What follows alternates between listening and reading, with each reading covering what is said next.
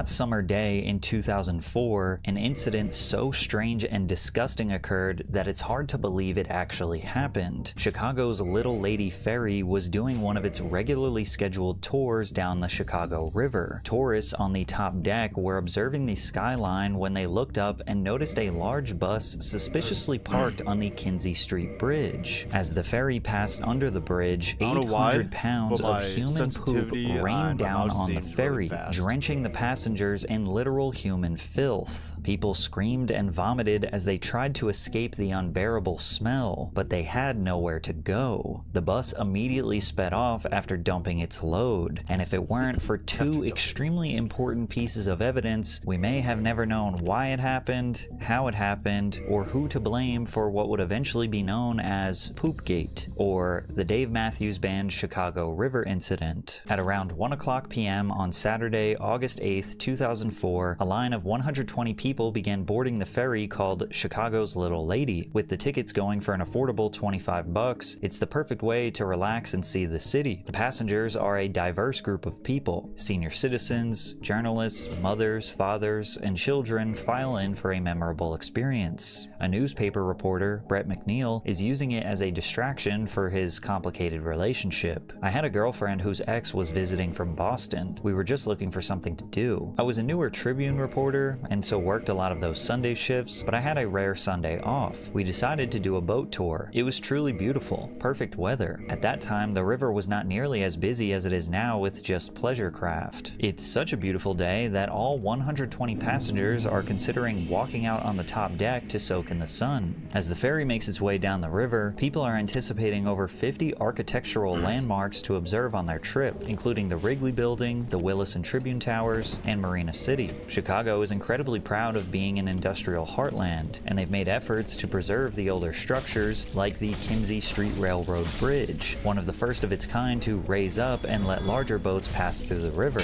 It's no longer in use, but it is technically still functional and maintained as a historic landmark that's over 100 years old. It has since been replaced by the Kinzie Street Road Bridge that sits right next to it. It's important to note that the driving surface of the bridge is not made of concrete or asphalt, but rather a steel grating to prevent the buildup of heavy rain and snow. It's a genius feat of engineering. The water falls from the sky but passes through the holes in the bridge to the river below, and as a result, cars don't hydroplane and crash. It's safer for everyone, but unfortunately, the holes in the bridge's surface was what created the opportunity for the day in Chicago's history. At approximately 1:18 p.m., Chicago's Little Lady is heading towards the bridge. Everybody was sitting on the deck in plastic chairs, like deck chairs. Nobody was downstairs. Up above, passengers near the back of the Little Lady see a large black bus began traveling across the Kinzie Street Bridge. It temporarily stops and blocks out the sun at the bow of the ferry. Everything seemed normal until a cascade of liquid began spraying from what looks like the back of the bus. To guests like McNeil, this was weird but likely harmless. I was confused about what it was. I thought it was either a street sweeper or one of those trucks that you'll see with the big water tanks, and they use them to water the flower beds and the flowers along Michigan Avenue. That was my initial thought. Suddenly, the boat started traveling through what he called the Maid of the Mist. One drop fell and then another until the boat was almost completely covered in 800 pounds or 80 to 100 gallons of fluid in just a few short seconds. Now the graphic that we have created is exaggerating. It probably looked more like brownish yellow raindrops, not necessarily large chunks of turds falling from the sky. And since there are no real photos or videos of the incident, we don't actually know what it looked like. This all happened pretty quickly. It's like a car crash. Things slow down. It's bewildering. Your mind is trying to process what it's just seen. The boat continued past the bridge, the bus disappeared south, and then there was like an unmistakable smell. Passengers began to look at the brown and yellow liquid that was covering their bodies head to toe. Then it hits them. The liquid that's been poured all over their faces, their clothes, getting in their eyes and mouths and ears is literal liquid Some begin to scream, some yell in a fit of rage, while others run blindly in random directions before vomiting all over the upper and lower decks. One woman tries to console her baby as the sewage continues to cling and dry all over them, while the elderly and handicapped panic as they are unable to move away from their chairs, caked in cursed sludge from the mysterious bus. The ferry's 120 passengers are trapped on an island completely covered in human waste, and there's nowhere to go. Up on the bridge, the brown and yellow liquid is so thick that some remains on the steel grating to get picked up by rolling tires. Lynn LaPlante, who was driving on the bridge, describes it as an inescapable nightmare. She began vomiting outside of the car window and swerving violently as she was driving. She later described it as a new form of hell. Making matters worse, Lynn was pregnant and eternally nauseous. All of a sudden, it was like driving into a brick wall of smell. I don't know how else to put it. We didn't see anything visually, but when we got out of the car, it was all along the side of our car and in the wheel wells, just like raw sewage. Just covered. Back down below, the captain of the ferry orders the bar to give away free drinks to try and calm down the poop-covered crowd. She also puts the ferry in full throttle to get back to the port as soon as possible, but nothing drowns out the screams of dozens of waste-drenched victims. As soon as they return, the crowd flees the boat and onto the docks. All of the money spent on tickets was refunded to the soaked passengers, and the staff hurry up and wash every part of the boat to get it back up and running. And you would think they would maybe shut down the ferry for the day, but no, they just cleaned up the boat and did another service at 3 o'clock. I can only imagine they thought, we'll give them a refund, they'll go take a shower, we'll be up and running for the next service, and nobody will ever think about this again. But unfortunately for them, this was already developing into a national news story. Like a downpour. Captain Sonia Lund saw it, but passenger Mike Scarpelli was one of the people drenched in the deluge. There were some older people on there that had limited mobility. They were doused from head to toe. Their hair was soaking wet, literally covered in urine and feces. There was a pregnant lady that could barely contain herself. The crew knew exactly what to do when they were alerted. They came back to the dock. The passengers, Bob Agram met them at the dock. The passengers disembarked. We gave them refund. But Scarpelli doesn't remember it that way. He says initially the tour guide gave them the option of turning around, and when dumbfounded, he told the guide to also call police. Scarpelli says the guide replied, "We're working on it." No authorities ever got on the boat. There were no police present. Whether or not they came after the fact, I don't know.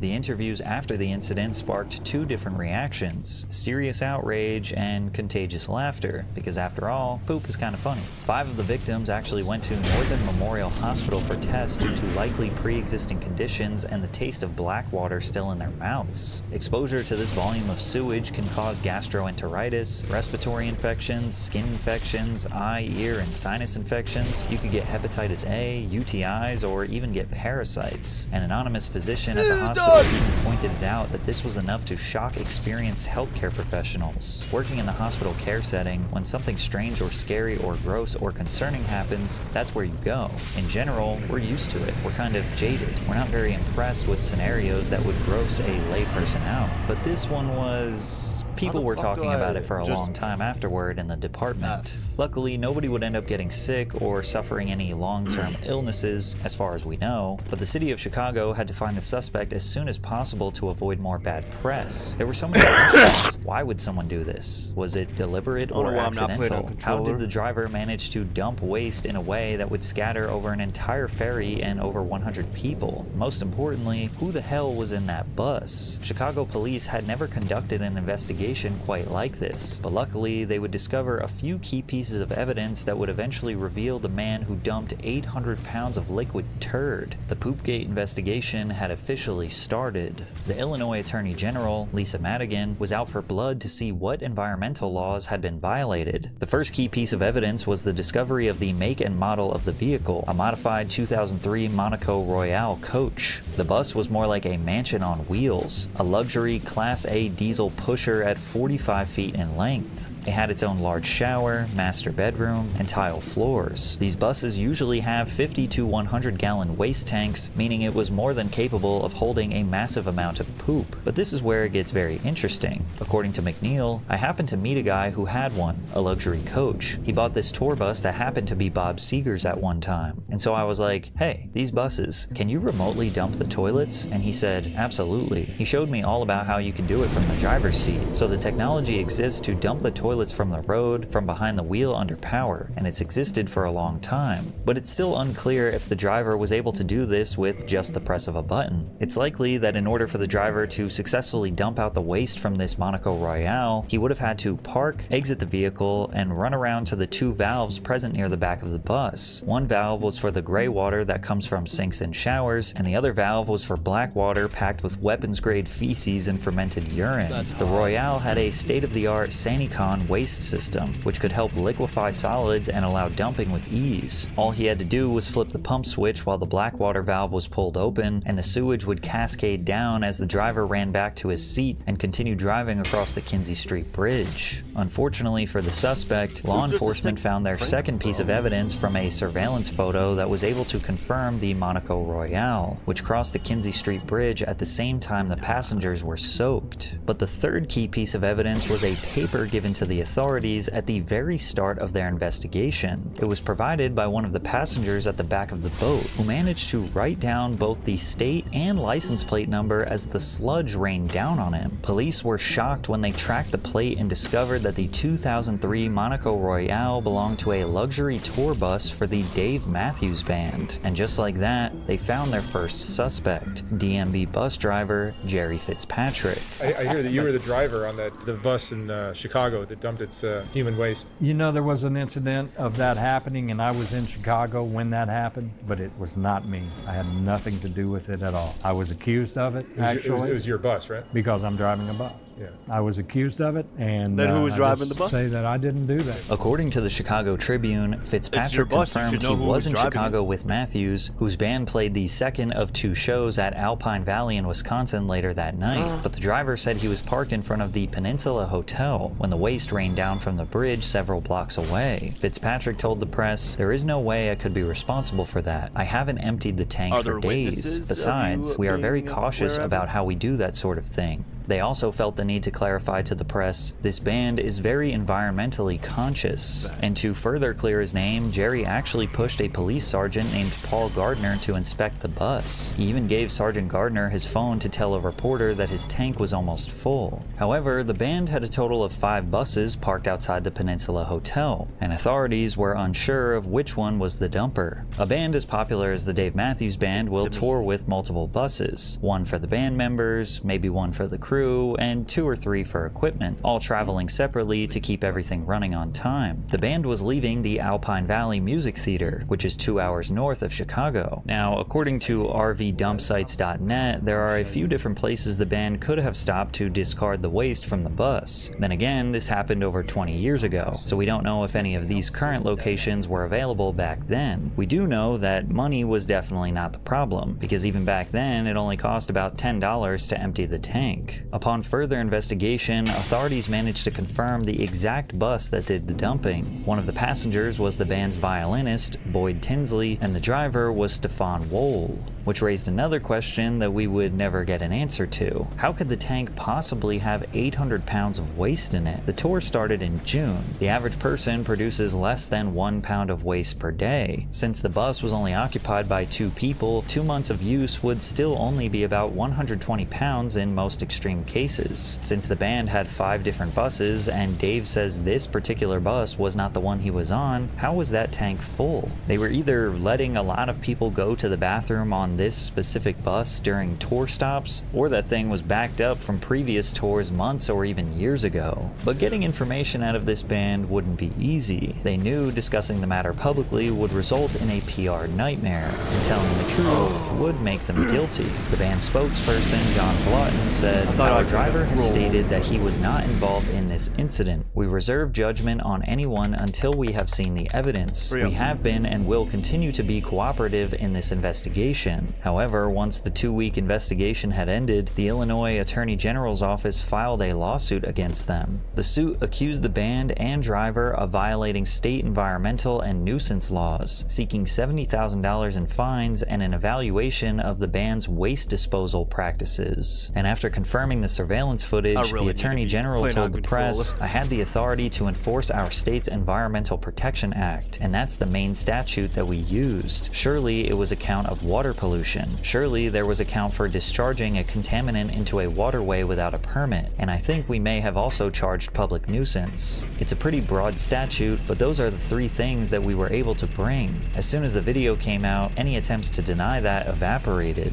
Chicago's Mayor Daley also made a statement, but it was a little tone deaf and strange. He called the dumping absolutely unacceptable, but also said that the Dave Matthews Band was a very good band. The band's silence was heavily criticized, and eventually they felt the pressure to give a public statement, but they were reluctant to outright admit guilt. They did say that they care deeply about what happened and that they aren't attempting to avoid any responsibility they may have, and also that they didn't want to offend anyone. "We have fully and voluntarily cooperated with the Chicago authorities since the moment we heard about the incident. We provided photographs of any buses they requested, and we offered to supply DNA evidence to determine if one of our buses was the bus involved." So were they trying to get poop samples? "Our driver was the only person on the bus during the period relevant to this matter, and he has told us that he had nothing to do with this incident. We have not seen any of the other evidence in this case, and we have a few narrow but critical questions related to what we have seen of the evidence in the media." The statement was long, perfectly vague, but unfortunately, it didn't help their case. 2 months after the incident, the Dave Matthews Band realized the evidence was too strong to avoid guilt any longer. The band and their legal team agreed to pay $200,000 to a fund for environmental protection and other supportive projects. They also donated an additional $50,000 to the Friends of the Chicago River, who partly oversaw the ferry ride, and another $50,000 to the Chicago Park District. The group also agreed to keep records for the next 5 years detailing where and when the waste tanks on its tour buses are emptied while in Illinois.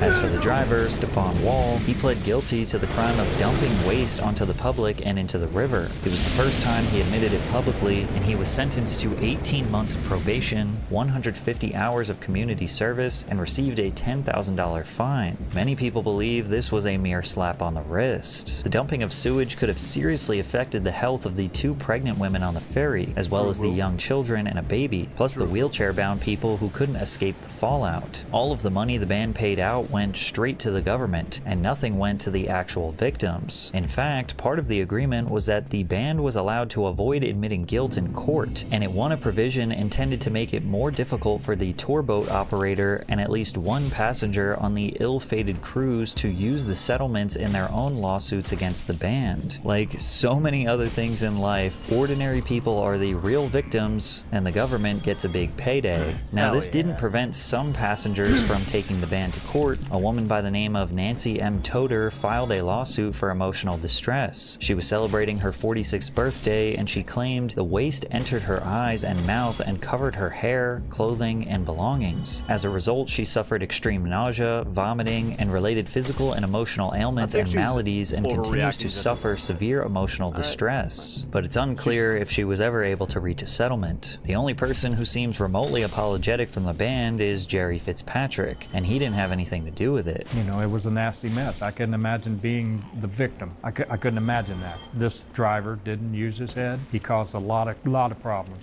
You know, it's a matter of stopping at a regular place, hooking your hose up, and flipping that switch on your dash, and letting it go in the proper place, and he didn't do that. In May of 2005, the Dave Matthews Band attempted to prove they actually care for the environment in one of the worst ways possible. Dave Matthews and Boyd Tinsley joined up with Ben & Jerry's to fight global warming with the release of an ice cream called Dave Matthews Band Magic Brownies. In 2009, Dave Matthews himself spoke about the incident on the Cara Caravu podcast. He said, "The bus driver lost his job and I didn't have my finger on the button, but it was one of our buses, wasn't mine, but it was one of the buses in my employment, and so I feel bad about it." He added, "It would be funnier if it were anyone else but me." Over time, the more serious aspects of Poopgate have been largely forgotten, and today it's laughed off as one big joke. I think until maybe the day I die, I'll always be hesitant to walk under a bridge, or at least travel under a bridge. I definitely have a unique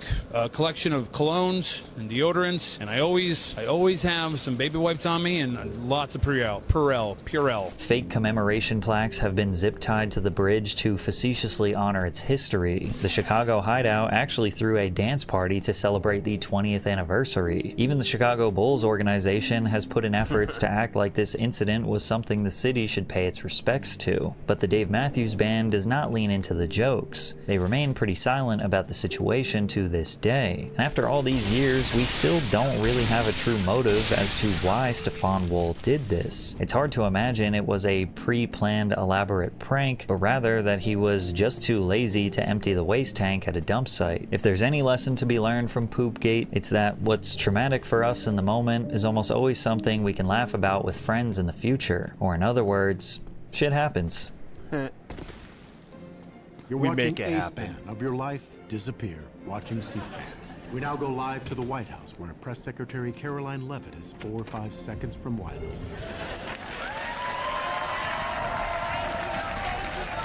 of the press, could we hold the work on the ballroom, please? I'm delighted to be here today. As some of you know, I'm about to go on maternity leave. That's when you tell President Trump about your maternity and he says, leave. But before I go, I'd like to introduce a man who just finished absolutely owning the Dems in his congressional testimony. The man, the myth, the liability. Pete Hegseth.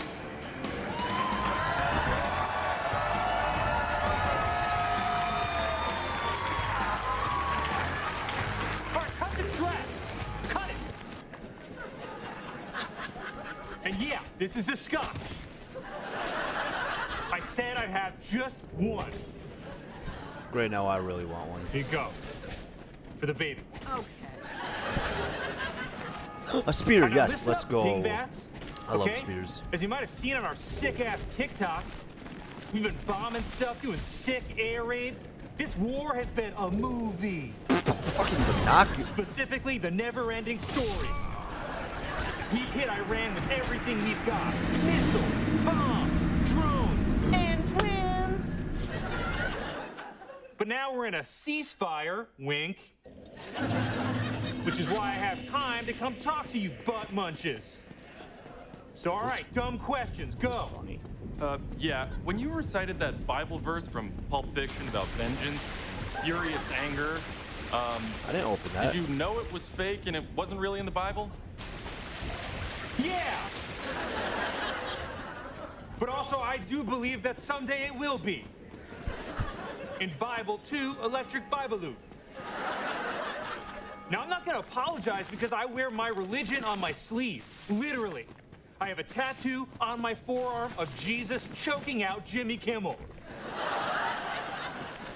Next. Yeah, is it true that you've already spent $25 billion in taxpayer dollars? Is it true you suck? I'm just trying to I get might an have estimate gotten of what you think the total everything cost here. of this war will be. Huh, I don't know. I guess I could put it in terms like a theater kid like you would understand. 525,600 billion. Rough, you just got dog walked. Next. What about reports that U.S. military facilities have been badly damaged? Exactly how many bases have been hit? More bases than you've ever hit, virgin. And you want to see a base that's been badly damaged? Check out your mom after she's done riding Pete's dragon.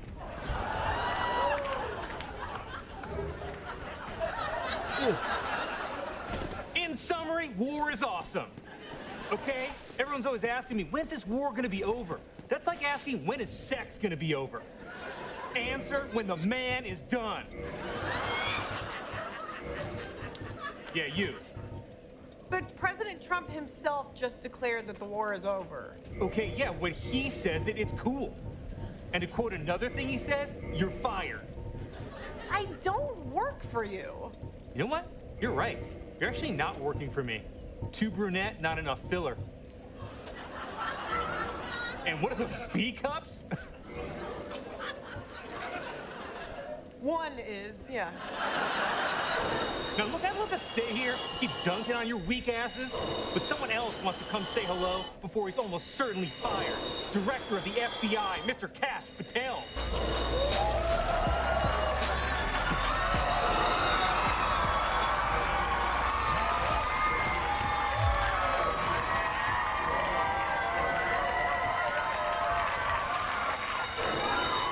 What up? What up? It's K-Dot, a.k.a. Cash with a K, a.k.a. the most effective FBI director this country's ever had, Kash Patel. Now, Jesus. after the How many times have I read that? attempted assassination of President Trump, Okay. another one. Damn near almost 10 times. Let's We conducted go. an investigation that could not have been more thorough. We dotted every T and bulged every I. And for those of you saying I'm doing a bad job running the FBI, well, what if I told you this agency is only 6 weeks away from pinpointing the exact location of Osama bin Laden? You guys should not be reporting the lies and the gossip. Wait, what? You should be reporting on the historic nature of my appointment. I'm a trailblazer. I'm the first Indian person to suck at their job. Wait.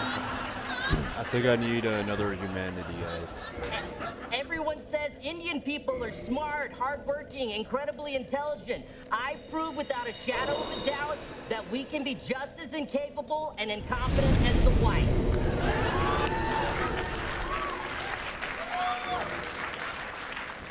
Okay, questions. Yeah, you, little shorty. Are you nervous about reports that Trump is angry with you? Hell no! President Trump loves me, everybody loves me, even the correspondence dinner shooter said, kill everyone but Mr. Patel? You get a shout out like that in a Psycho's manifesto, you must be doing something right. Okay, is it true that you, the director of the FBI, was blocked out of your own email account? That's just more lies. I've always been able to log into my email except for a brief 36-hour period of time when I forgot I had changed my password to Cash Me Outside 69. And can I ask about your drinking? What about it? I was actually talking to Mr. Patel. Oh, awesome. Let me be clear. This FBI director has never been drunk or hungover on the job. This FBI director has never filled a 40-ounce travel mug with ice-cold gin and a swirl of dry vermouth and 6 lemon peels and called it a cash-tini. That sounds really This nice. FBI director has never used taxpayer dollars to take a private jet to fly him and his girlfriend to 3 different Buffalo Wild Wings locations across the country to see if they could taste the difference. And this FBI director has definitely not stood on top of a couch at the VIP room of Tao Nightclub and Asian Bistro and shouted, "Who wants the nuclear codes? JK, I ain't got them."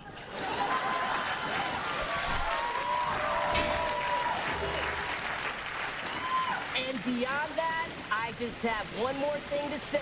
God, my guy looks so fucking ripped.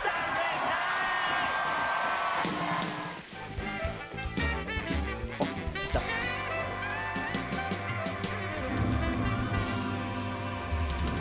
Ow!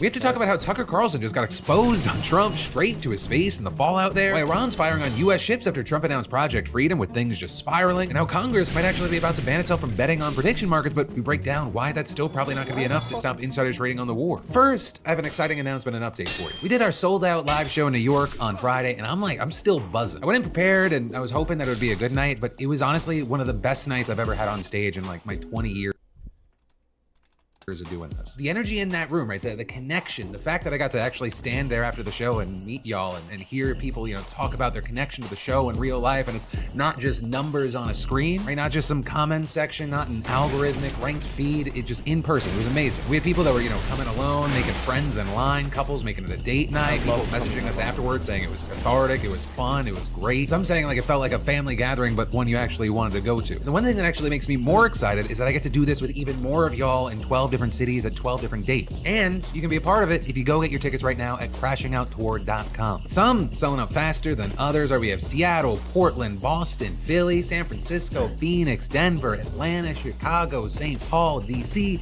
and Pittsburgh. So definitely just before it's too late, go to crashingouttour.com, get your tickets, come crash out with us. I promise you, you will be glad you did. But with that said, there's a lot we've got to dive into today, starting with this. Donald Trump has now ordered the military to guide ships through the Strait of Hormuz, and Iran, they may once again be targeting U.S. troops, commercial ships, and other countries in the region. But also at the same time, according to the White House, the war actually ended way back on April 8th. Or at least that's what Trump told lawmakers on Friday to argue that he didn't need their permission to continue said war, despite it being the 60th day since he formally notified Congress of strikes against Iran, which according to the War Powers Resolution of 1973 is generally the longest American forces can remain engaged in hostilities without congressional authorization. But again, Trump said that the conflict had been terminated since the ceasefire took effect on April 8th, even though his blockade of the Strait of Hormuz, which is an act of war under international law, remains in place. Not to mention the fact that just a few hours after he said that the U.S. wasn't at war with Iran, you had him saying to supporters in Florida, we're in a war because I think you would agree we cannot let lunatics have a nuclear weapon. And so, of course, you again have many experts saying that the administration's legal argument, it doesn't hold up. And even actually several Republicans are growing increasingly skeptical. Though also many experts and lawmakers have argued that this war was illegal from the very beginning. Now, as it was then, there's nothing actually stopping Trump from doing what he wants, including setting the country's terms for a deal. Right? And with that, you had him writing on social media on Saturday that he would soon be reviewing a new proposal from Iran and adding, I can't imagine that it would be acceptable in that they have not yet paid a big enough price for what they have done to humanity and the world over the last 47 years. And the proposal that he was reportedly looking at was a 14-point plan rehashing Iran's earlier demands, including by calling for the U.S. to withdraw its forces from near Iran's borders,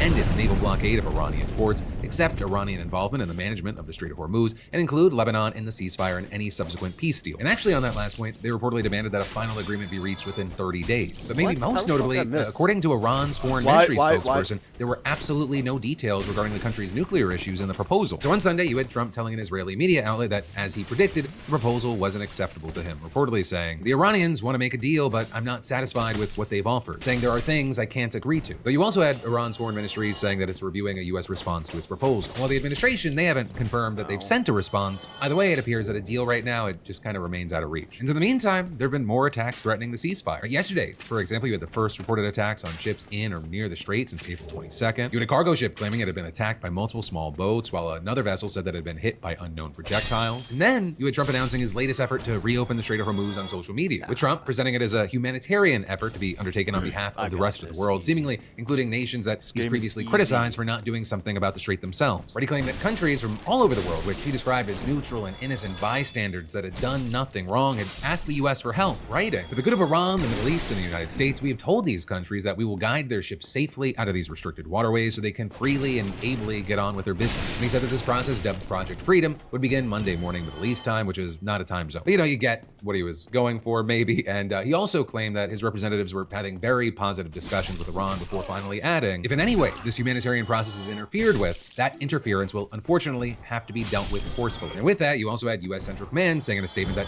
its forces would begin supporting Project Freedom, and adding, U.S. military support to Project Freedom will include guided missile destroyers, over 100 land and sea-based aircraft, multi-domain unmanned platforms, and 15,000 service members. But also with this, very notably, the military reportedly will not actually be escorting ships through the strait. That is, at least for now. CENTCOM Commander Admiral Brad Cooper did reportedly present a plan for that last week, but then at the very last minute, Trump opted for a more cautious approach, which will instead have the military advising ships on how to avoid mines while passing through the strait and standing ready to intervene if Iran attacks them. And so with that, you had one administration official telling Axios that the rules of engagement for American forces in the region, they've changed, with troops now authorized to strike immediate threats against ships that cross the strait, including IRGC fast boats or Iranian missile positions. And then you had another official reportedly telling the outlet that that Trump decided on this option after becoming fed up with the no deal, no war stalemate in Iran, saying, "The president wants action. He doesn't want to sit still. He wants pressure. He wants a deal." And you also had a source described as being close to the president claiming this is the beginning of a process that could lead to a confrontation with the Iranians. Right, in saying that this so-called humanitarian mission to free ships stranded in the Strait means if the Iranians do something, they will be the bad guys and we will have the legitimacy to act. Which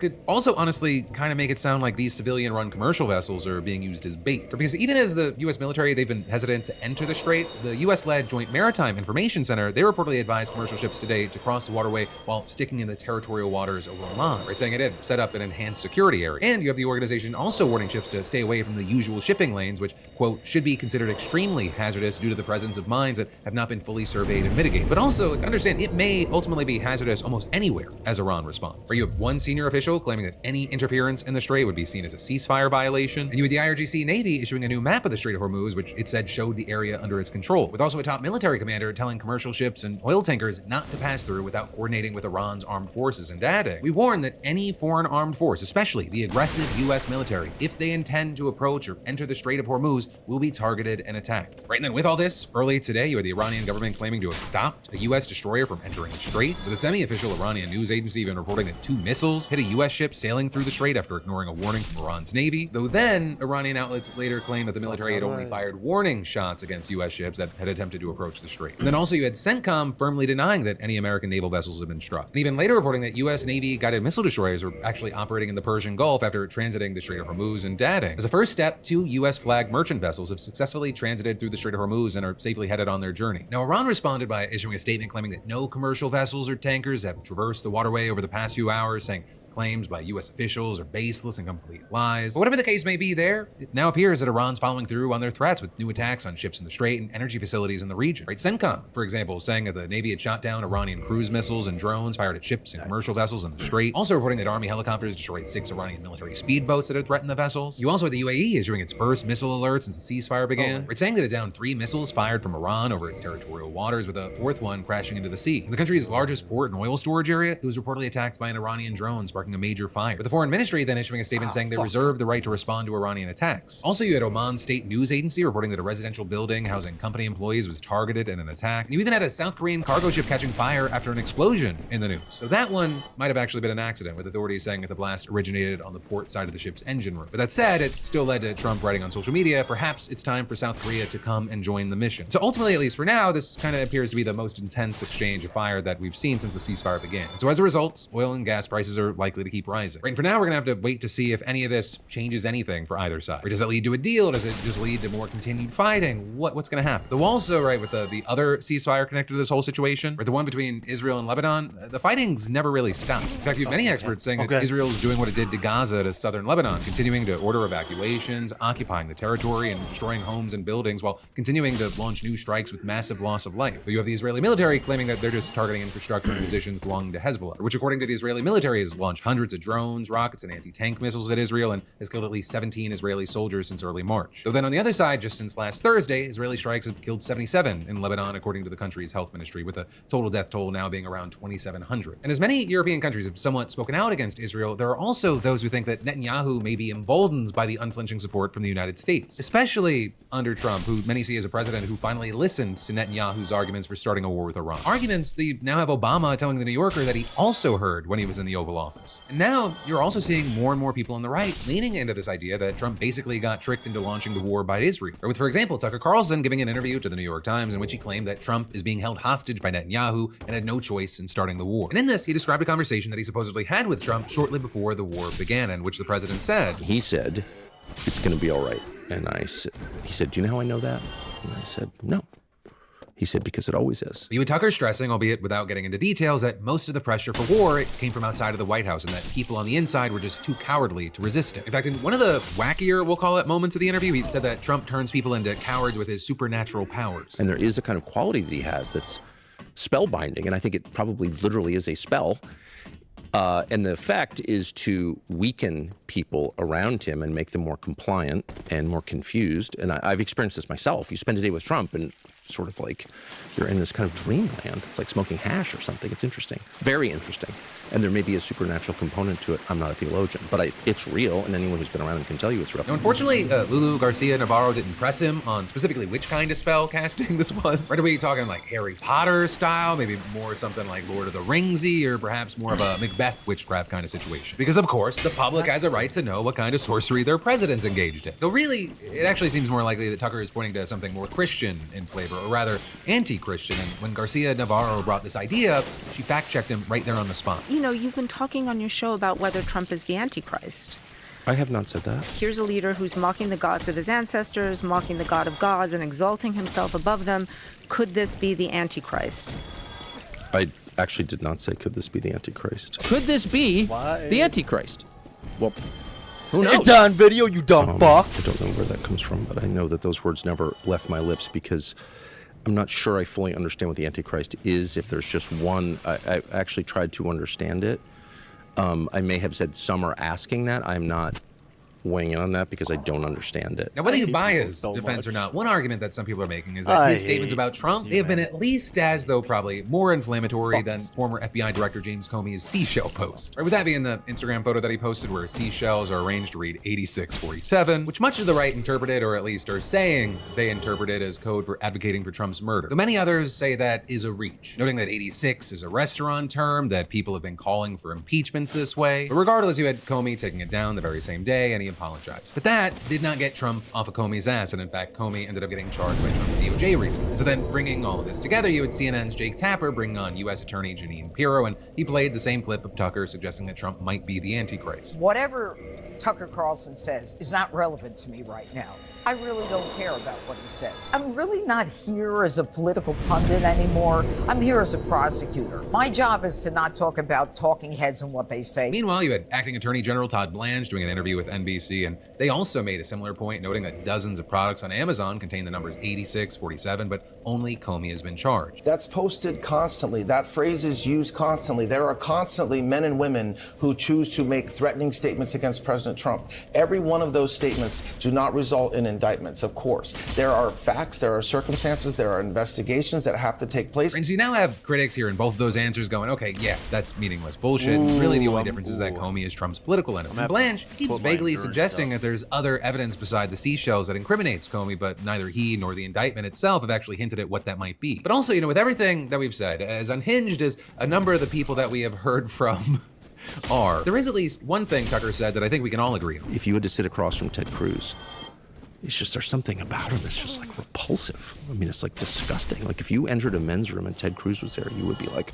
I can hold it, I'm leaving. And then there's more we've got to dive into in just a minute, but first let me thank a sponsor and say, you ever feel one weird thing and you immediately start negotiating with your body? Like, hey, maybe just fix yourself and we'll never speak of this again? Because yeah, apparently a lot of us would just rather spiral on the internet than just book the appointment, which to be fair, says more about how annoying booking doctors has actually become than it does about you. And that is actually why I use today's sponsor, ZocDoc, and you should too. ZocDoc's a free app and website that helps you find and book high-quality in-network doctors so you can find someone that you love. A dentist, dermatologist, primary care doctor, or something more specific? ZocDoc has your back with over 150,000 providers across all 50 states, covering 200-plus specialties. Also, filter by insurance, location, and whether you want an in-person visit or just do a video appointment. And read verified patient reviews so you're not just rolling the dice on who you're seeing. And the best part is you can see real-time availability and book instantly, with appointments typically happening within 24 to 72 hours, sometimes even same day. That's why I use it, and it makes the whole process way less painful. So stop putting off those doctor's appointments and scan that QR code, or go to ZocDoc.com/Phil to find and instantly book a top-rated doctor today. That's ZocDoc.com/Phil. This message is sponsored by ZocDoc.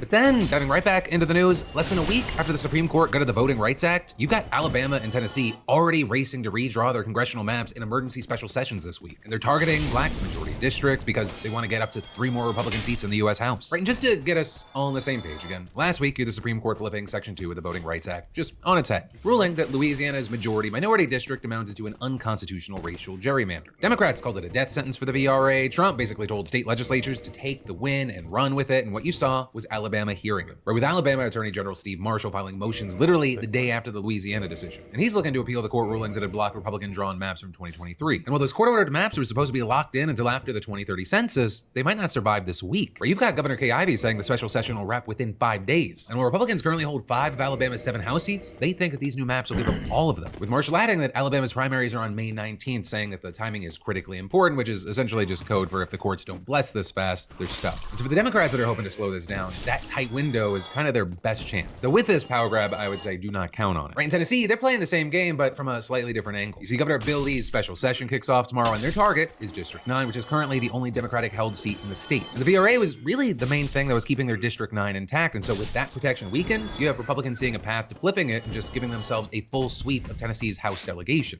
Right, and they've been waiting for this. This is not new behavior from them. Back in 2022, Tennessee Republicans carved Nashville into 3 pieces and flipped the 5th district. And now they're eyeing Memphis, which is the most heavily black city in the state. But also, Tennessee has a timing problem that its own lawyers are openly worried about. Right, the candidate qualifying period ended in March, primaries hit in August, and so Democrats are hoping that the courts just simply rule that it's too close to election day to bulldoze the map. Now, Lee, for his party, is calling it a representation issue, saying that we owe it to Tennesseans to ensure our congressional districts accurately reflect the will of Tennessee voters, which I will say sounds noble until you look at a map and you go, oh, the one district you're specifically targeting here is the one anchored in a majority black city. And honestly, this part, it's just my opinion. I'd appreciate if everyone was just honest at this point. Right, Trump and his conservative Supreme Court, they pushed the country into an endgame situation. Everyone's got to fight for power's sake, though obviously for different reasons. Trump and Republicans, they're not dumb. They're looking at the polls. They're like, oh my God, everything that Trump's doing right now, it's just so unpopular. If Republicans want a chance to not just be completely wiped out by the electorate, we gotta suppress the vote. We gotta change things up. And on the Democratic side, I think more Democrats are realizing, oh, we can't fight with our hands behind our back. If we want to get to it tomorrow, where among other things, there's a national gerrymander ban,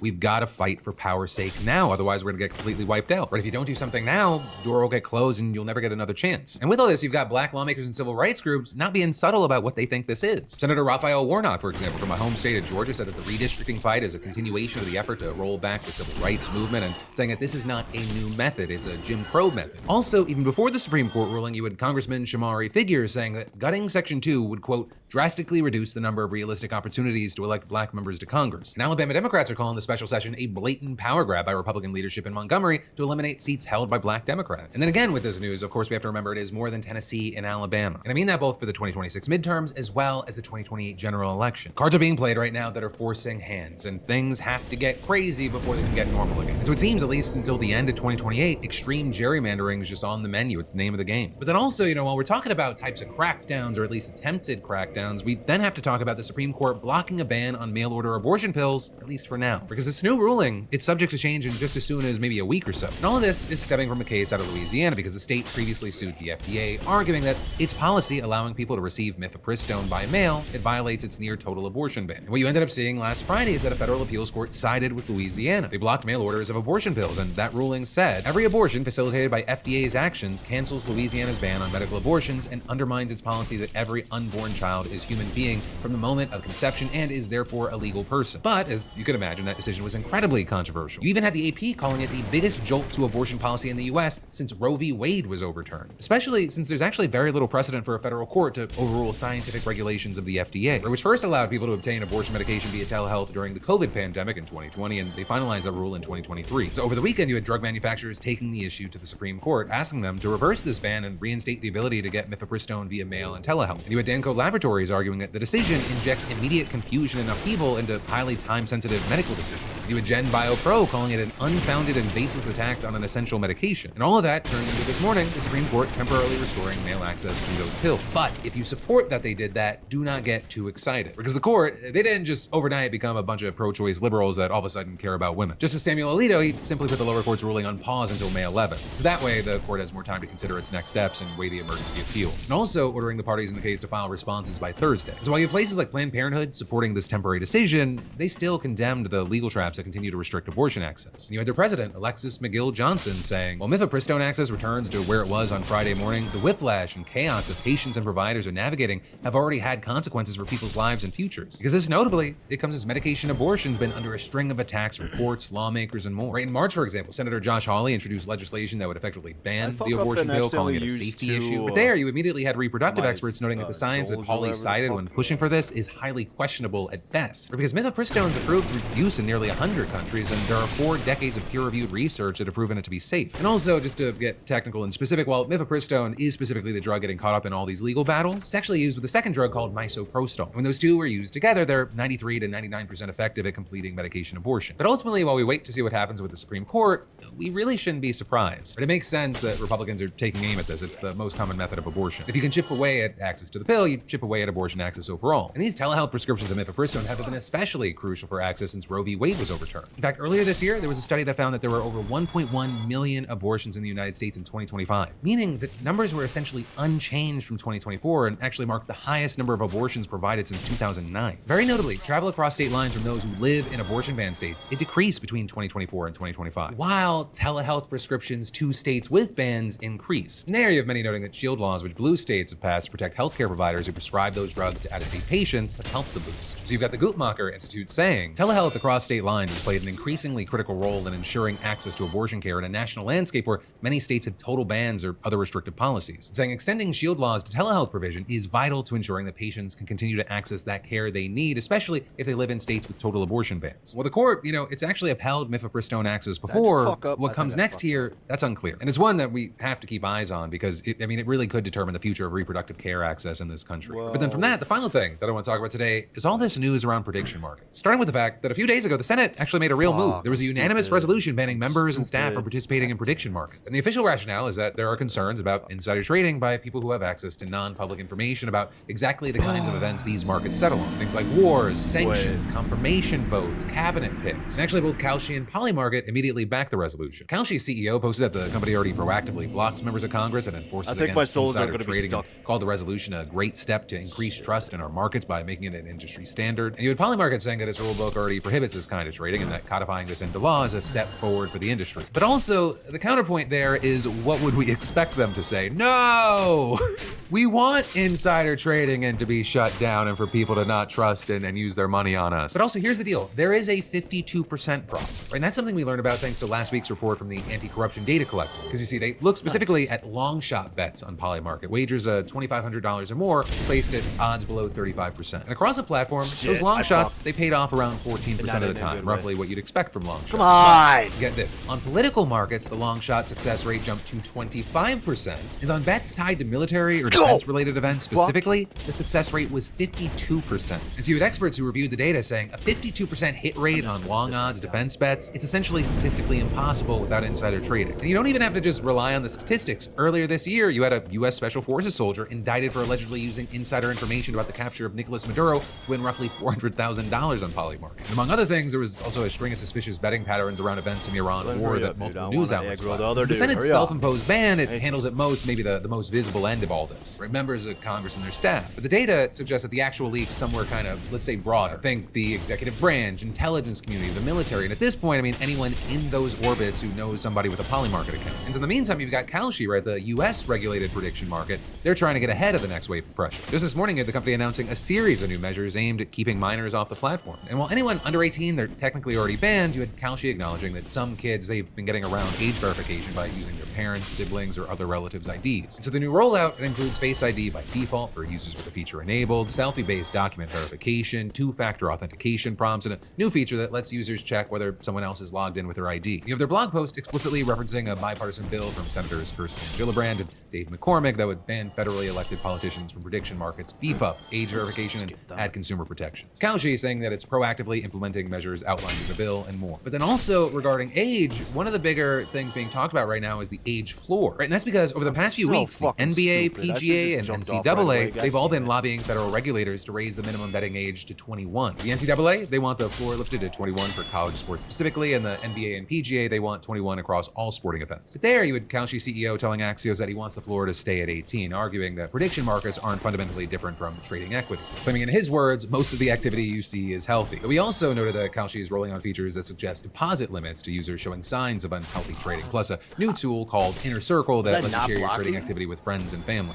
A tool that it sounds like you definitely need if your product isn't ruining lives. Like, this part's my opinion, but it literally sounds like you're describing a tool that's like, hey, we're a parasite and we're gonna bleed you, but we don't want to bleed you completely dry. But That said, right, there is a regulatory split that's forming here. On one side, you've got the incremental approach, right? Ban Congress, tighten age verification, add disclosures, punish individual cases of insider trading as they pop up. And you've got Senate Minority Leader Chuck Schumer pushing in that direction, but also it looks like he wants to kind of cast a wider net. He's calling on the House to pass its own ban and on the White House to sign a sweeping federal prohibition that would cover every government official, staffer, and employee in the executive branch. And he singled out the West Wing specifically as a glaring conflict of interest. You also have Republicans in both chambers co-sponsoring various bills that would at least stop federal officials from trading on insider information or betting on political events. But then also on the other side, you've got Senator Chris Murphy, right, who's basically arguing that the incremental approach, it can't work in principle. And so his bill, it would ban entire categories of bets, wagers on government actions, terrorism, war, assassinations, or any event where someone could plausibly know or control the outcome. And his argument is, hey, staff has inside information, White House staff has more inside information, their friends have it, their friends' friends have it, and so in his words,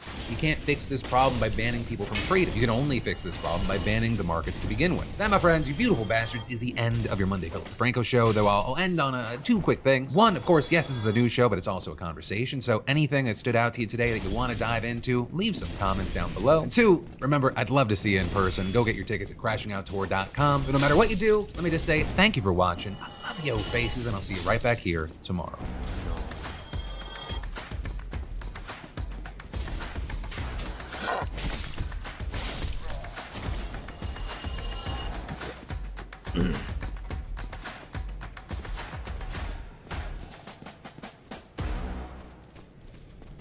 Oh, I wish. Okay. The only hope for my well-being was that she'd get caught by someone other than me. Otherwise, everything I said to anyone would make me sound insane. 2 weeks had passed by with no further sign.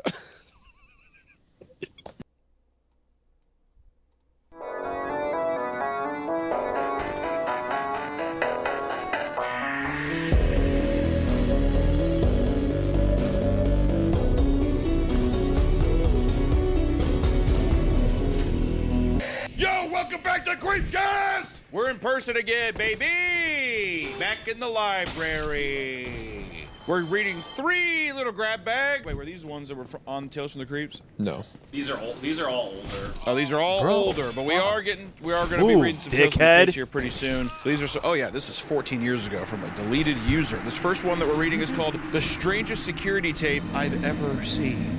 And then wait, the next one is, my doorbell sends a motion detected alert every night at 2:53. Found a forum full of users experiencing the exact same issue. Now something seriously strange is going on. And then lastly, I was an air traffic controller at Atlantic Municipal Airport, Iowa for 27 years. My first year at the job, I unwillingly went from a firm atheist to a believer. The long overdue end. These are fucking old. With long ass titles like those, you bet your bottom dollar these are fucking old stories, dude. Good Lord. Well, the doorbell one's 4 years old. The doorbell one is? Yeah. It's harkening back, dude. It has an old soul. Yeah.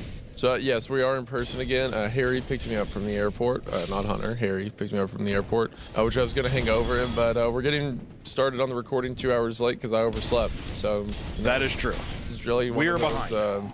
You know, if you think about it. We should actually already have an episode done. You made me wait at the airport, so I made you wait in here. That did not affect literally anything.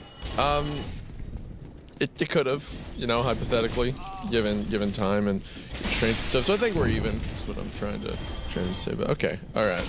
Hey, if you're listening on Apple Podcasts or Spotify, leave us a good review. And if you are on our Patreon, thank you, or consider joining the Patreon.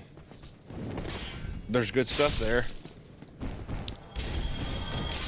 Don't get that shrug in there. There's good stuff. Well, I think the shrug's on brand for you. You do like the sad e-boy thing a lot. Yeah, when they see me, they usually think I'm an e-boy. I mean, by definition. Can morbidly obese people be e-boys? I don't think they can. You're not morbidly obese. Morbidly. And yes, you can. You absolutely can. I didn't know. Yeah. So the strangest security tape I've ever seen has been recommended a ton. I don't think you're familiar with this story, but it is an OG. This thing's been around a while. Pretty much everyone who did like creepypasta readings back in the day covered it. We'll begin with that one. And then again, the other ones, Harry said that there is a theme to these stories, like an interconnected thing. So we'll see what that is as we go. But we can begin with the strangest security tape. Are you ready to get into it? Oh, I'm ready. Then let us begin. I work at a gas station in rural Pennsylvania. Already a terrifying entry. Pennsylvania. Oh, I've been to Pennsylvania, to Philly. One of the worst cities in America, Yeah. easily. That's just a scary Maybe setup. not as bad as St. Louis, but horrible. Trashy, horrible place. Go. Horrible Please fans. roll. Please roll. I love you. Please roll. Anything they like, they just love to hate and tear down. I worked at a gas station in rural Pennsylvania. It's a boring job, but it's pretty easy and it pays all right. A few weeks ago, this new guy started. I'll call him Jeremy. Jeremy is weird.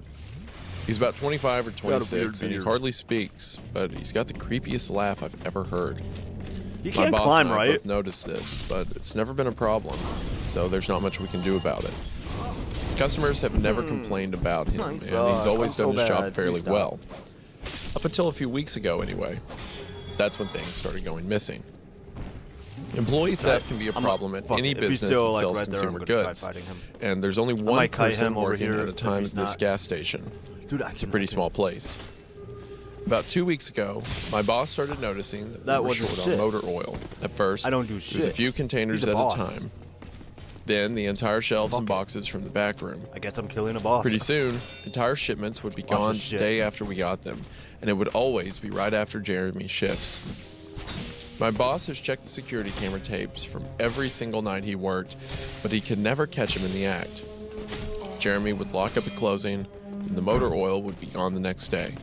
My boss usually takes the tapes home with him to try and catch Jeremy stealing, but his daughter had a softball game last night, so he asked me to watch the tape for him. He offered to pay me overtime under the table, so obviously I took the offer. There are 3 cameras, I'm gonna level up, so he gave me actually, 3 first, different though. tapes to check. I swear I if I figured lose it'd be a long night, but I'm trying to save up for uninstalling this vacation, bitch-ass so I game. really needed that money. Took the tapes home, popped them in the old VCR, set back. 2 days ago, the last time he worked, Jeremy started at 4 p.m. Everything seemed pretty normal at first. He counted up his drawer, switched off with the girl who was working before him, and waited for a customer. The first person who came in was Mrs. Templeton. The timestamp on the video read 4:03, a regular. Picked up her cigarettes and a newspaper and paid with a 20. Nothing unusual there. The next customer was some local guy named Ron. He drives a motorcycle, usually comes in every few days. Filled up his tank, got a bag of beef jerky, paid with his credit card, and then left. Next was some guy with a cowboy hat. I'd never seen him before, but we get plenty of strangers passing through, just like any gas station. He got $40 worth of diesel fuel, paid with a $100 bill, and went on his way. Back inside, the only thing more boring than doing this job is watching someone else do it. My boss's offer was enough to keep me watching, though, so I left the tape on. Everything seemed pretty normal. I had a feeling that if Jeremy was stealing motor oil, he knew we were suspicious of him by now. I didn't expect him to be dumb enough to let us catch him on camera. Things stayed boring and routine until about 5 o'clock. At 5:03, Mrs. Templeton came back in. She must have forgotten something, but she didn't. She bought the same pack of cigarettes as before and the same newspaper. She paid with another 20. That's odd. But then again, she's a little absent-minded. I'm so fucking I thought stupid. Jeremy Holy should have shit, told why the her she fuck already did I got her rush? smokes, but it's not against the rules to sell somebody the same thing twice. That's when Ron came in again. Bought another tank of gas for his motorcycle again. I later checked the outdoor camera because I thought maybe he had another car he wanted to fill up, and the same pack of beef jerky. He paid with his credit card again. No big deal. I figured this was just a weird coincidence. Mrs. Templeton is forgetful, and Ron probably owns more than one Harley. That's when the guy in the cowboy hat came back in. I felt a Please chill run down my fucking spine. move! Don't get diesel. Don't get diesel. I found myself whispering to my empty living room, but he did. He got $40 worth of diesel fuel and paid with another $100 bill. Every move he made was identical to his first visit, right down to the way he scratched his nose before he walked out. Either this guy is rich, owns a lot of trucks, and just moved into town, or something really bizarre was happening.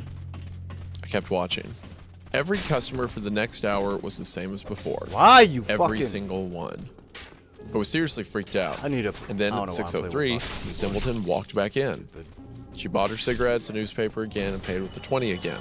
I thought I was going to lose it. I only watched another half hour before I started fast forwarding through the rest. It was all the same. Every customer would come in at the exact same time, fuck did I manage to exactly 1 fuck hour apart. Now I know what you're thinking. That sneaky guy Jeremy Motherfucker. had messed with the tapes. He had run a loop out of his first hour of doing. I said motherfucker. Oh, for you. Thank you, Hunter. He had run a loop of his first hour of business over and over. That wasn't the case. There are windows around the cash register area that the camera covers, and I watched the sunlight fade as time ran on. Jeremy's routine didn't loop over. He swept, mopped, restocked, and did all his duties exactly how you would expect. Dude, But the I same felt like customers I was on a kept roll. coming Now in. everything that's just a fucking, neat touch, because like- I was thinking the exact same thing. Like, this is just a looped hour of You gonna footage. jump back? You But gonna you jump can back? see him, Fucking Jeremy, dickhead, being why'd I different in roll? between each Why'd I person and roll? stuff like that. I'm trying. I used to work at Dollar General. I'm back in the fucking day. over it. Is there anywhere you haven't worked? I've had like I haven't worked at a lot of places. That's crazy. I used to work at Dollar General back in the day, and some of the people I worked with, I feel like you could show them this footage, and they just would not give a fuck. Like, do you think people would be? Do you think you'd be like, honestly? Do you think you'd be like, that this is insane? Or like, do you think that? I think if they thought about it, I mean, if they were absent-mindedly looking at the screen, then no. Legit But don't if they even took wanna time, like, it is weird that these people are on tracks over and over for some reason. Just throughout the whole day. Yeah. I feel like a lot of people I've worked with, I thought they'd just be like, I don't know, it's just weird. They just turn off. You know, I mean, there are some people who maybe, I guess, would be low IQ enough that they'd be like, yeah, this is some like incomprehensible entity. I don't like it. Yeah. Boop, boop. I was panicking at this point. Something was seriously wrong with what I was seeing, and I had no explanation for it. I skipped ahead to when he locked up and walked out to his car. He hadn't stolen anything, but I kept watching just to make sure. Fast forwarded one last time to about midnight. At exactly 12:03, out of nowhere, Jeremy's face pops up on camera. I don't mean he moved his head into view. I mean that 1 second the store was empty, the next second his face was all I could see. He wasn't looking at the camera, he was looking at me. I was sure of it. I screamed and fumbled for the remote. By the time I grabbed it, he was gone, just as soon as he had left. One frame he was there, the next he wasn't. My hands were shaking like crazy, but I popped in another tape. The other indoor camera shows the back area by the cash register, and I would be able to see how he got up to put his face in the camera like that. Skipped ahead to 12:03, but there was nothing. I would have been able to see him standing on a chair or something on this tape, but he wasn't there. I didn't see him enter the store at all after he left. Fucking wrong It's like button. he wasn't really there. Press shift instead of He space. doesn't know the Space is how I security code. sprint. No alarms were triggered that night after he locked up. What I did see, however, was that at 12:03, the motor oil vanished off the shelf. All of it. Same as Jeremy's face. 1 second it was there, and the next it wasn't. I turned the tape off and went to bed, but I didn't get a wink of sleep.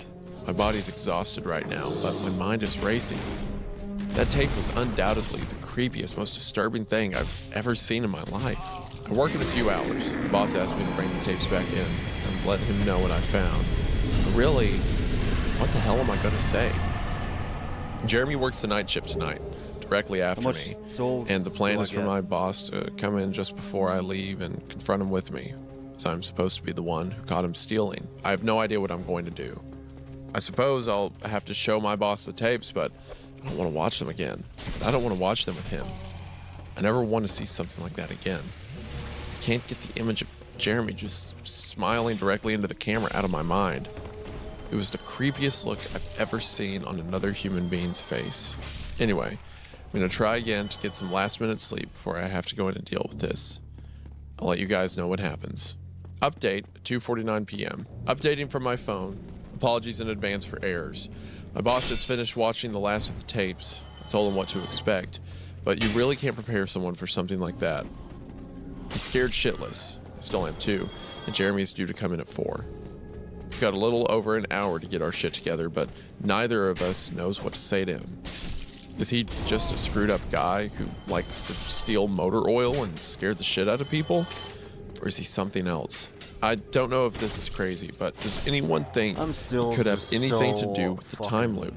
My boss said he never noticed anything like that in the other tapes, but the way he popped up in this one made me think he knew I would be watching. It's like he wanted me to see what he could do. Like he was showing off or something. The way he smiled into the camera was like a little kid showing you a sandcastle. I had like 5 or just built 6,000 fucking. What am I doing? I don't know. I probably sound Am I crazy. stuck? What's going I sure on? feel the part. I'm going to talk to my boss some more. We have to calm ourselves down and figure out how to What? handle this. Wait. I'll update again No! tonight, but I have a really bad feeling about how this is going to play out. Update 4:33. No sign of Jeremy. Tried calling him, but his phone has been disconnected. We're calling the police. Update 533. No sign of Jeremy. Tried calling him, his phone has been disconnected. Calling the police. That exact loop repeats again at 6:33, 7:33. I would have and rather me 8:33. just fall off the So fucking at the 33 interval of every hour, the same thing he was seeing on the security camera with the customers, the loop. Until there's an update at 10:58. Holy shit, holy shit, holy shit. I just got home and saw my previous updates. Things make less sense now than ever. Here's what I can tell you. Dude, I'm about to I went to work, Jeremy never showed up, but my boss and I decided to call the police, as you're well aware. When I picked up the phone to call, though, the sun went out. I shit you not, that's what I thought happened. Apparently, I blacked out for exactly 5 hours, because when I looked at the clock, it was 9:33. I think I got stuck in Jeremy's time loop, and then I snapped out of it at that exact point I blacked out. That makes sense, but that's when things got really weird. My boss was right next to me when I blacked out. All right, my souls are ready up to there. corroborate my story to the cops. When I came to, the phone was in my hand, but it was dead. Not even a dial tone. My boss was still right there, but he wasn't moving. He was standing up, but frozen. I looked at the clock again, and it wasn't moving. The second hand was stuck on the 12. It was 9:33 exactly. Clock on the register, computer screen, wasn't moving either. My phone was frozen. There was even a customer at the register waiting for my boss to get him cigarettes. Nice and slow, bro. I'm betting that would have been his 5th pack of the day. I got out of there.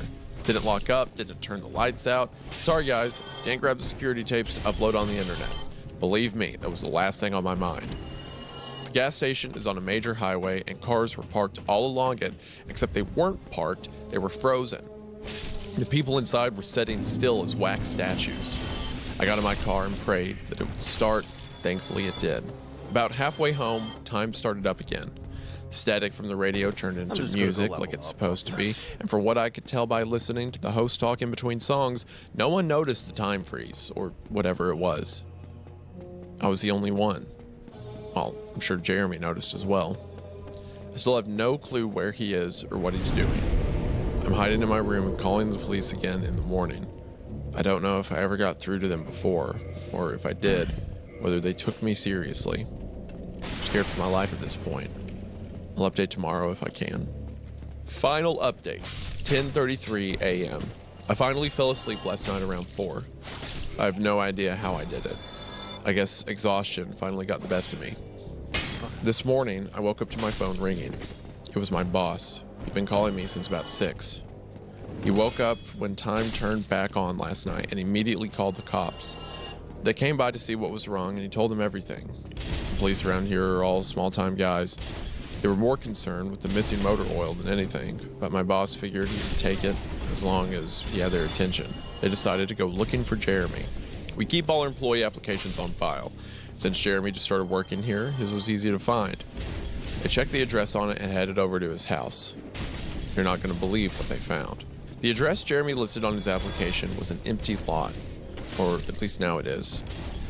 There used to be a house there, but it burned down in 1993.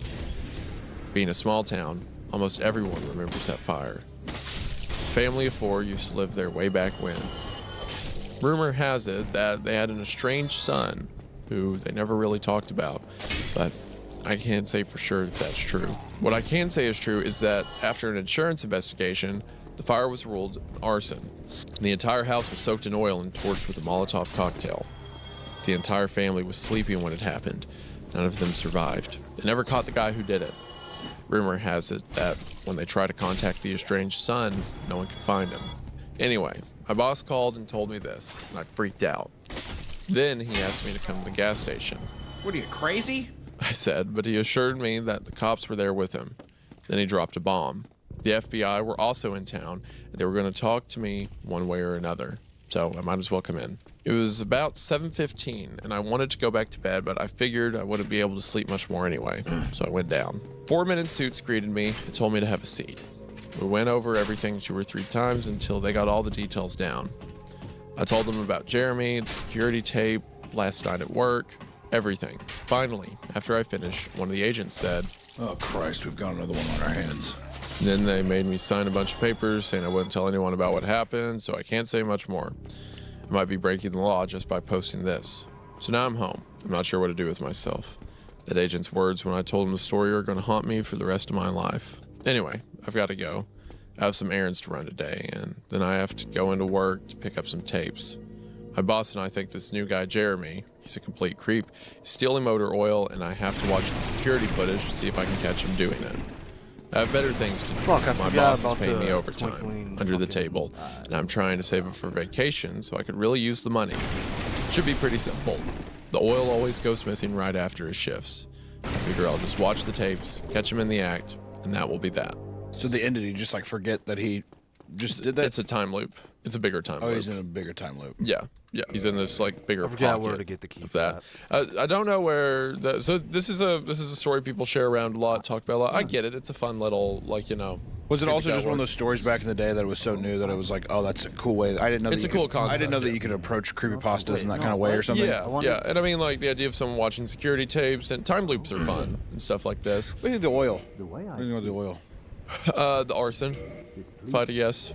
It's tied to the arson somehow, because it's an empty lot and there was a fire a long time ago. So maybe Jeremy's obviously the estranged son, right? But maybe it's not so much an estranged son. Maybe like Jeremy is some entity who's always been this age, and like the family knew, and then the house burned down.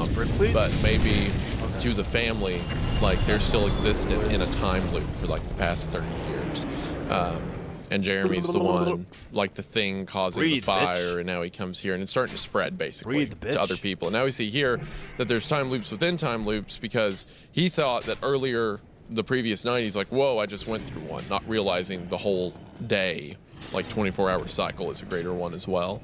So it's some entity that's like messing with their experience of time and stuff like that. And also we don't know how far it spreads, because if the house that's on fire is in a time loop, then to them they're still there, but to everyone else it was a lot that burned down years ago. Pretty sure I read a story, this is like a while back, but it was like in Illinois, in southern Illinois, there's this like O'Reilly's manager that was like dumping oil in like in like a bucket or something, and he would like wipe his skin with it. Nice. Like he would used take motor off his oil?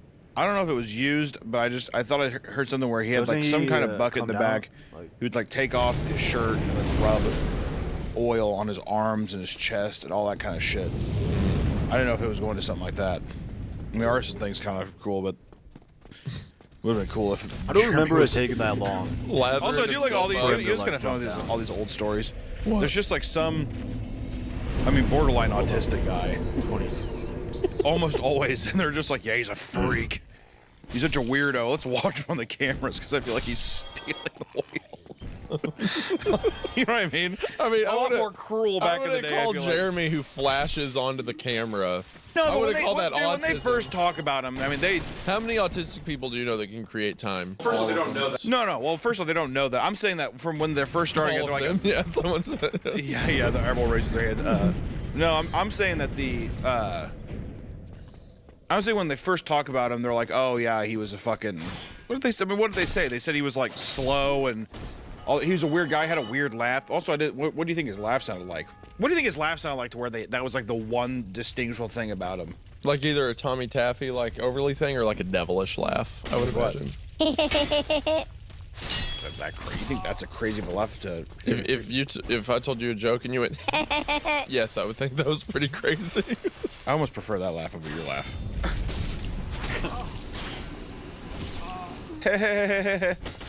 All right. You get high. It starts low, then goes high. I don't. You're the Jeremy in this situation, dude. Now I'm gonna picture that security cam footage. You're just like waddling around the store. Why do I waddle? I don't know. Well, because they made him sound. Did they not make him sound like a dopey bastard? You just added that I waddle without precedence. No, the waddle is just because of the dopey thing. I mean, am I wrong? Didn't they say that? They definitely were picking on this guy. Do you think that he like saw like? Do you think he like saw? Is he not like a time looping dimensional thing that's caused the death of people and is now so has is people Jeremy that- an entity? I think so. Yeah. The Oh. way he pops into the camera then disappears. Yeah. Oh. He puts everyone else in these time prisons. Well, if you're an God. entity, why It's not just have a three guy. people come in and get like cigarettes and a chocolate gonna bar, follow me? gas? Follow I mean, like, What it's does that spreading. It's like it started with the house. Now it's spreading to other places. Oh, so it's just like infecting other areas in this time loop. Yeah, I don't know what his reasoning is, but the FBI seems onto it because of that whole we've got another one of these. So it seems like they're aware that it's spreading. We don't know why, I but wonder what the laugh did sound like.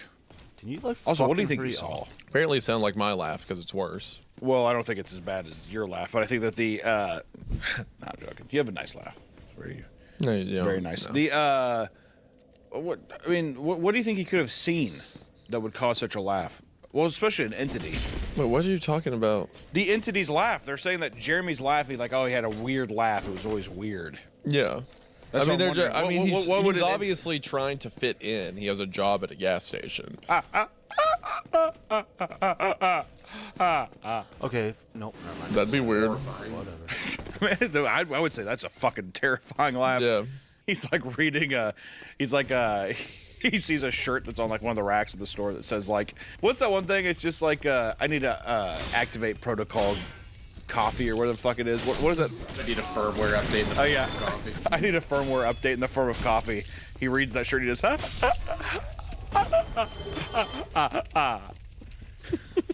would be fun. Watch him. I think that motherfucker's chugging 5W30 in the back. Stealing the oil. Yeah. But yeah, this story is a classic. It's fun, especially 14 years ago. Especially then, the market for scary stories that was out there. So sometimes I feel like this podcast would be a lot funner if we were like 8. Because I feel like a lot of people when they were reading this stuff back in the day, you were how do I interact with that? Listen, I need a hey, I ran out of my firmware update. I might need another one. I'm saying that kids reading these for the first time might be like, isn't that crazy? Mr. So let's do this. I didn't have that. What age did you start reading these? God, 14 years ago, you'd be a fetus. 11. I was 12, 14 years ago. So, I mean, that's what I mean. Yeah. It's like kids that age being like, are you serious? Yeah, that's when all this stuff freaked me out. Yeah. Because I feel like sometimes our viewers want that. Us to be scared? I don't think necessarily scared. We've been scared but in episodes as oh, adults. definitely. Yeah. But I'm just saying that I think that generally there's a want or desire for someone to be like, that's awesome. Yeah. Is it bad that I'm not giving that? I think it's a cool concept. I'm not like, this is a terrifying, super... Like, no, the strangest security tape I've ever seen isn't some magnum opus of writing.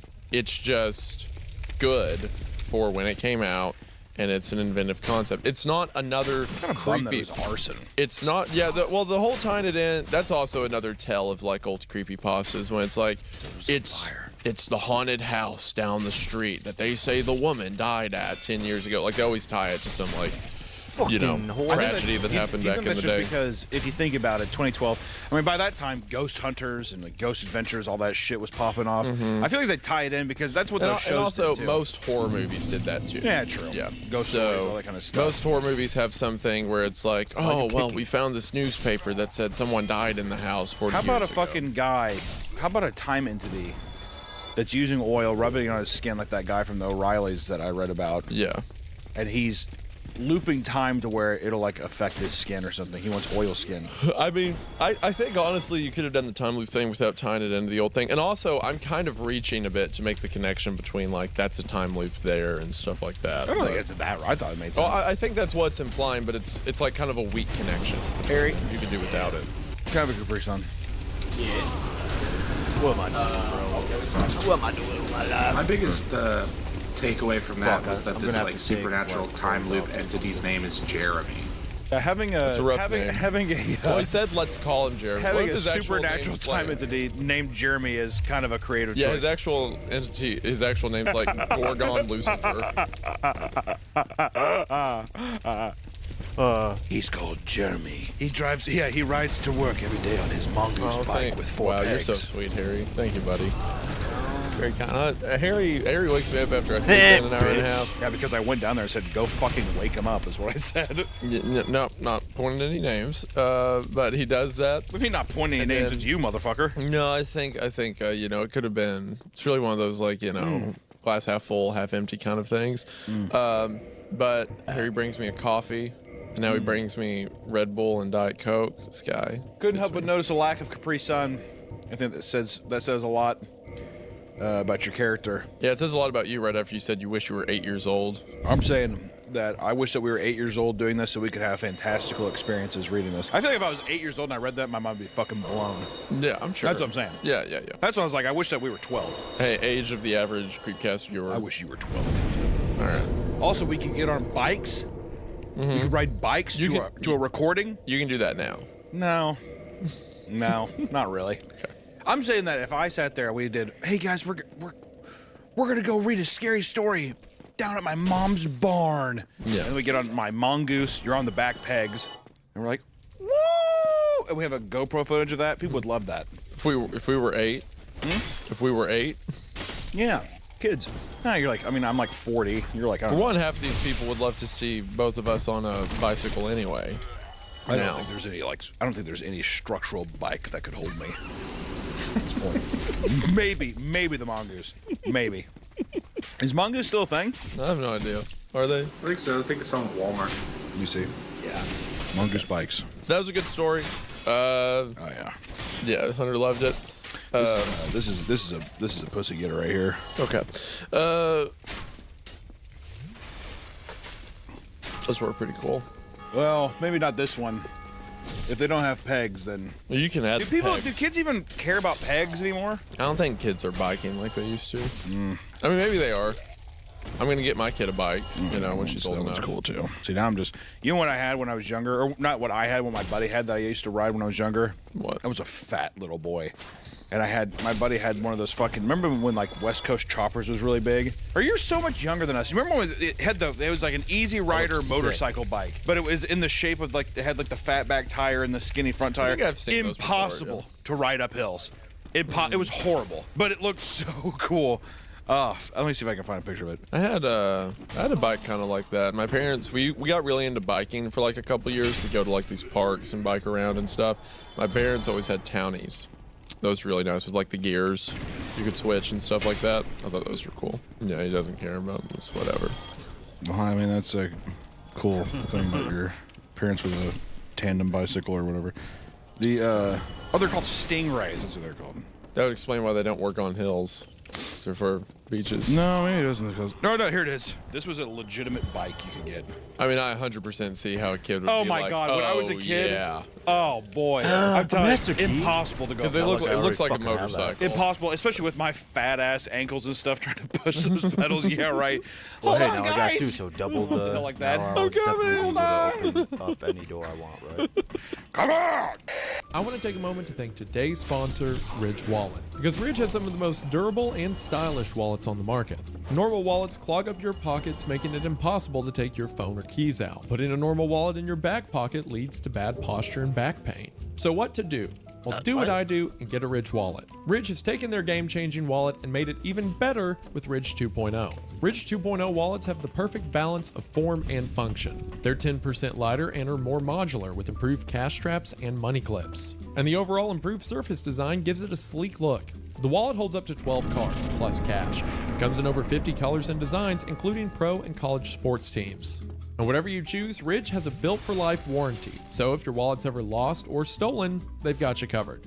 On top of that, with the Ridge Tracker card, you can always know exactly where your wallet's at, which is someone who drove to many stores he'd been to that day because he lost his wallet, only to find it hidden in a hole in the couch. I can tell you, that would be nice. And for a limited time, our listeners can get 10% off at Ridge when you use the discount code CREEPCAST at checkout. That's right, 10% off. All you have to do is head to ridge.com and use code CREEPCAST and you're set. After your purchase, they'll ask where you heard about them, and if you could say us, it would mean a lot. Thank you to Ridge for sponsoring the show. Their link will be in the description, and we are now back to the episode. I want to take a moment to thank today's sponsor, Tushy. Tushy is a product that I can wholeheartedly, not a part of the script, say changed my life. I always thought bidets were done until I tried one and realized that my life was literally worse before I got it. Imagine if every time you got done eating with your hands, you thought I kicked, but you know, whatever. Paper. Never wash it. And then ask yourself, why do you do that Move. when you go to the bathroom? Well, I'm here to tell you that Tushy is the luxury bidet that your bathroom's been missing. I love Tushy because it gives me the benefits of reducing irritation, making me more hygienic, and I use way less toilet paper because you pretty much just use the toilet paper to dry off. And less toilet paper means less clogged toilets, more saved money. Some Tushy models even have a built-in dryer. And Tushy bidets are easy to install, either going under your toilet seat or becoming your new seat. No power tools are needed, and you can go to the bathroom, clean yourself off, and dry off without ever getting up. Stop guessing that you're clean and start leaving the bathroom with confidence. And now is the perfect time to get in on Tushy's offer. That's because for a limited time, our listeners can get 10% off your first bidet when you use discount code CreepCast at checkout. That's right, 10% off. Just head to hellotushy.com and use discount code CreepCast to get in on your new bidet today.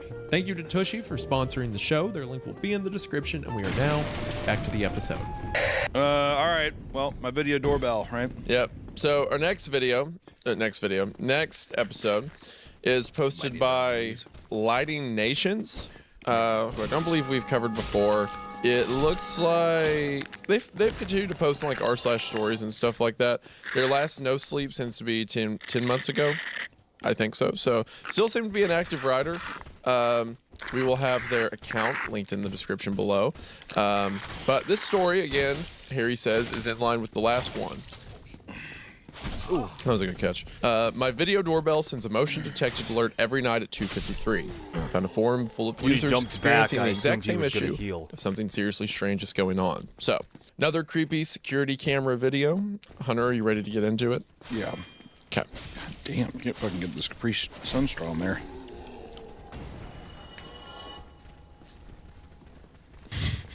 The fuck?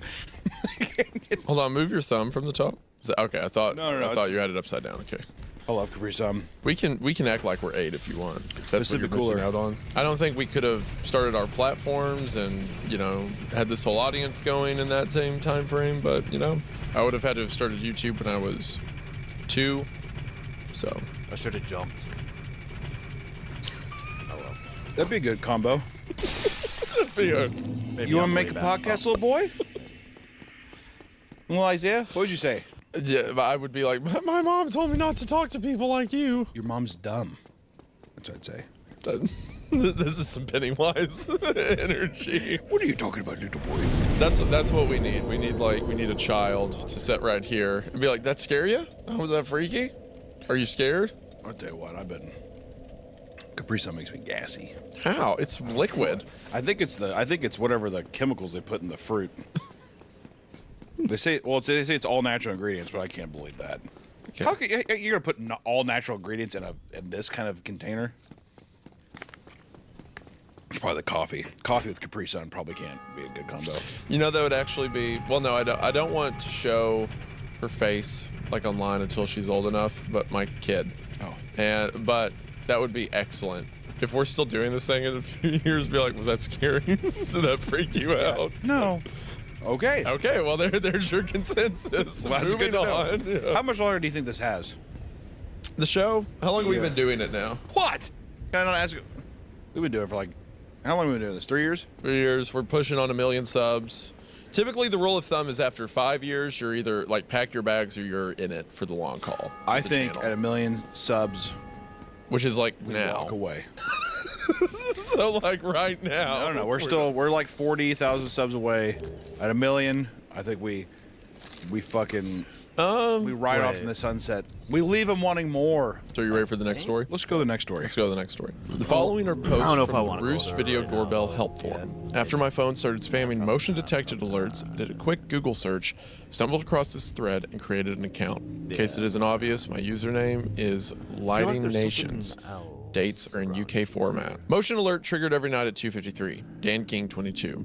Posted on 27/10/2022 at 3:06. Trying this again because the admins are a bunch of whiny snowflakes who cry whenever somebody uses. Okay, so actually, you know what? Immediately, I think you should be Dan King.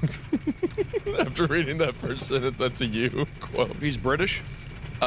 Yes, but he's talking about snowflakes, so whatever you think. Trying this again because the admins are a bunch of whiny snowflakes There it is. who cry whenever somebody uses a naughty word. There we go. That's what I wanted. I don't know why I didn't Was he? grab this Is he first. British? Fuck me. Yeah. Okay. Video doorbell sends motion alert to my phone every night at 2:53. Tech support keeps saying it's picking banging gate or squirrel, but that's rubbish. All the camera sees is a patio floor and furniture. Can I get some assistance, please? And I think I bring that to that one chick. I'm so down glad I did yonder. that. All right. Reply from Too Many Toe Fats. I'm in the. Too many top hats. Oh, yeah, I guess that would be top. I'm like, what's a toe fat? Too many toe fats. It's my gout. Too many top hats. I'm in the exact same boat. 253 each night, like clockwork. There's weird pixelation distortion in the footage, but it works like a charm the rest of the time.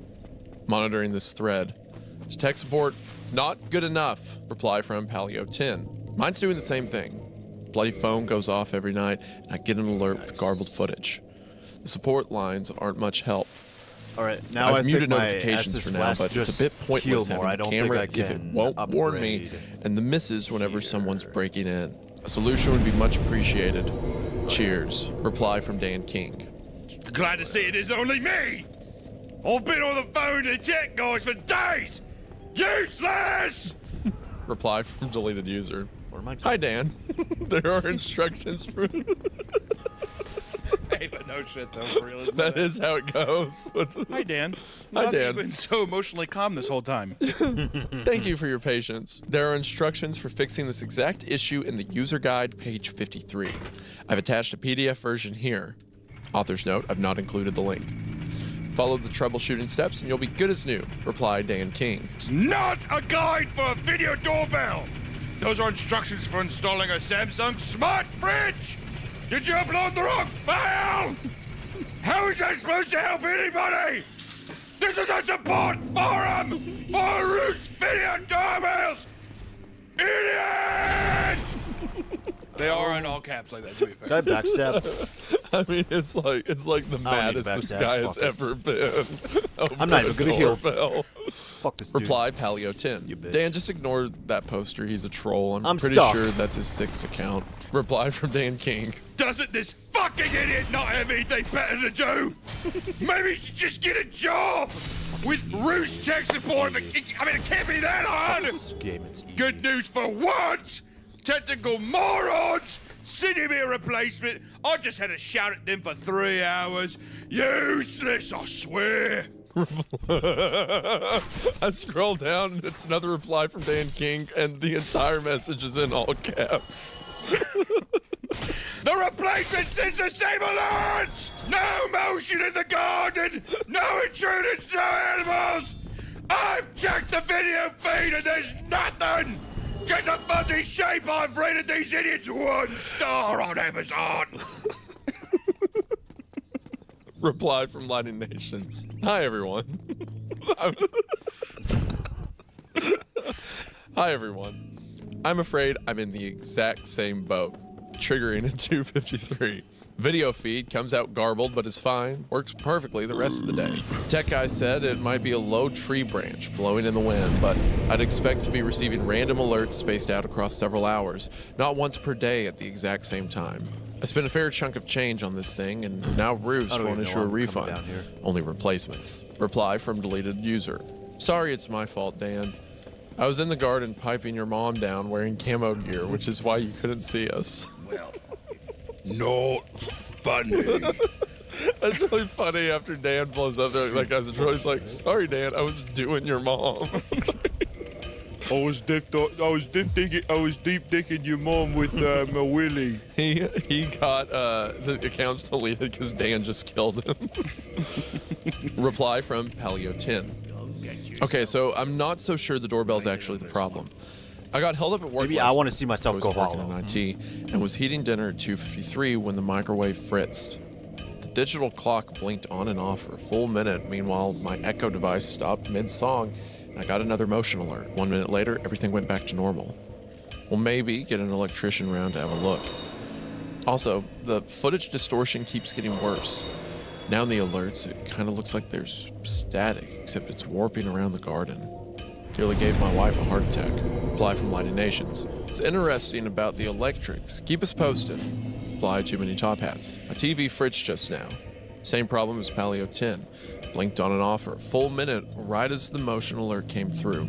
Do you think Maybe these things are draining power when they do overnight software updates or something. I'm not very technical, might not make sense, just a thought. I'm just gonna check for grid faults with the council. Such is life in the south of England. Empty office blocks, rising hunger, and now potential rolling blackouts. Lovely. Reply, Lighting Nations. Tell me about it. I'm in blank. Stories you hear are heartbreaking. Reply, Paleo 10. Seriously? This is spooky. I'm in blank as well. I'm tempted to say there's a faulty batch of doorbells sitting in an Amazon warehouse somewhere that are gonna start blowing fuses. A replacement's on the way out to me, by the way. Arranged before noticing the problems with the microwave. Had the electrician round and he saw no problems. I'd have smashed this thing already, but the missus saw how much I spent on it, so. Reply, Too Many Top Hats. Holy shit, this is Too Many Top Hats reporting to you live from blank. And the 12 points from England go to... No, but seriously. Roost ships internationally. Am I cooked? Weird, we're all in Chat, the am I same cooked? city. Am I cooked, chat? Councils say everything's fine, by the way. I'm good. Reply from new user, PixieChick01. Hi, experiencing same issue. I feel like, actually, you know what? You should also be Pixie Chick. Just given the screen name, I feel. Come at me then. Experiencing the same issue, also in... Reply, Too Many Top Hats. Quick update. The guy who lives 3 doors down from me also has a Roost doorbell, different model, and he has the exact same problem. Don't call Motion myself. alerts and muddled footage at 2:53. Works like a charm at all other times. Also, we're both now getting garbled audio Fuck like you. a feedback line from an amplifier in the recordings. The fun never God ends. damn it. Reply, Come on, man. Dan King. I'm in! Sick of this rubbish! Can't say what I really think because of stupid admin idiots. Now getting somebody outside alerts, they sent The me fuck a happened to my third guy's device. neck? Now installed. If one goes off again tonight, I'm gonna go outside and rip it out of the door frame and send the repair bill. I'm sick of this! Just so much energy all at once. Have you ever got really mad with a customer service person? All the time. Okay. They're not human. I don't talk to them as if they are human. Look how proud I was when I kind of Yeah, you kind of like readjusted. You're like, yeah, I'm better than them. Yeah. Wait, is that, and then another reply from Dan King. Actually, the device is working now as intended. Go outside at 2:53. Check the camera. All right, so Dan either is like super okay or he's No, Dan's fucking dead. yeah. There's a skinwalker. This is a fucking. taking over This is Dan definitely now. like a British skinwalker. It's working. Go outside. Go outside. What would you call a British skinwalker? Skin chap. Wait. Wow. Yeah. Skin chap. Chap skin. Chap skin. Chap skin. Old chap skin coming down the block. Okay, Saw him on the I telly. think Dan King's turned himself into a chap skin. Yeah, see, it works. I think I'm gonna start doing dexterity attack. Yeah, you dirty chap skin. Fuck, I I still mean, need to do Skinwalker's my, kind of a slur stamina. in itself, right? Seeing like this ancient monster that like steals the faces of what it kills, and it's like, oh, what we got here? A Skinwalker? Think you can walk around in people's skin, huh? It's Australian. What? I don't know. I mean, hello there. I mean, Skinwalker. What are you from over there? Skinwalker's a native legend, so British or Australian would not interact with one. I like chaps. I like chap skin. Yeah. Oh Fuck, I forgot. Where do I get It's a thing the of mystery. grass? It's a chap skin over there. Yeah, I think that's I Like, can go get see it across the way. right now. Yeah, that makes sense. Chap skin. You filthy chap skin. Yeah. Oh, Yeah, chap skins can't drive. when you had filthy. When you Totally had forgot about filthy the to it, grass really shield. I need that changes shit the like right now. tonation. ASAP Rocky dog. Hey, getting behind the. Hey, driving behind a chap skin. Those blokes can't drive.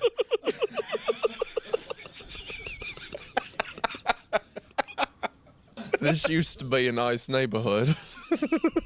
Till the Chapskins moved in. Reply, Paleo 10. I've got my replacement installed and this one bugs out worse than before. Now the bell rings for 1 minute non-stop and I get constant, there's somebody at the door alerts. Hearing the stupid jingle in my dreams now. Won't even show the wife the footage because it's like a figure made of pixels keeps ringing the bell. Also hearing the high-pitched screech when I play back footage.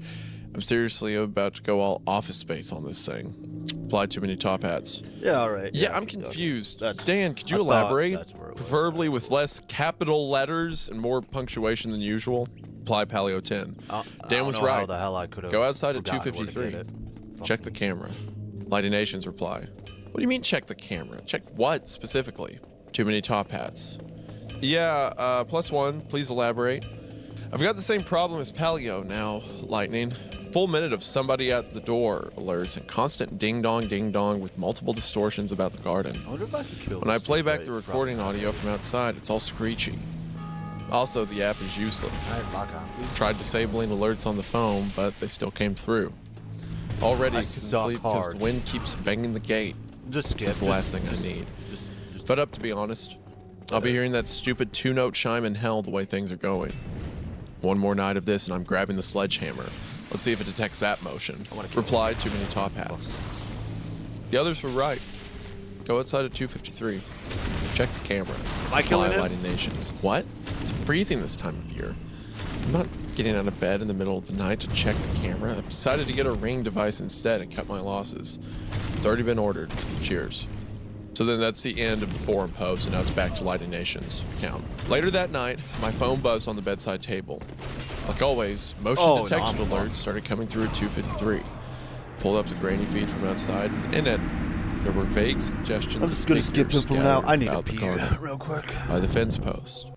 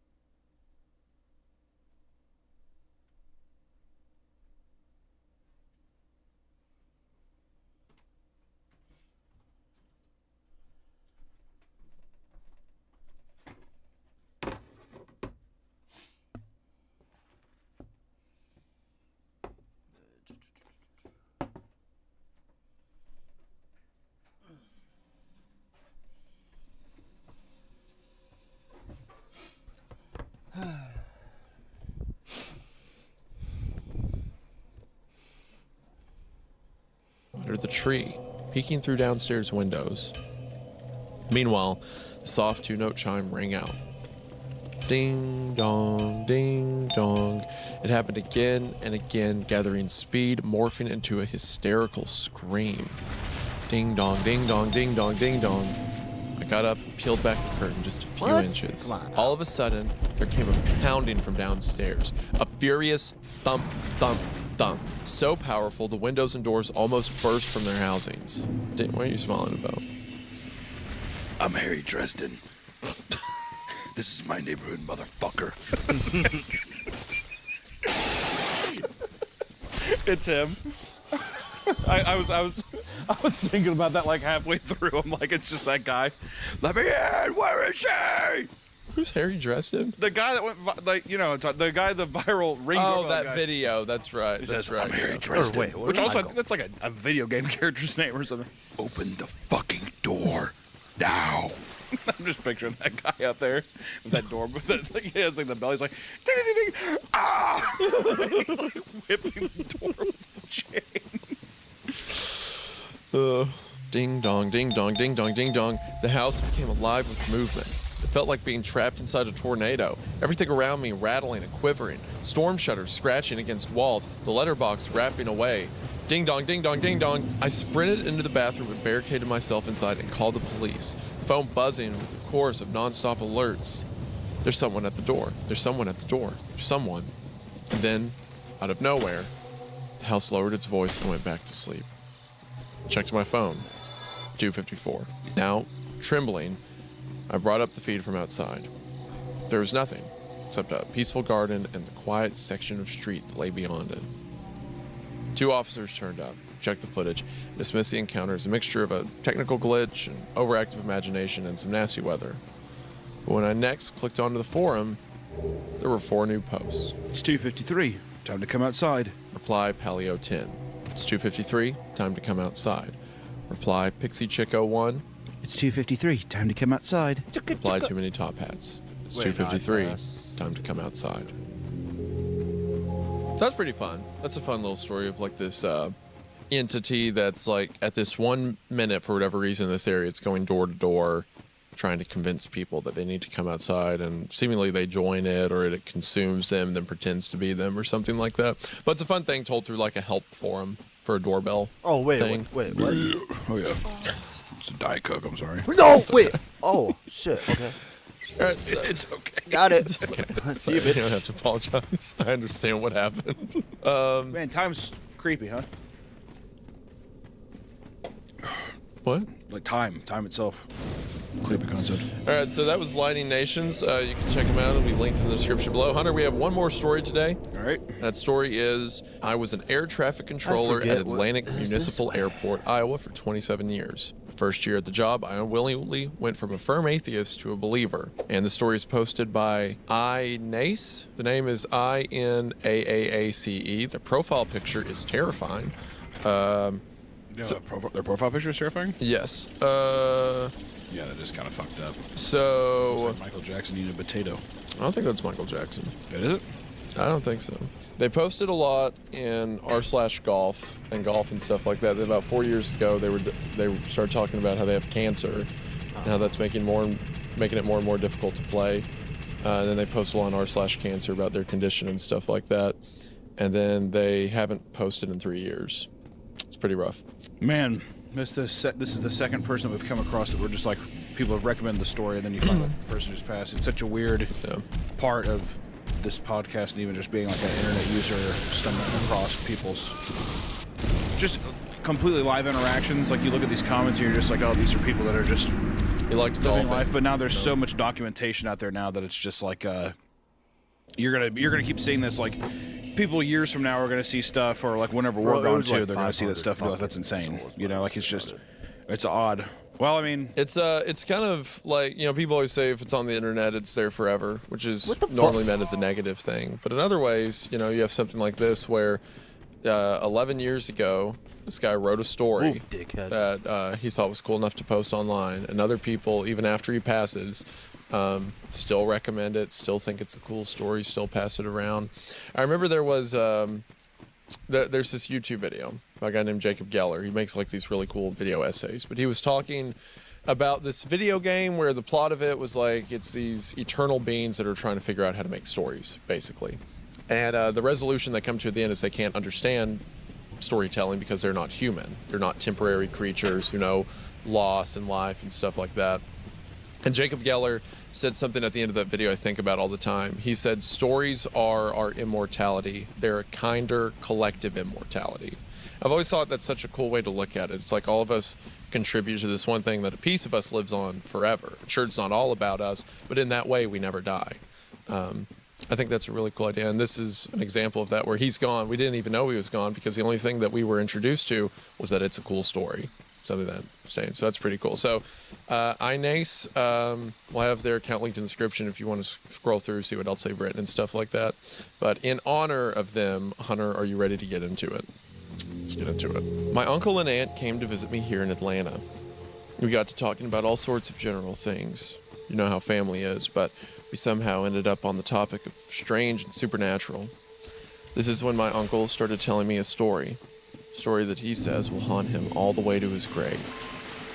I stopped him 2 minutes into it, got to my laptop because I wanted to write it down for no sleep. These are his memories, almost word for word. Forgive the non-traditional writing. Are you typing? You are? Okay. And your friends on the internet will read this? All right, but warn them that these are just old man's memories. Okay, so back to the beginning. So I graduated from Fordham in 1974 and still had no idea what to do. Times were different then. We were able to find jobs easily. God, I remember companies practically begging us to work for them. But I didn't want to do some shitty desk job for the rest of my life, so I waited.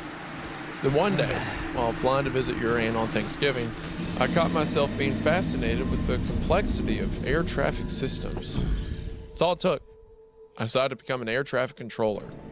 By the time I turned 27, I had passed all of the necessary tests and have accumulated enough experience to be hired and work without a supervision. Thing with air traffic controllers is that you don't really get to choose where you're going to work in the beginning. Sure, we all wanted to work at JFK or Hartsfield-Jackson, but those jobs just weren't available to us rookies. So I had to take a job in a bum little town in Iowa called Atlantic. It was literally a single landing strip in a damn cornfield. I had to pay my dues, and the money was all right. Now, small airports like these usually only work 8 to 5, but this particular strip was in such a geographical location that there were a lot of flights going above us at any time. So we needed to stay open until 4 a.m. in case of emergency landing. By staying open, I mean I had to sit in the control tower, and there was one security guy sleeping in the airport's only terminal. It wasn't that bad, really. I'd bring my books and crossword puzzles, and I'd spend hours on the phone with your aunt.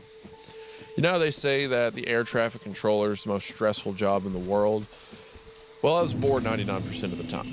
And that 1% was guiding small Cessnas into my cornfield airport. So why am I telling you all this? Well, about 3 months into my job, something started happening. Something that even today I can't really... I'll save you the talk about the supernatural, but what happened at that airport just ain't right. February 20th, 1979. I remember it like it was yesterday. It was your regular winter night in Iowa. Winds and freezing cold, but no snow. Why can't I was supposed to work until close, although we didn't have any flights scheduled. Around 1 a.m., I received a radio message from a small Cessna about 30 miles from the airport. They were having a really bad snowstorm up in Omaha and needed to land here in Atlanta. I guess being open late was justified after all. Got my binoculars out, verified the visibility, and started guiding the aircraft. Though it was really windy out there, I managed to touch down. I looked through the binoculars to verify the landing went okay, and that's when I saw her for the first time. Just walking down the runway as if it were a normal street was this woman. Shit, I don't know. Now, there were about 100 things wrong with this situation. First, the woman was wearing some sort of short summer dress or a nightgown. She was barefoot, believe it or not. Normal person would be cold dressed like that during the summer, let alone our winter. And then you had to wonder what in the world was this person doing walking down the active runway, and how the hell did she get there to begin with? Flight 84, this is Alex from Air Traffic Control. Do you happen to see a woman walking down the runway towards you? Asked the pilot who just landed. Let me check. Still watching through binoculars, I saw him open the door of the plane to get out. He started walking towards the woman. Not gonna lie, at that point, I was having a lot of fun. Not much happened in Atlantic, Iowa. This certainly wasn't entertaining. I couldn't wait to hear her story. My bet was that she got in a car accident near the airport. Well, the pilot walked up to her, and I couldn't make it, but he was saying something. I saw, still through the binoculars, her lean to his ear and almost whisper something to him. He just stood there for a good 10 seconds with neither of them moving. She was still leaned close to his ear, and he snapped out of it, I guess, and turned around and literally sprinted to the plane. When I saw the propellers starting to rotate, I jumped on my radio. Flight 84, what are you doing? No answer. Flight 84, I repeat, what is happening? Nothing.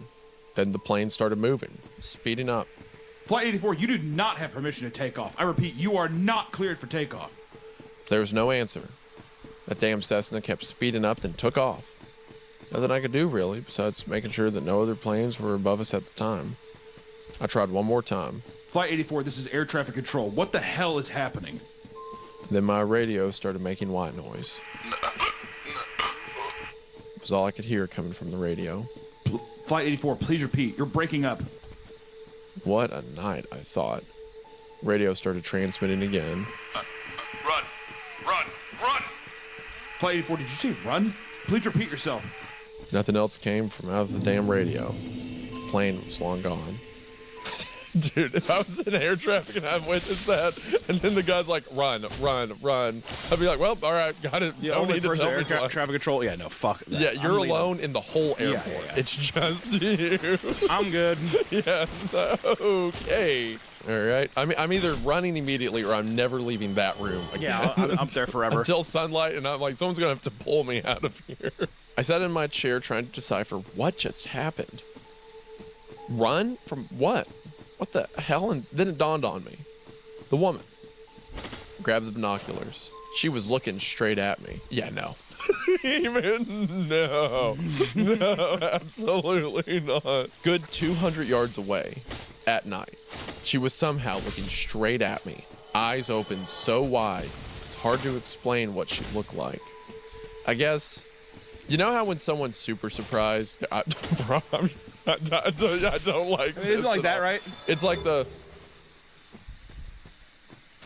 yeah, like the impossibly wide eyes. Almost like she has no eyelids or It something. kind of reminds me of the image of the woman in my head's the image of that girl from the beginning of the first VHS. Oh, sure. The girl, I want you. The succubus. I want you. Yeah, that one. Yeah. That's what she says. I like you. Yeah.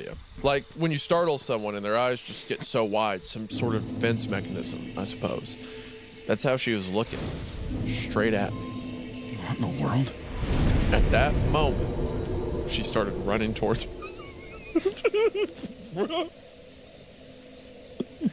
Some fucking barefoot demonic bitch running towards me. Are you kidding me? Fuck that. No. I'd have my parachute backpack and I would do. I would be gliding out of that. Bro.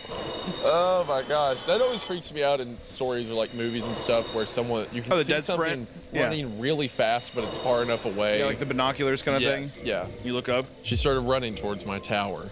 Like not jogging, but really running. Still looking straight at me. I swear to you, goosebumps ran all over me like 10,000 cold ants. What do you mean by that, Uncle? You know, well, we've all had 10,000 warm ants. Oh, that was kind of a fun Imagine analogy. if the ants were cold. You know, I'm not one to get scared. Shit, I spent 6 years in Vietnam. Something about this situation. Something that's just... I don't know, there's something some kind of really funny about place this my one. finger on you, but something's a little off here. Something about this situation. Something about that pilot telling me to run and this woman running towards me. Something seems so wrong. Joe, are you there? Joe? I blurted into the radio. Joe's our night security guard. He didn't answer. Shit, I looked through the window just in time to see the woman run into my town. Oh my god, dude. Bro. Dude. I like how the one pilot, like, The one pilot desperate back to his plane, and he just had a plane and just took off and flew away. It's actually such a fun visual now, funny visual now. Thinking about it. Okay, run. And like, he doesn't say anything to the guy except run. Yeah. What a loser to not give any data, to not be like, you need to leave the tower. Yeah, Just kind of a dickhead. run. This guy helped you land your plane. Looked through the window just in time to see the woman run into my tower. I heard the door downstairs slam open. I honestly didn't know what to do. This wasn't a rational situation, you know. If it were some sort of terrorist or whatever, I'd know what needs to be done. But was this situation malicious? It was certainly strange, and that exact weirdness, that not knowing what is happening, is what made me run into the bathroom and lock the doors. As I turned the lock, I heard the control room doors open. You know, in your Generations movies, you just hear quiet footsteps of some invader slowly looking for you, and then the shadows show up under the door. Well, this was the opposite. As soon as those doors opened, chaos began. I tried peeking through the keyhole, but all I was able to see is fast shadow running across the room, accompanied by tremendous noise. I swear, I was so shocked that at one point I nearly opened the door just to see what was causing all this. Then a hard slam into the bathroom door had me nearly fall on the floor, and then nothing. Silence. I could lie and pretend I was brave enough to get out of that bathroom soon after, but I wasn't, I'll admit it. I stayed in there the whole night, waiting for the morning shift. Around 7:54 a.m., I heard a familiar voice say, "What the fuck?" It was Clark, morning shift controller. I opened the door to see a scene so twisted that even to this day, I remember every detail. Control room was nearly totaled. Radios ripped out, papers and manuscripts everywhere. Radar screens smashed to pieces. When the police came, I gave the full report. It took 11 days to repair all the equipment and get the room fully functional. The security guard on duty that night was fired. They even started considering installing security cameras. I know, today that seems like a normal thing to do, but it wasn't back in the day. Police had no idea what to make of it. They just urged us to report anything suspicious.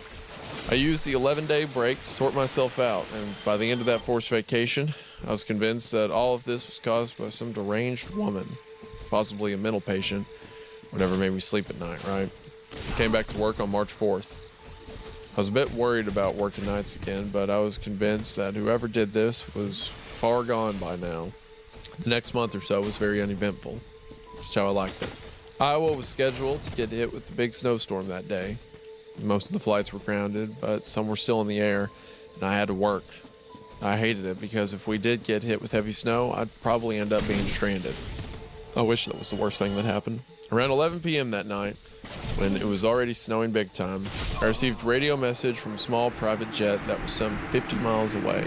They were getting caught in heavy winds, and the pilots wanted to land on our airport immediately. Now, jets like that would traditionally be too big to land at our strip, but the emergency like this called for overriding of guidelines. Flight 676, you are clear to land. We have to remain in contact at all times. The strip's pretty short. Do you acknowledge? Sure thing. Let's just get this puppy down, shall we? Snowing heavily by that point. Thankfully, we had a cleanup crew de-ice and clean the runway before they headed home, so it was still in decent condition. Again, back then, we were way more relaxed about the rules. I took a look at the strip to make sure it was clear. And out of nowhere, just when I forgot about her, she appeared. She was just slowly strolling down the strip, about 100 yards away from the tower, her bare feet slowly moving across the freezing asphalt. The worst part about it? She was looking straight at me again. Again, those crazy eyes. This is when I realized what the most disturbing thing about her was. She wasn't blinking. I was looking at her for a good 2 minutes, winds and snow blasting in her face, and she wasn't blinking. It was almost as if she didn't want to lose a millisecond of looking straight at me. Oh, God. Flight 676, maintain. I repeat, maintain the altitude until further communication. Traffic control, this is 676. That's a negative. We cannot maintain with headwinds like this. We have to land. Are we clear? We're 6 minutes away. I couldn't risk the lives of people up in that plane. I had to land them, despite this, whatever this was, walking down the runway. Cleared to land 676. I put down the radio and looked through the window. She was now some 10 yards away, coming closer to the tower. Though I shouldn't, under any circumstances, leave the control room, I ran down to the first floor and locked the outside door. I knew she was close, and I knew she was coming. I got back to the room, I heard the radio. Control tower, we're approaching the runway. Please advise. Rotate 3 degrees right. Acknowledge. Copy that.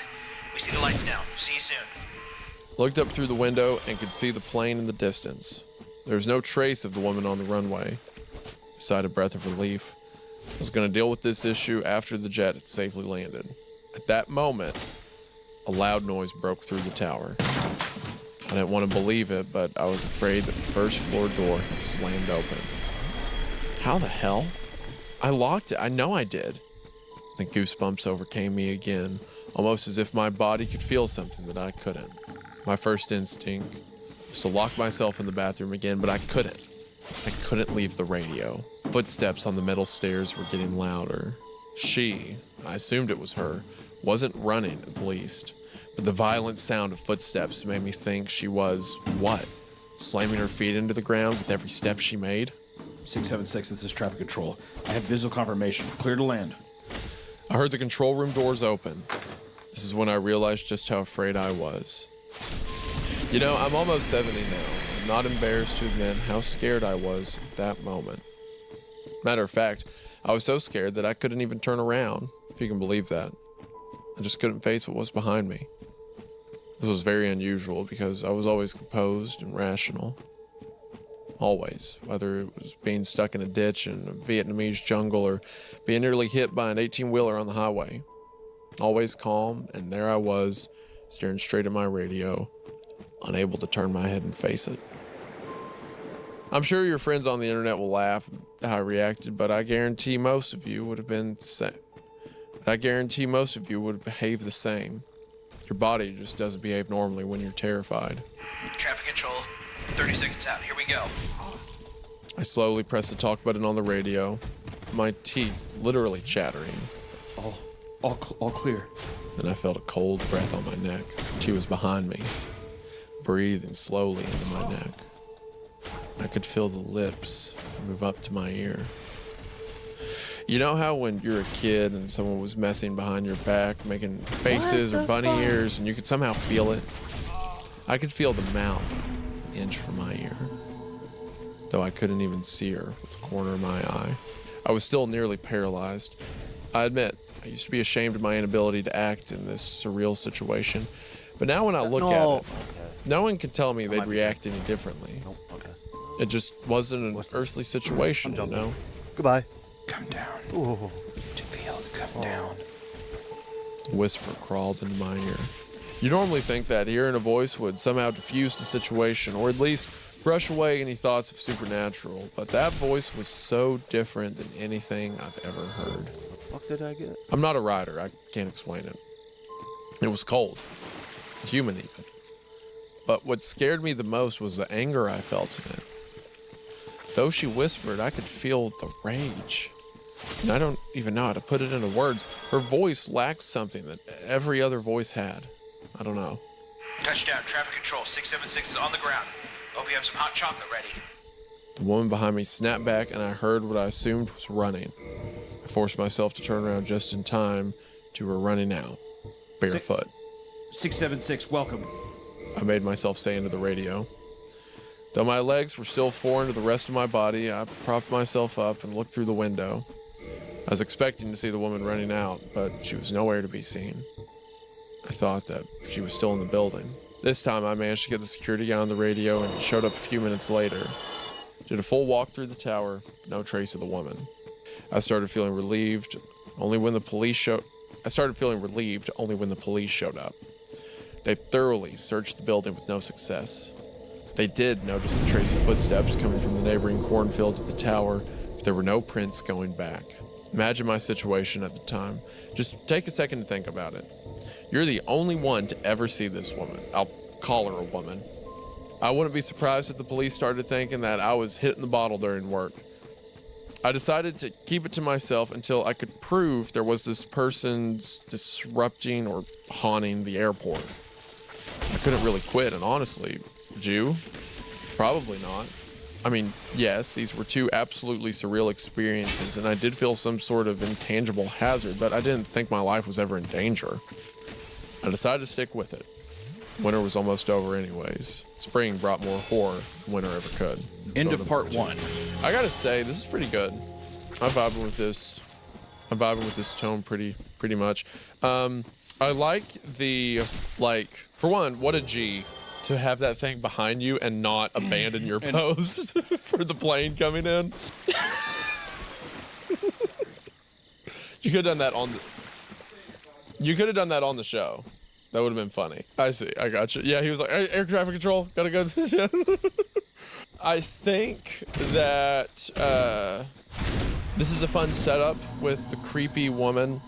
And it's like you don't know what she wants, but it's clearly hostile the way she runs, and now she wants him to come out to the cornfield. And it only shows up when there's emergency landings. So I think it's pretty cool. It's a cool concept. I think that the uncle's a G for surviving through this and not abandoning his post when most people would. This is a really cool story so far. I'm excited for part 2. Are you ready? I am ready. Part 2. Part 2. This won't make much sense to you if you haven't read my first write-up from a few months back. Again, this was a conversation with my uncle, who was an air traffic controller at Atlantic Municipal Airport in Iowa during the 70s. This is his account, word for word. I'm just tying it up. The city council finally listened to me and decided to install a security camera. Due to municipal bureaucracy and limited funds, or so they say, they only mounted one camera that could stream video to the control room. Stream, not record. Let that sink in. Who installs cameras that only stream? Town of Atlantic does, that's who. Anyways, I had to pick my battles, so I had them install a camera in front of the tower door. That way I could always see who's outside. A good month has passed since the last encounter, and to be honest, the horror started to dull away. It was still fresh in my mind, yes, but the lack of new developments had me thinking it all ended as quickly as it started. In my mind, she was probably some lunatic who decided to move on. Then, on May 3rd, I received a memo letting me know I needed to stay late that day, since some local politician's plane was due to land around 10 p.m. Naturally, I guess, my mind went straight to thinking about the crazy girl. You know, this was the first late night for me since the last encounter. 9:45 came around and there was no sight of the plane. I didn't care though. My eyes were glued to the binoculars, searching for any movement on the strip. Even a minimal commotion and my heart would race. Then, God, it still scares me to this day. Then, for some reason, I decided to look down at the monitor that camera was streaming on, and my world turned upside down. I expected her. I really did. You can expect something unnatural, but you're never really ready for it. You always hope that it was just your imagination or something. But no, there she stood, right in front of the camera, in her summer white dress. She looked different though. She was holding her arms as if she were freezing. She was shaking and I could hear crying through the shitty speakers they gave me. This wasn't the entity I remember terrorizing me. Then, she looked up at the camera, and though the picture was grainy and black and white, I could see tears in her eyes. Please, it's freezing out here. She cried at the camera. Audio was obviously out of sync as she opened her mouth, and voice would come through my speakers much later. Please. I'm not sure what you do in that situation, but I immediately saw an opportunity. If I can bring her in and call the security guard, I'd finally have the proof that I wasn't making it all up. Jerry, get to the control tower right now, please. He said as I stood up. He's gonna let her in? I think because he's like, it's the proof that I need, and she's like desperate, I guess. Just have him come look at the camera. That's not how they do it in Iowa. You know what? I don't care what happens to this guy now. Immediately, all my goodwill about, I've got to let this thing inside. I walked down. I know. I shouldn't have left an active control tower, but this was my chance. Propped the door open. Adrenaline bursted through my pores. Are you okay? I mumbled with my voice cracking like a schoolgirl's. Shit, I was scared, man, you know? Yeah, you're opening the door for this thing. She was still sobbing, hair covering her face. I was shaking, not sure whether from cold or fear or both, but I needed to get her to come in. I stepped out. She took a step towards me, still crying. Ma'am, are you all right? I spoke again, this time more firmly. She moved the hair off her face and looked me straight in the eyes. Damn, I can't explain it, but her eyes, although still filled with tears, just weren't the same as on camera. They widened, and I swear to you, she wasn't blinking. Ma'am, please step back. Said as she moved another step closer. Just open the door for her. Opens the door for her. Whoa, whoa, whoa, whoa. All right, What's all this? All right, baby, sweetheart. I'm gonna need you to take a step Hey, back. baby girl, I need you to take a couple of step back. Talking baby to her? What the fuck? This is like my impression of Nick's Discord voice. Yeah. Nice, sweetheart. Hi, sweetheart. You need to take a couple of step back, my lady. I said as she moved one step closer, now about a foot away from me. Ma'am, please step back. She repeated, she's saying. Oh, ma'am, please step back. She repeated my words, nearly freezing blood on my negging him. Yes. Ma'am, please step back. He's like getting a boner. He's like, oh no. Yeah, this is like a Skinwalker thing that's been haunting the cornfield for years. And he's like, well, come on in. I got to show someone else that I got to kill my friend. Yeah, chapskin. Yeah. My legs gave in and I almost fell to the ground. Her voice wasn't the same one that spoke into the camera. This voice was genderless. Get up. Get up. It was they, them? I think it's non-binary. Her voice didn't belong to a woman or a man, I swear to you. But that wasn't what petrified me. To these goosebumps, now you know I'm telling the truth, right? Her voice came out with delay, just like on the camera. Her lips moved, but the words came out a few seconds later. What the fuck? I mumbled as I leaned against the door, not believing what I was seeing. What the fuck? She mumbled back at me, that damn voice coming out after her mouth had closed.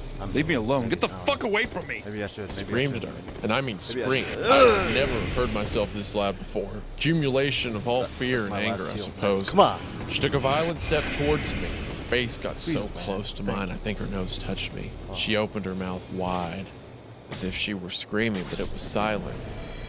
And then, seconds after she closed her mouth, a scream came out of her throat.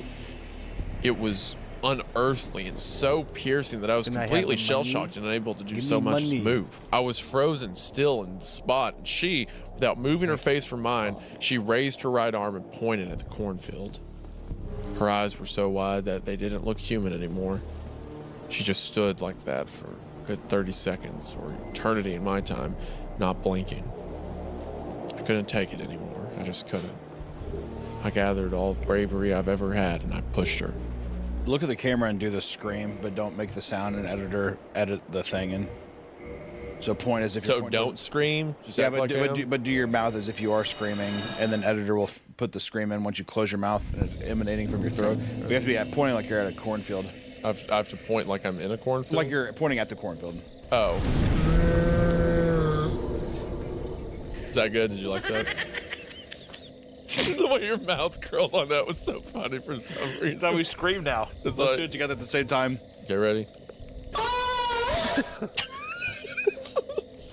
God. What? You look like you're holding in a burp. No. Wrong. False. Unlike invincible creatures in today's books and movies, she fell as any normal human would. She fell on her back, but as soon as she hit the ground, she got up unnaturally fast. I mean, no human I've ever seen got up with such speed. At that moment, I was certain this was the end of me. But as soon as she stood back up, she turned around and ran towards the field. I didn't want to stop her. I'm not sure I even could. I stood there for some time, trying to figure out what reality I lived in. And then finally, gathered myself enough to climb back to the control room. Security guard showed up a good 35 minutes later, giving me some bullshit excuse for taking so long. Politician's plane landed late as well, and I chose not to tell anyone about the encounter as I was running the risk of sounding insane at that point. I didn't know what to do, but I did know that she wasn't going to leave me alone. I spent the next 6 nights at the airport glued to my binoculars, scouting the ground for any movement. I talked the guard into doing a walkthrough of the strip every couple hours, just on the off chance that she'd be caught. Naturally, I didn't tell him what to look for because I didn't want to sound crazy when he found nothing. It was night 7 since the encounter, and I was spending my hours staring down the binoculars. I saw the guard walk around 8:45 p.m. He saw me in the tower, so he laughed and waved, giving me thumbs up. This wasn't going to work. She wasn't about to get caught. When I showed up for the next day shift, everyone was giggling in the break room. What's going on here? I asked, wanting to join on the fun. Oh, you know. Jerry, the guard said, burst in with laughter with the others. I really don't. What's the joke? Well, I was just telling the guys about your boring nights. He said, chuckling and air quoting the word boring. What do you mean? Oh, come on, man. It's only guys in here. It's all right. No, I really don't know what you mean. Well, I didn't see you guys last night, so I was just telling the boys how good you have it up there in the control room. What do you mean, you guys? What'd you see? Oh, come on now, man. I saw you and your lady friend up there last night when I did the walkthrough. Remember me waving at you? Brother. Dude, I'd be like, all right, moving out of Iowa, changing my name, going to the other side of the country. Absolutely not. It's like, man, I can't find her. She's just floating behind you the whole time.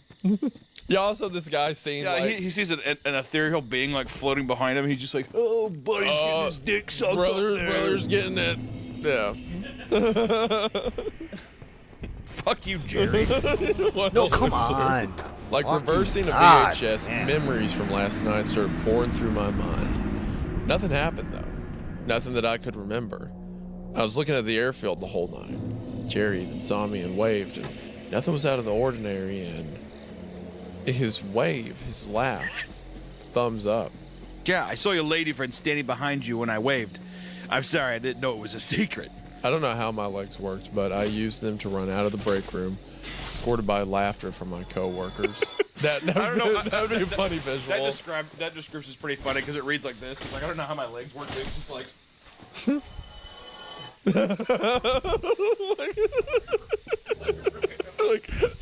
And it's funny for everyone else because he walks in. Jerry's been telling about, like, yeah, he had this girl up here. He's like, oh, we saw your lady friend. And he's just like... like we saw your lady friend. She was up there licking your butthole. Okay. All right. We don't need to go to we don't need to get on the graphics of it or anything. I think we can all assume what goes on. Heels up in there. All right. Okay. Yeah. Amelia Earhart did. She was a nice lady. We just went to her. Down. Jeez. Oh my gosh. Okay. Yeah, First thought. Sitting up there sniffing and licking your butthole. First thought. There's something funny about somebody just saying butthole, isn't it? How often do you actually hear butthole now? I feel like when you're a kid, you were like, you used to always say like, "You're a butthole." Yeah. You know. Yeah. But now I haven't. I don't know. I love it. We can be 8 if you want to act like we're 8 years old. I want to be 8 years old. Okay. All right. Please. Also, Jerry rules, by the way. Yeah, Jerry's pretty cool. He's 35 minutes late. Other than being 35 minutes late when he's like, I need you here right now. He's probably 35 minutes late because he's like, oh yeah, I don't want to go up there and watch you get your ass eaten by your lady friend. You think Jerry worked at the World Trade Center? You think they're like, hey, we need you to come check something out? He's like, yeah, and he like turns the corner. He's like, oh my gosh. He sees a ghost up there too, eating another guy's ass. All right.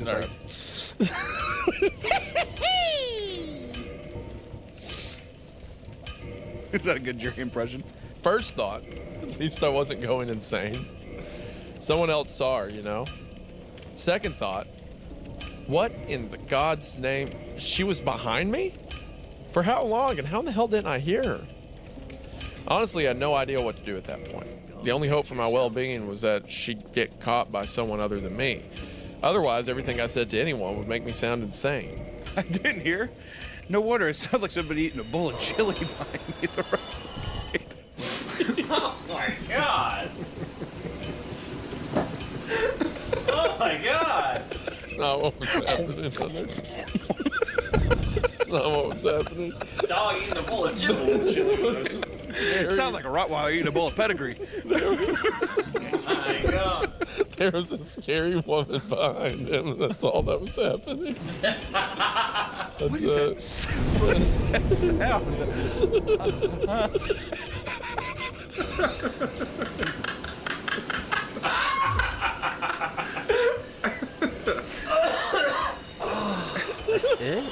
Yeah, no wonder he doesn't quit that job in Iowa. I wouldn't either. Wow, this chair is comfortable. Yeah, Herman Miller. My word. Ever.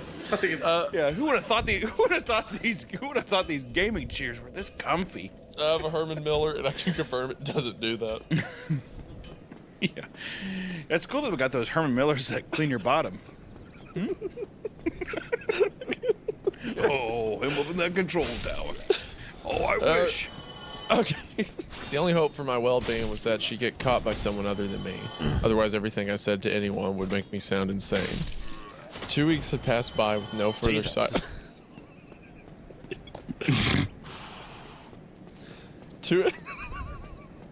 I hate how much you poisoned this story for me now. So imagine him like leaned over on his elbows with his binoculars looking out the window and behind him. Stop it. Quit. 2 weeks had passed by with no further sighting of her. Then, sometime in early June, and mind you, I was still scanning the airstrip every night.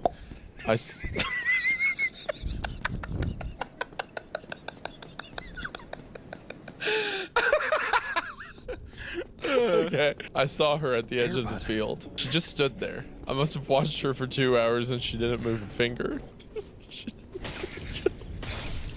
She didn't. I hate you so much. She didn't move a finger, and she was knuckle deep. You know what's the worst thing about it? I hate these jokes. They're so gross, but you're funny. And that makes it awful. It writes itself, dude. The fucking she didn't move a finger. Come on. I must have watched her for 2 hours and she didn't move a finger. She just stood, looking straight at me, 100 yards away in the control tower. After the initial shock, and again, every time I saw her was a shock to me, I did the only logical thing and picked up the radio. I called Jerry and asked him to do a walkthrough. As soon as the door of the airport barn opened, she slowly walked back into the cornfield, never taking her eyes off me. Oh, no, wow. By the time Jerry walked by where she stood, she was long gone. Okay, come on. This happened every night for the next 8 days. She'd stand at the edge of the field, staring at me and not blinking. And every time Jerry would come out, she'd slowly disappear into the field. One night I called Jerry up in the control room for a sip of whiskey, hoping she'd come out and I'd show her to him. It's always so convenient in movies though, isn't it? The entity whose existence you're trying to prove never appears before witnesses, right? Well, Jerry came up and we shared a nice bottle of Jack Daniels over some small talk. I was discreetly keeping an eye on the cornfield. At the same time she always appeared, I noticed movement in the field, and there she was. Came out of the field and froze in the same spot she always does. Had to be careful. I'm so excited. Man, I was overrun with emotion. She was finally about to get caught, but I had to contain myself so I could look somewhat sane while telling Jerry what was happening. Hey, Jerry, do you see what I see? I asked as I handed him the binoculars. Down by the cornfield. Him staring down the strip were the longest 5 seconds of my life. What in the world is that girl doing there? Man, the sense of relief. All right. I have something to tell you. I spoke calmly. It took about 5 minutes to give him a gist of what was happening. All the stalking, control room destruction, incident on camera. Jesus, man. Why didn't you tell me something earlier? Would you believe me if I did? He just shook his head. All right. Jerry said as he stood up.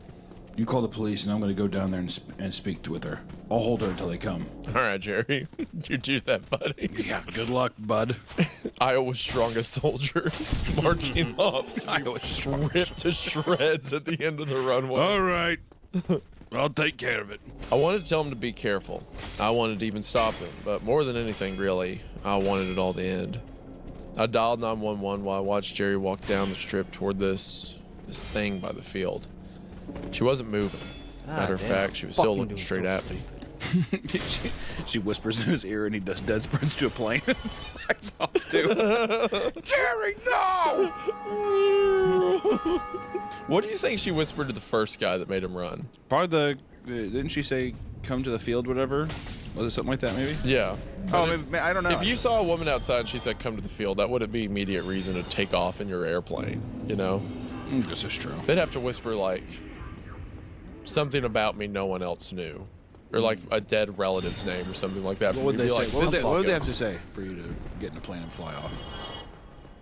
It'd have to be like if I had a family member that recently died. They said like they're waiting for me or whatever. Like, and this random person just knows about that or something. That would I'd be like, all right, I'm out. I'm leaving. Because if I saw a woman, like realistically outside of the story, if a crazy woman came up and was like, come to the cornfield, I'd be like, what is this crack addicts doing on the runway. It's like, no, I'm not going to do that. Stop and get away from me. It was late in Atlantic. It's such Never a stood a small, chance. uneventful town. The cop said it'd take a good 15 minutes to come to the airport. Binoculars pointed at her as Jerry approached. I saw that he started to talk to her. She was still looking straight into my eyes, all the way from there. Then, without taking her eyes off of me, she leaned towards his ear and whispered something. I don't know what. I'm not a lip reader. He took a step back, then another one. He turned around and looked at me. I've never seen such a terrified look on another human. This man was beyond himself. Face so petrified, it didn't even resemble the Jerry I knew. He ran into the field. Bro. Jesus. Is all I could say. And she was still looking at me. Only she had this, what do you call it? Misbehaving smile on her face. I had it. That pilot and Jerry both ran away from her after she whispered something to them. And why was I still here? What was happening to me? I had it. I ran down the stairs and out of the tower. She was standing in her spot. As I ran to her, I could see she still had that smile on her pale face. No more talking. This wasn't a movie and I wasn't about to let her run again. I tackled her. It sounds funny, I know, but I ran into that bitch and I hit her hard. We both hit the pavement as soon as I got on top of her. I noticed she still had the smile, even though there was a big cut on her forehead. She wasn't talking. She wasn't resisting. She was just laying there, smiling at me and bleeding. I heard the car pull up by the strip, and you can imagine how thankful I was when I saw it was the police. Over here! Here! I screamed as I held her down, though she wasn't really trying to escape. As the cops ran toward us, I looked at her one last time. Why? Why? I asked, so frustrated, so angry. She just smiled even wider. See you later, alligator. She was...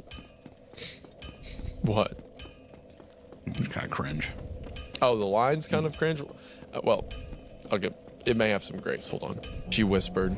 Second before a police officer pulled me off her. Her words came out with delay again. That wasn't the last shock of the night. Help me, officer! This man was trying to kill me! The girl cried as the officer helped her up. He tried to murder me! I was speechless.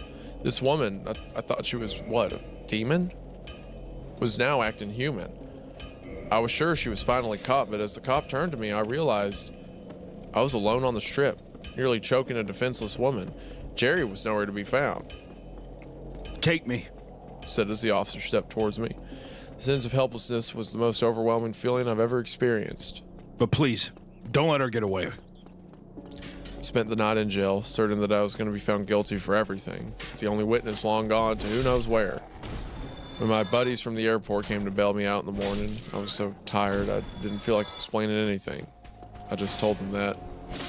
If Jerry were here, he'd tell you. What? Jerry's at the airport right now. I was in disbelief, but I didn't want to waste a second. 20 minutes later, I was standing in front of Jerry. Jerry, man, why'd you tell anyone? I asked, nearly crying from all emotions. Tell what? Jerry answered as he laughed and looked around the break room that was now full of co-workers. Jerry, I went to jail because of her, man. You gotta tell him. Look, man, why don't you get some rest and we can talk about this later, all right? Jerry said in a condescending voice, patting my shoulder. I lost it. I just started crying. I was the most helpless man in the world. There was nobody that could help me. And this hurt more than not understanding why Jerry chose to act as if nothing happened last night. I walked out of that airport, never to come back. 3 days later, I received a letter in the mail giving me a formal, "You have been terminated" notice, followed by a call from the police department saying that no charges will be filed as the woman is nowhere to be found. I moved to New York to live with your aunt after that. I never did see that woman again, and to be honest, to this day, I'm not sure what I dealt with. If I'd put my hand on the Bible, I'd say it wasn't a human stalking those nights in Iowa.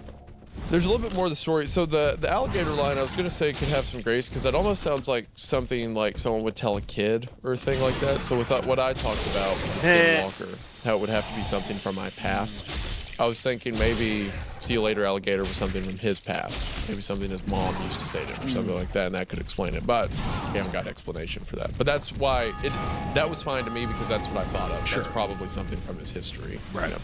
At that point, my aunt walked into the room. Is he talking about that woman in the Atlantic again? She said, trying to look irritated. I was just telling the boy about what happened to me.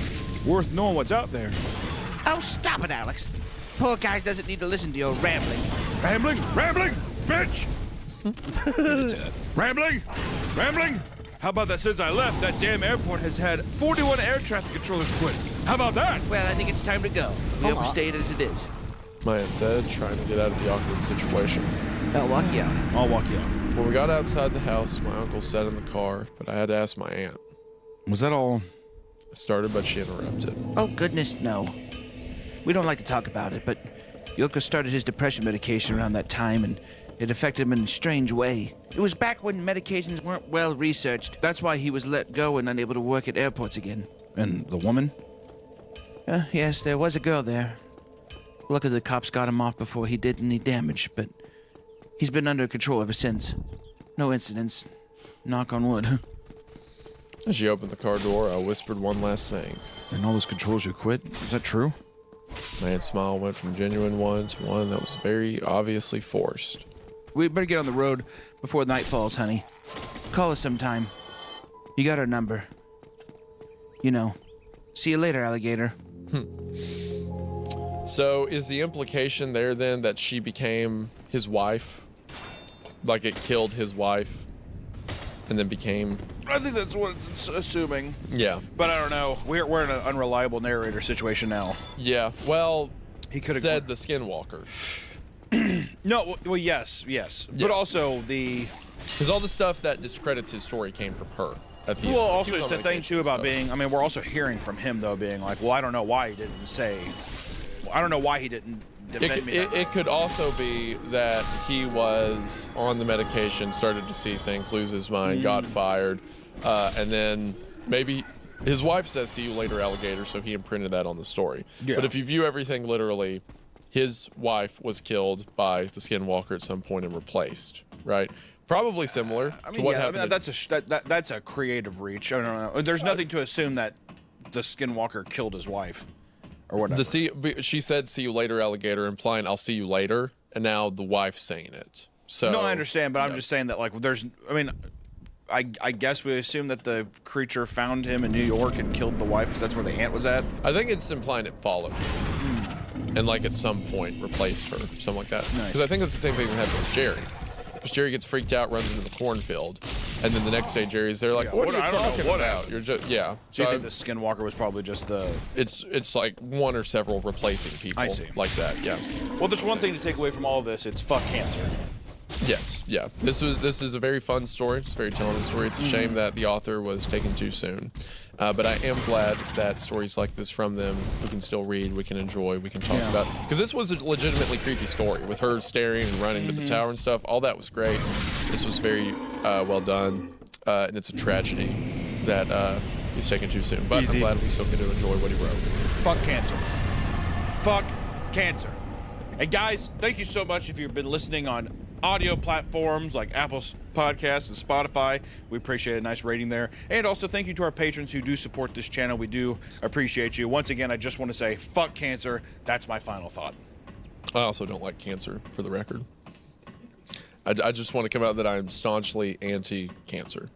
Until Just next make time, that guys, we will see you in the next one. Stay creeped. Goodbye. Stay creeped. And again, cancer, I don't like it. Just so we all know. Fuck cancer! Fuck cancer! And I also feel similarly. Ew.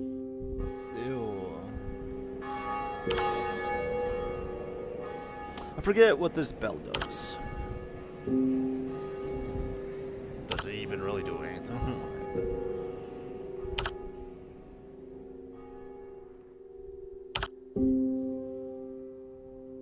I guess I'm Googling. What does ringing the bell do in Dark Souls 1?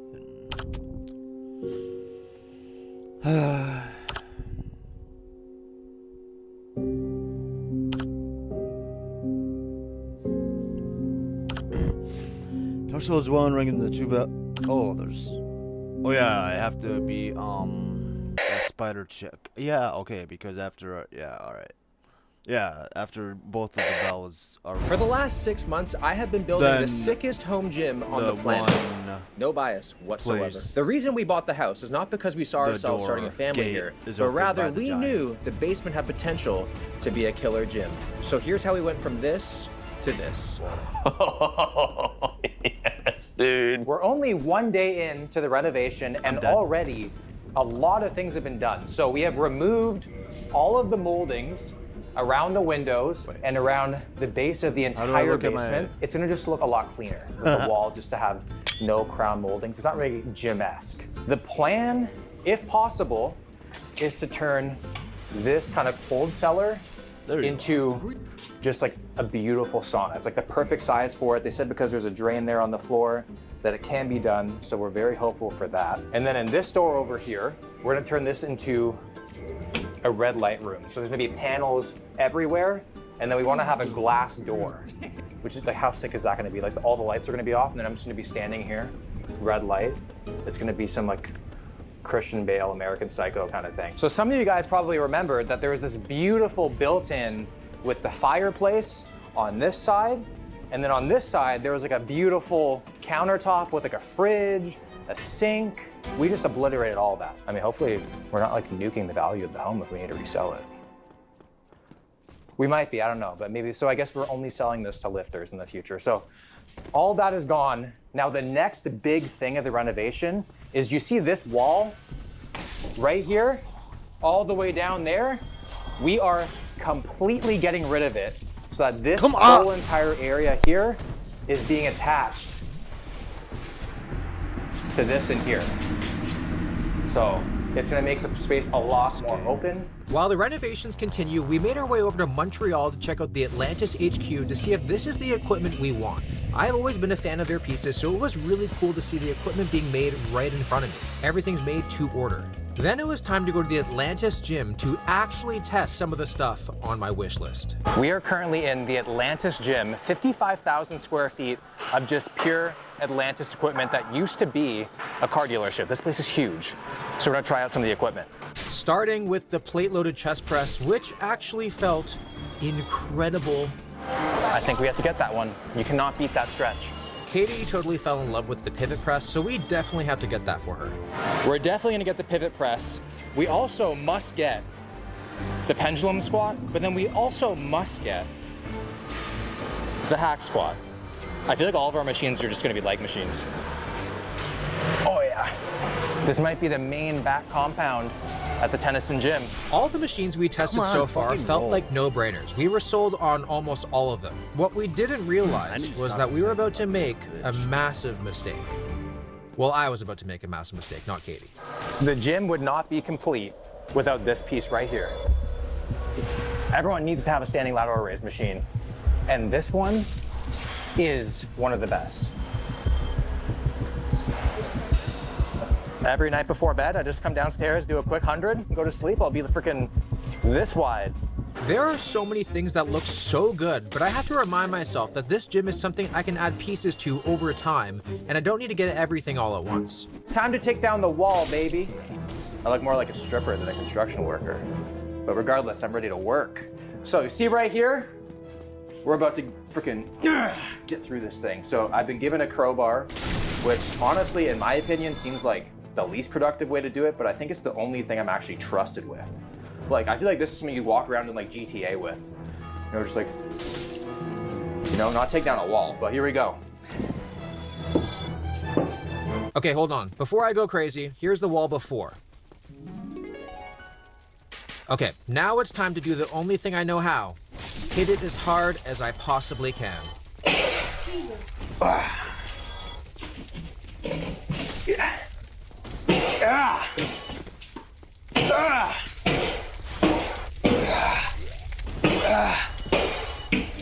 Take that! You want something? That's probably not good. I think I really need like a chainsaw or something here, man. I feel like I'm like healing my inner child right now while I'm doing this. I got way too into tearing down that wall, like concerningly into it. At a certain point, it stopped being about a renovation and it started feeling like a therapy session I didn't sign up for.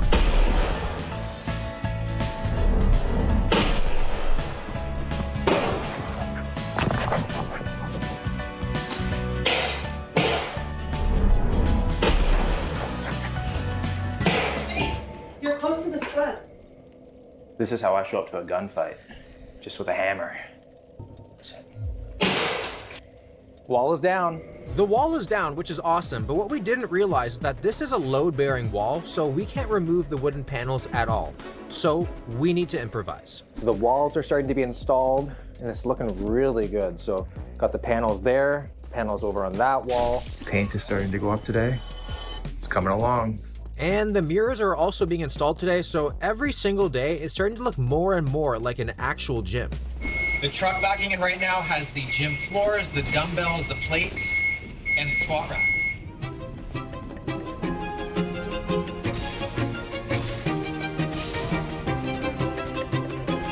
Alright, thank you. Take care. Oh, the more that I see, the more real it feels.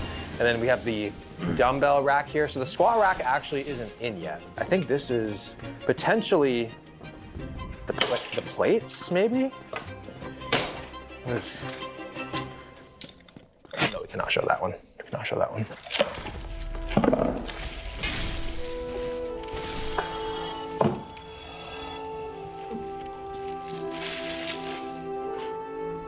Look at that. I don't know if you guys can see that. The Tennyson logo there. Black on black with a nice little like sheen. Wow. That is so neat. So we have these for all the plates in the gym. Looking at the plate in person for the first time, I was more excited than ever for this build to be finished because it started to feel so real. I'm gonna cry. I'm so excited. Exciting day, the sauna is finally finished. Well, not quite, you'll see what I mean here. My, oh my, do I love the smell of fresh wood. As you can see, there's no lights in the sauna because they didn't install lights. Then I looked to the side and there's no heater in the sauna. Not much of a sauna without a heater. So I was like, where is the heater? And they're like, well, we provide the heater, we don't install it. I was like, oh yeah, of course, definitely, yeah. So we had to call an electrician. Another electrician, which is it's a pain in the ass. So one thing that I've learned building this gym is that if I wasn't a YouTuber, I would become an electrician or a plumber. Really anybody in the trades, because they just make so much money. So much money. So yeah, we gotta make another phone call. Oh, it's gonna be worth it. Not only do I need to figure out the sauna, I look at this. There's wires on the ceiling still. The floor is not in. There's just stuff everywhere. Today is March 1st. The truck is coming with all of the equipment to install on March 9th. So, yeah, we are very behind. We have 8 days to sort all this stuff out. So, worried is an understatement right now. I am looking around right now, and I'm just like, there is no way that we can actually pull this off in time. Like, Coop is gonna come all the way down, and he's gonna be like, where's all the equipment? Like, literally the only piece of equipment he can use is a chainsaw. Like, we got nothing. So, I feel like he's gonna give my Temu gym a higher score than my actual gym, which kind of defeats the purpose of my redemption. Yeah, it's gonna be a lot of late nights. Oh yeah, I forgot to mention, you guys remember Coop from Garage Gym Reviews? Well, he's coming back to do a full in-depth review of my gym, and this time I'm looking for redemption after that Temu gym. Oh, and he surprises me with a pretty crazy gift to take this gym to the next level. Look how exciting this is. We have one light installed. Hey. Very cool. So everyone got back to work as fast as they could, and the floors were being installed today, which was huge. When the floors are in, it just makes things look so much better. The company that put the floors in also brought me a gift, so they're officially my new favorite company. And with 2 days until the equipment arrives, this is when I realized my monumental mistake I mentioned at the beginning of the video. I'm having the hardest time figuring out how I'm going to fit everything in the basement right now. I'm using this software thing to try to figure things out. Like, I'm using pool tables and cabinets to mimic the machines, and It's not going so well. If you're gonna build your own home gym, make sure to measure your basement before you buy everything. I crossed my fingers, grabbed the measuring tape, and started measuring the best I could, hoping I could figure something out. This was like an insane game of Tetris, so please, please, measure before you buy things. Please. Today is install day, and I'm in the back of the truck right now with all of the machines, and I can see a little bit of it, and I don't think I felt this excited since I was like 10 years old on Christmas morning. This is literally like throwing me back to that feeling again. I'm so excited. Boba. Hi, buddy. You can come down soon. I promise. The dude has not been downstairs since December. Almost time. It was absolute chaos downstairs with everyone building away. I'm also just low-key terrified the layout I had in mind doesn't actually fit, because then I'm in serious trouble. But that actually wasn't my only problem. Everyone is downstairs building everything right now. The thing that we are very nervous about is the lat pull down, because I didn't really account for ceiling height either. So they don't know if it's gonna fit. And if it doesn't fit, I can't return it. And it's $10,000, so I'm praying right now, I'm praying. So with $10,000 on the line, it was time to stand up the machine. Yeah, we're good. Yeah. Can I keep your finger there if you don't mind? I only look at it, seal it slowly. Yeah, the black We're ceiling. good. That's my depth perception right on.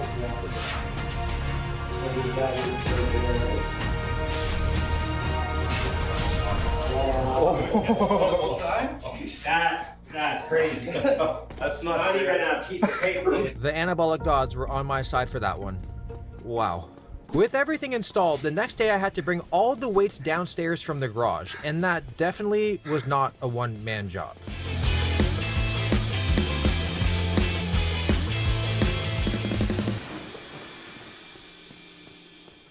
That was the hardest shit I've ever done.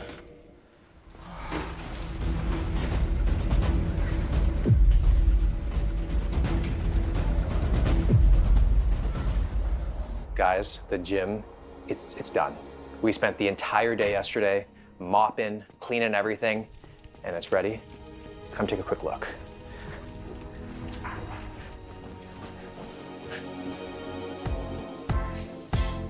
Welcome to my home gym.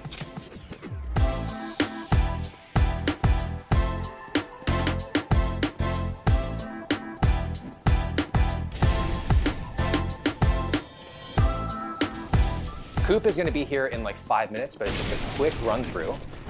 Here we got all the leg stuff. We got the hack squat. We got the hamstring curl. Over here we have the pendulum squat. We have the nice built-in sauna right here. Remember when I wanted the red light room with the glass? Red light room with the glass. Custom Tennyson plates. And then you'll see right here in the leather, we got the Tennyson leather right there. Of course, every good gym needs to have a lateral raise machine. So I'm just gonna come down here between meals. Like literally every hour, I'm gonna bang out 50. Like if I don't get disgustingly jacked in this place, there's something significantly wrong with me, right? So yeah, leg press. Then over here, we have dumbbells from 5 all the way to 120 pounds. And just like the plates, they are also custom with the Tennyson logo as well. Squat rack with this really sick Tennyson plated custom mount on the back. And then over here is more of the upper body stuff. We have the lat pull down, which then turns into the cable row. We got a preacher pad right here. We have this chest press machine, which I'm super excited to use. My own Smith machine. I don't have to share it with anybody, just my very own Smith machine. Functional trainer. Oh, and then it's not done yet. We're gonna get a hyperbaric chamber in here, but we have the Zwift bike because you should be doing your cardio. So this is what we're working with right now. And Coop's here. What's up, dude? Good to see you again. Daddy's home again. Okay, Will, we're going to be ranking your gym on 3 criteria. First is aesthetics. Second is equipment. And third is infrastructure. Infrastructure? Infrastructure. So just like last time, I'm gonna throw the blindfold on you. This one's not from Teeman. It's a bit padded, That's yeah. nice. Yeah. Wow. All right, let's go. Okay, ready? Yep. 3, 2, 1. Oh, yes, dude. This is an entirely different feeling than what it was before. This makes like the Temu gym look like a It feels like a unfunded back children's playground. It does. I knew your aesthetics would be nice, but dude, you did it. This is primo. Oh, and it's all custom. Yeah. You did your custom logo. We did, yeah. They spelled it wrong. So this is kind of like the leg dungeon area. This is the greatest hack squad of all time. Yes. Like I 100% agree. I would prefer this over a car. And you kind of have to decide. A lot of people do. Because this costs as much and takes as much space as a car. This by far takes the most space. Did you get the pendulum? Behind you. Yes. Just so the audience is aware, this strip of rubber on the pendulum squat costs more than all of the Temu gym equipment that was in here before. So this can go in different angles. Oh, everything's so heavy too. Yeah. It's just It just feels so new. It does. Yeah, As soon as you it's move, so new. As soon as you move some, oh, it's nice. It has that new equipment smell, like the new car smell. It does. Yeah. The back pad with the logo, I didn't notice that either. Everything. Well, why the baby blue? Just you always like that color? I mean, reminds me of the ocean. This very specific Jason Momoa dream that I had. Can I ride it? Of course. I must ride. You're taking the virginity of this pendulum, man. I haven't used it yet. Oh, you haven't? No. Is this okay? Yeah, Are go you for it. sure? Go for it. I'm locked in, coach. Oh, just so smooth. Yeah. Yeah, it's just fantastic. Can't even hear the knees crack, man. I noticed there's no plates yet. There's plates. Do they have custom logo too? Oh, yes. Okay, these are better body. Better body. These are nice, is dude. the frickin' goat. Working with them, yeah, the best company. You're gonna notice that everything is basically like Tennyson branded. Okay. Yeah, so if you come down and outlift me, you can't outlift my ego. You're kind of that old guy, you know, with his lawn. Yeah. You just put your hands here, you stick your butt out. I fear I might never leave my house other than for my court appearances. I know, that's the best. Yeah. The sauna. Yeah, so we built this in. I bet this heats up quick. Oh, dude, yeah. It gets to 195. Nice. Like my sauna hat. Look at that. So just in case I die. That's sick. If I die in here, I get locked in, I die with honor. Come on, move. That's nice, dude. That's my wife's. That's nice. You let me wear it. Yeah. That's kind. Not much hair's gonna get on it, so. Thanks. Yeah. This is the red light room. Watch your eyes for a second. Watch my eyes. Oh my goodness, yes. I look like Vecna from Stranger Things. Aladdin. That is something. I went to high school with the guy who started this company. Really? Yeah. Here? Yeah, here. That's Yeah, so like he helped me with that. dang. Yeah. Good for him. So they gave me a code. thought If you that use code for a WILL second. on Calotherapy, you get 15% off. So far, it seemed like we were off to a really good start. He was impressed with some of the decisions, so let's hope it stays that way. We have a T-bar row here. Yep. Which I actually really like this one. This one's like the humbler. Oh, it's great. Yeah. It's like, oh yeah, because look how far the weight's off. yeah, it really stretches the lat. Yeah. At the end. Oh yeah. And you like the placement? It's like right in the stairwell. Oh, it's perfect. You get the Yeah, perfect. you can just look Yeah. down. You see what I'm saying? I'm just like rowing, and I'm like, "Good morning, honey. You have a good sleep? I'm just training some back." This is probably like my favorite piece in the gym. Well, you were last time we were here. You had this. Yeah, dude, it's the best piece. Just because you like cycling? I love it. Or you like this specific bike? I love cycling. Yeah. Okay. I'm addicted to it. It's like a video game. Do you do road cycling? No. Why? I don't want to get hit. Oh, okay. Get killed, you know. Okay, yeah. Yeah. I've heard that's not Yeah, good. I hear you. Lateral race. Oh, it's fantastic. The thing with it is I wish there was more tension at the start. I can see. Yeah, I know what you mean. Yeah. But it's a tremendous lateral race. The problem, are you worried about that? No. You're not going I'm that gonna high? adjust that too. Okay. You're not going that high? No. Okay. No full range of motion in this gym. Okay, you were originally going to put the dumbbells over here. Yes. But then the measurement-wise, it all. Okay. Yeah. Okay. Because there was a kitchen, I believe, over here. There was. I've been saying the entire time, I feel like we completely just synced the value of the home. We just removed all the stuff that people want, like a fireplace, Yeah. nice built-in unit, just home gym, all the way up to 120 pounds. Dang. Better And body. Let's see, you got them in 5-pound increments? 5-pound increments, yeah. All the way through? To 120. 1 to 5, 110, 115, 120. 115, 120. Dang. Yeah. They match perfectly to your plates. Yeah. The aesthetics are primo. They really are. The end caps. They match the plates so well. Yeah. And then when I go for a PR, I look at the sword back when I was in my prime. That is pretty sick. Yeah. I do notice the rack. I wasn't gonna get a rack until you said. Until they put my name on it, and then I was like, I gotta have it. That's pretty sick. I know. It is. I was gonna do most of my stuff out here. Yeah. So, okay. Yeah. Then if you're gonna do that, you need to get half spotters. Oh yeah. Because I don't know. I feel like there's something kind of cool about no spotter in your basement by yourself, isolated out of nowhere. Yeah. You got to make that lift. It would force you. You're like, Leg press. Yep, leg press, dude. It's just fantastic. Typical leg presses, like on that rail. Yeah. Kill my knees. Yeah. But this one just feels so nice. Yeah. Yeah. It's big, and it is a plate eater. Oh, that's why they have It these is. huge horns. I Like you know. can just stack. One thing I will say, your layout. Who designed your layout? Me.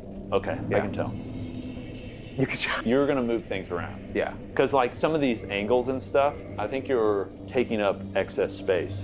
Really? Yeah. Dude, it's and actually so the angles are kind of messing with me. From my impression looking at the gym, I feel like I can only add 1, maybe 2 more pieces. Dude, you could add so many pieces. What? Oh man. It just depends. Like this isn't a commercial gym, so you don't have to worry about like, oh, if people need to go around the leg press, they've got to like move around. That doesn't matter. There's a lot of guys that just have, I mean, it's like Tetris. But even if you like it open and airy, you could have a lot more pieces. And the other thing is Atlantis isn't making compact pieces. Well, there's a lot of companies. One example is Jim Lako. They would take a normal piece like this and shrink it a lot. This is their other Mount Rushmore piece, the incline plate loaded press. Oh yeah. Sick. Yeah, it is very good. The only thing I don't love about it is there's no kick lever. You ever seen those cork yoga blocks? Yep. You can place them under here, place them right there. Yeah. And then you place them so they're like part way off. Oh, and then when you lift, they just fall. Yep. And then you can do your set. Lat pull down. And low row. Which then? Beep. With the spring. Yeah, low row. dude. Yeah. Oh, it's so nice. Big oversized pulleys. Yep. They do use, if you just want to go absolutely ham and want to spend a lot of money and have a slightly smoother experience, you can replace these with aluminum. They'll be slightly smoother. And then the functional trainer. I just penetrated her back. Just don't recommend doing pull-ups. This is one thing that kind of annoys me about, like, you see that and you're like, oh, I'm doing a 45-pound, tricep kick. You're not doing 45 pounds. That's like on a 4-to-1 or a 3-to-1 ratio. I think it's 3-to-1. So it's actually like a third of that weight. The reason they do that is because now you have cable travel. Whoa, what? Yes. See? What? Why? The reason that companies do that, one, if you want to do more athletic movements. The other thing is it makes it jump less because it's on those ratios. So like minor movements, like it's not going to make the stack like boom, pop up as much. So that's one reason companies do it. The other is it's kind of vanity. Like it like looks like you're doing more than you really are. Yeah. Wow. But the annoying thing is you've got 300-pound stack there and you can only use a fourth of that. There's no way, dude. Oh yeah, that's nothing.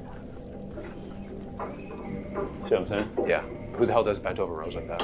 I do those. Do you really? I can feel the floating floor. This is like an 8 mil. How do you know this shit, man? I think that's 8. Dude, I do this all day, every day. If you're going to deadlift, which you may not deadlift much anymore. Okay, all right. No deadlift, no squats, fuck. So just, I mean, don't Extra has be fucking nice. poison Whatever resistance. it is. Do you like the gym? Yeah. Then that's, dude, then anything I'm going to say doesn't matter. If you love it, that's great. But I'm still going to roast you. But just so you know, Okay. if you like it, Yeah. I'm glad you like it. I like it, yeah. And you should for a number of reasons. You've worked hard to get this. Okay. First is aesthetics. Aesthetics, I would say, is your shining achievement. By far, this gym is beautiful. Yeah. It really is. It's a bat cave. The details are there. The matching ceiling to the walls, and we're not just talking paint, but also spackle. Like everything's flat, like it just fits. But you also have multiple textures with the walls, with the fluted walls, the lighting. I mean, dude, the aesthetics, they're 9s to the 9s. They're very well done. So, because they're to the 9s, I give you 9.5 out of 10. Okay, what's the 0.5? Just nothing can be perfect. Nothing can be okay, perfect. That makes sense. Equipment. Okay, here's the thing. if I was going to... Whenever it starts off with a little bit of a laugh, I'm in for a oh, fuck. Dude, if I was going to choose a single company to do equipment like you've done it, Atlantis would be one of my top picks. Okay. It would. But every company has their highlights and their lowlights. And Atlantis has probably more highlights than most, but they do have some that are just okay, you know? And so you chose really good options. But like, for example, little stuff like the Preacher Curl, it's like, it's a good Preacher Curl, but there's better Preacher Curls. Yeah. Bench, same thing. So for the equipment, I'm giving you a 6 out of 10. Okay. And not, the equipment is fantastic. Yeah. But when I think of the best gyms, they're curated gyms. So it's like you take the best from Atlantis, from Prime, from Panada, from Jim Lako. I couldn't go through the stress of Oh, dude, it's man. It's a deep rabbit hole. But I will say, over time, I bet you'll get into it. Yeah. I'll take the 6 out of 10, man. I'll take that. Oh yeah. Then infrastructure. So infrastructure includes things like your flooring, your lighting, sound control, layout.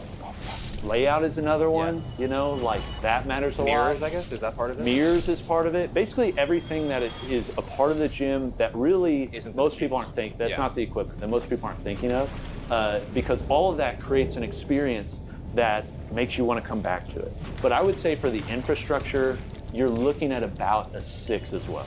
Okay. You went with the linear lights. Do you like it? Oh, dude, yeah. You were going to do hex lights, though. I was, but then I thought, the more I thought about it, I was like, that's just so trendy. Everyone does it. It and is. I think it's gonna gonna go like out. phase out in like a couple of years, you know? This will last, and the other beautiful part is you've got the linear light on the ceiling and the wall. Like, this is such a nice touch. Yeah. This is just, dude, this made it. Flooring is good, but it could be better. And the layout really hurt you. Like this. You won't keep this here. No? No, you won't. Because you're like one, it's kind of in the way here. It kind of hurts the flow. Yeah. The other is, I think that's gonna annoy you. I think that's gonna annoy you. Yeah. Because you don't want to think about anything being there. You just want to lateral raise. And if you have other people come, will you have other people come and train with you? Yeah, of course. Okay. It's an open door policy. Okay. Come on in. Yeah. Because you'll have people that are like, no, I like super wrong, you know? Yeah. And, like, I can't do that here. So. Just Mike Israel can't come over. Yeah. You know? Yeah. So that is 6 plus 6 plus 9.5. Oh, 9.5. That's That is 12. 21.5. Yep. Out of 30. Dude, I'm happy with that. Dude, I mean, anything over 15. Yeah. I just want to pass. No, You know? I mean, it's a fantastic gym, dude.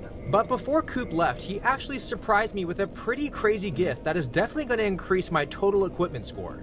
Okay, Will, I brought these as a gift to you. This is literally the gym of the future. And I think this will take both your gains and your gym from, you know, like maybe a 6 to like an 8. To an 8. So this is called a Beyond Power Voltra. It packs nearly all of that weight stacks that's there into this. But in a way that uses no momentum and has fully adjustable resistance curves. And how much do these things go for? They're $2,000. Like in for total? one. For one? Yeah. So did you just get me a $4,000 gift? For you. Of course. Thank you, man. Of course. No problem, man. You know, you hug kind of light. There you go. You don't even use 2 hands, though. You don't even use 2 hands. Well, there you go. And then listen to this. Oh. You are ready to lift, sir. All right, weight training. So I'm just going to put this on a standard 20 pounds. That sound effect, man. I know. The haptic, too. It's just like, just go ahead and try it. Actually, do you want to take that off? You can take it off, yeah. Oh, it's the foreskin. Oh, yeah. Feels good. That feels nice. Yeah. No momentum, just consistent throughout. Counts the reps. And sets. And it will count your rest time. Okay, so now we're going to do eccentrics. So eccentric means it's going to increase the load as you go down. Your first rep's just going to be 20. Oh, there you go. Oh, it just went. Yeah, what? There you go. There you go. Yep. Whoa. Wow, dang. That's sick. Yeah. Holy shit. I can imagine for lateral raises, chest flies. Oh, yeah. Lat pull downs. Yep. Any cable-based movement. Yeah. Now I just think I Feels wasted all my unreal. money on all that shit behind me. Yeah. Yeah. That's okay. You can buy more of those. So I think this is what you mean when you said you could add double my gym. You just compact my whole gym into a little box. Is that what you mean? Yeah. It's just a magic little box, Pandora's box. Wow. All right, man. Thanks for having me, Will. Thanks so much. Take care. Yeah, see ya. Okay, so we got 72% overall in the gym, which I'm pretty happy about. I was expecting around like that 75, 70% mark, so we're right on the money there. But the review's done. Now it's time to just actually use this stuff for the first time. Oh yeah. I cannot believe I have one of these in my house. With a dialed home gym, I want to make sure my programming is locked in as well, which is why I use Macro Factor workouts to track everything. It's super customizable. You can create a program with extra focus on specific muscles, choose how many times a week you want to lift, how long you want those sessions to last, and what kind of split you want to do. Then it will create the best program for you. If you want to assert dominance in a gym, you have to be able to press the heaviest dumbbells. So we gotta take the 120s for a spin for the first time ever. No warm up. The lighting in here is pretty nice too. It makes me look 8% body fat, nobody else, with how it's curated. For each exercise, you can implement your RIR, rep minimum, and maximum, as well as set timers between your sets. There we go. And once I lean up, I look at the dumbbell, and you know what that reminds me of? Who my competition is. Myself. If you want to give Macro Factor workouts a try to take your training to the next level, use code WILL for 2 weeks free. I don't know if this is ever gonna get old. I'm probably gonna have my breakfast down here, have my coffee, do my work down here. Yeah, no one's really ever gonna see me. I really thought I was gonna have my own food truck before my own crazy home gym, but here we are. Full transparency when it comes to the plates, the dumbbells, the dumbbell rack, the squat rack, that is all done by Better Body. They hooked me up completely for free. Amazing company, super high quality. I'm very happy with all the stuff. Like, I think literally like the weights to me make the entire gym. So if you guys are looking to build a home gym and you want some high quality stuff, make sure to check them out. I'll put them in the description. And a big shout out to Pete Major. Who is that, you might ask? It is the guy who literally built this entire basement, pretty much 95% on his own, one guy. The guy's a beast. Like if I was having a kid, he could probably deliver the baby also. There's nothing that he can't do. So thank you so much. Thank you, Max from Better Body. Thank you so much for everyone else who's involved in the video. If you're watching, it means so much. What am I gonna do next? Oh, baby. Oh, yeah. No knee pain. Every machine I use is like my new favorite. But I don't know, this one might for sure be the favorite. It is just so smooth. I think a lot of you probably think, because a lot of it's Atlantis, that I got it sponsored. It is not sponsored. I spent a lot of money on all this stuff. So this is not sponsored whatsoever. I very much paid for everything. Because this is my own leg press, I can put a pillow while I do my set, which reminds me, please subscribe. You should be subscribed because, I don't know, we might be giving away a home gym really soon to someone who subscribes to the channel. So hint, hint, subscribe to the channel because home gym could be yours. Oh, this feels like a first class seat to Quad Gains. Yeah, look at that ROM, bro. You know, having a gym like this and just being down here makes you reflect. Well, it makes me reflect on like the start of me making my YouTube channel back in 2019 to now, and all the videos and the hard work I put in has helped me, you know, build something like this. And obviously, I couldn't do this without all of you guys watching. So, thank you so much. This is incredible, and I actually have no words for how happy I am about this. But so thank you very much, and hopefully this shows you guys out there watching that, you know, what might seem like a pipe dream, all of a sudden might just turn into reality for you. So, thank you guys so much for watching. This is my home gym, and I'll see you guys in the next one. Peace.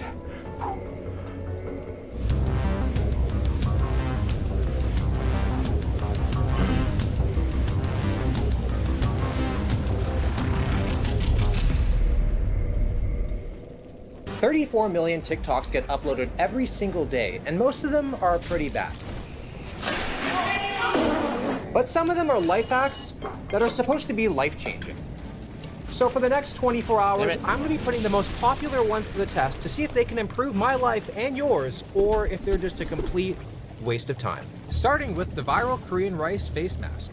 My 63 years old mom always says true beauty starts in the kitchen. Today we are making the viral Korean rice mask. Cook the rice until it reaches this creamy porridge-like consistency. Put the cooked rice into a blender, blend until silky smooth, and add 1 tablespoon of raw honey. Apply for 15 minutes and rinse off to get that glow.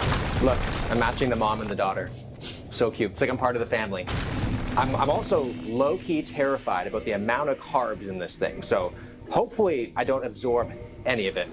So this took quite a long time to make, so hopefully it works. And if it works, this is quite the hack because facials can be pretty expensive. And I mean, this is just white rice, so this is very cheap. A little rice to wake up looking nice. True beauty starts in the kitchen, a Korean mom once said. Thankfully, it's not a black bean mask that I have to apply because I don't want to risk getting canceled to look good, you know? Ooh. My skin's already dancing a little bit. I think my skin's happy with all the carbs and the sugar from the honey. Why did their face mask just look so much better than mine? What the heck? The mask is now applied, and I look like I got hit with a Guinness record-setting money shot. If that's something that they track, I don't know. But we're supposed to leave the mask on for 15 minutes for a brighter and even skin tone. So let's get it.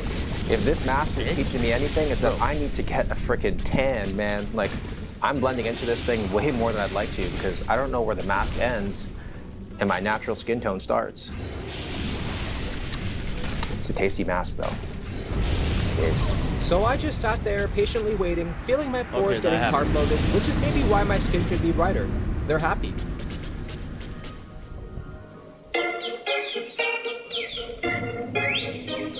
All right, so let's rinse this mask off and see if it made a difference. Despite a ton of rice in my hair right now, looking at the before and after, there is a massive difference in my skin. It looks smoother, it looks healthier, it looks more vibrant. It just looks all around better. So Korean rice mask, I approve of this hack. Next up, free Chick-fil-A. Next time you go to Chick-fil-A, go at like 10:35 a.m. because if you order lunch, they're gonna include the leftover breakfast for free. Not 10:30, not 10:40, 10:35. Also, don't forget, Jupiter has to be aligned and Mercury in retrograde. As you can see, I'm not very confident in this hack because I'm kind of shocked I don't see him here. But realistically, he probably got free breakfast because he or she at the counter thought you were cute. Like, I'd give you free breakfast. They always say there's no such thing as free lunch. But this is free breakfast. Let's see. The comments on whether or not this hack actually works is pretty divided. At Chick-fil-A, breakfast ends at 10:30 a.m., making 10:35 that sweet spot time to get rid of leftover breakfast. It's 10:33, perfect timing. A lot of people have actually walked in, so I think other people know about this too. The only way that this works for me is that if they feel bad for me, or if they think I'm nice, I think so. How's your morning so far? It's good? Thank you. As you can see, I was being super nice to hopefully get something extra on my tray. I ordered grilled nuggets, waffle fries, and a Coke Zero, and they gave me... Thank you very much. The guy is out here getting free breakfast, and if I even get a single napkin in my bag, I call that a win. But here I got exactly what I ordered. Exactly. Nothing more, nothing less. What kind of business are they running? I can't see it lasting. This hack is a bust. Next up, the Navy SEAL nap. I'm going to show you the Navy SEAL-inspired power napping technique that many of our elite forces swear by. First, you're going to find the edge of a bed or a couch like this and put yourself in this position. A Navy SEAL-inspired power napping technique sounds pretty gangster, man. Like, this isn't just a nap. This is a Navy SEAL nap. This is a nap with purpose. And I'm the type of person where I always feel sleep deprived. I always feel like I need another hour, and I don't get it. So this could be pretty life-changing for me, especially because it's only 10 minutes, and we all have 10 minutes in the day. Now, I have no idea who this guy is, but he has doctor in his name, so I'm gonna blindly trust him. You wanna know what else takes 10 minutes to work? Amphetamines. I'm just kidding. All right. It feels weird doing this when I'm right beside a wonderfully comfy bed. Do I look like a Navy SEAL? I'm just picturing my legs are up on like the edge of a boat with a group of us on a bunch of waves. So, all I gotta do now is nap. I think I can do that. Okay, we're gonna start the timer. 3, 2, 1. I pretty much instantly fell into such a nice state of relaxation, and considering my head was on hardwood floor, I was surprisingly comfortable. I really have no idea how this works, so I'll let our doctor explain. Laying in this position for 10 minutes with your legs elevated like this is going to accomplish two things. First, it's going to reduce swelling in your legs as well as return blood flow to your core, both of which are going to trigger relaxation. Second, by limiting the time to 10 minutes, you're going to wake up during the light phase of sleep and therefore wake up feeling refreshed.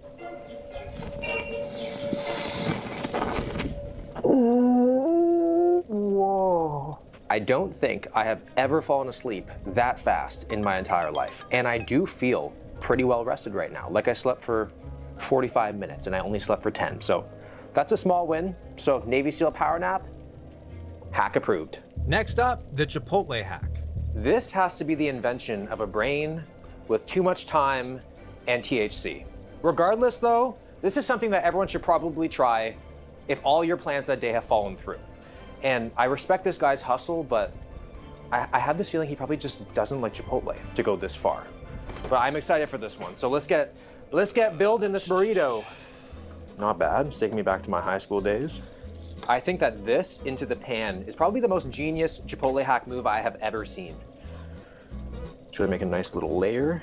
Now we take the burrito, lie that right into the cheese. Oh.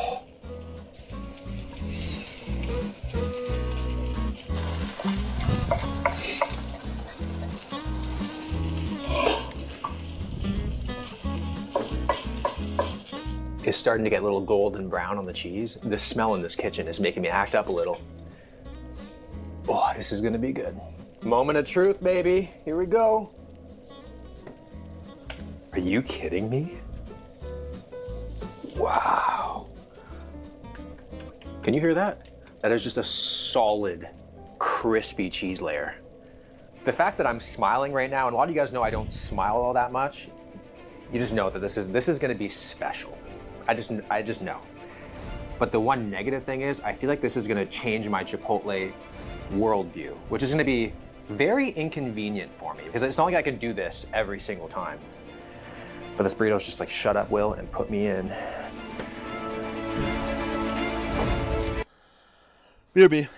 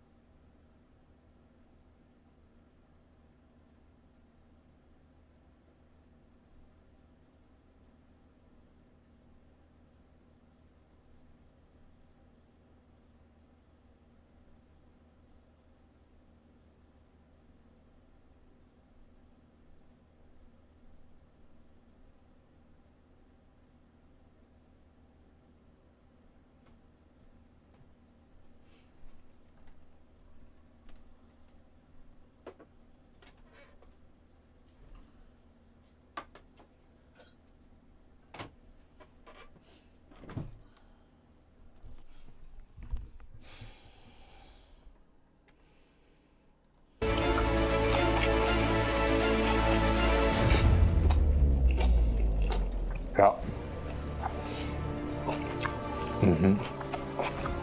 I got shivers in my thighs. My toenails are curling. The texture of this thing is incredible. That cheese layer is just straight foreplay, man. You guys have to try this one. This is a must try. So the Chipotle burrito hack, I approve. This is really just a work of art. What's next? Am I gonna have to go to Subway and get a sub and somehow turn it into a calzone? TikTok is crazy, but there's sometimes these hidden gems that just hit. Next up, onion feet. Do you know if you tape a few onion slices to the bottom of your feet 1 hour before going to sleep and leave them there all night, it helps draw out toxins, reduce inflammation, and support your immune system naturally? I don't know if it's his accent, the beard, or a positive spin on racism, but onions on my feet just sound a lot wiser coming from him. But more importantly, I think the real life hack is bro's mobility routine. How is he holding his foot like that the entire video without cramping? But seriously, this has to be some sort of prank to cut down on dating competition. It has to be.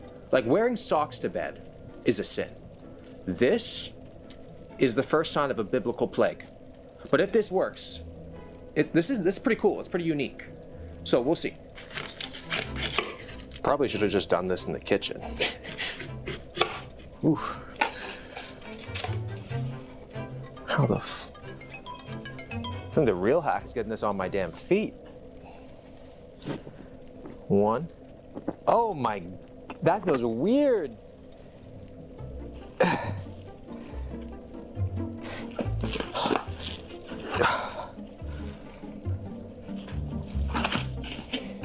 We have 1 foot done. If someone walked in on me right now, this one would be hard to explain. And coming from me, that's saying something. Okay, next foot.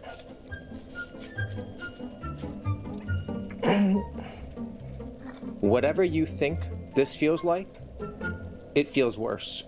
I have onion juice dripping down my ankles. But I'm not even gonna lie to you, I feel significant activity going on my feet. They are cold, they're tingling, they're starting to go a little bit numb. And I'm also getting a little bit worried as to what the hell is going on, because I wasn't expecting anything. But the fact that I'm feeling something, maybe it's gonna work. So we will find out if I feel any better in the morning. It smells like a 1-star shawarma restaurant in my room right now. Like a shawarma restaurant that's also a drug front.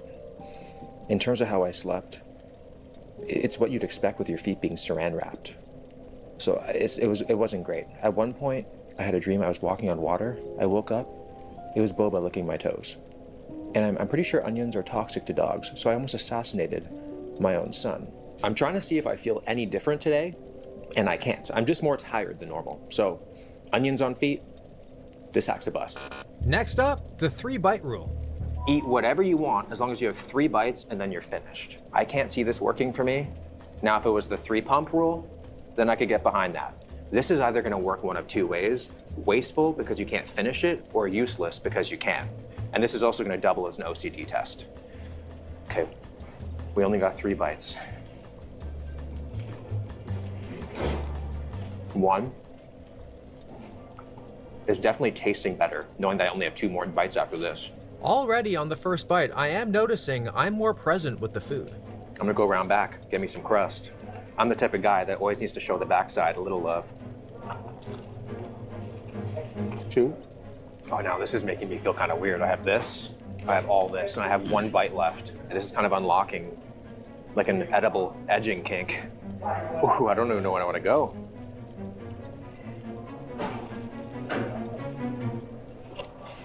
My God, I wanna go for a 4th bite so badly, but it feels like it'd be a fatal mistake if I do.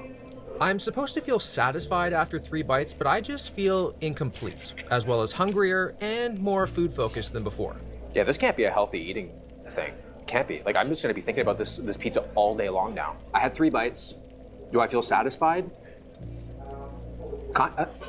Not really, no. Now I'm like looking at this,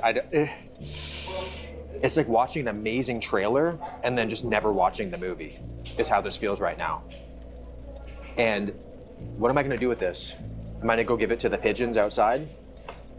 Oh, this just feels so wasteful. But more importantly, I just feel like you're going to be speed running something a little bit more serious if you take this kind of eating method too far. So because of that, this hack is a bust.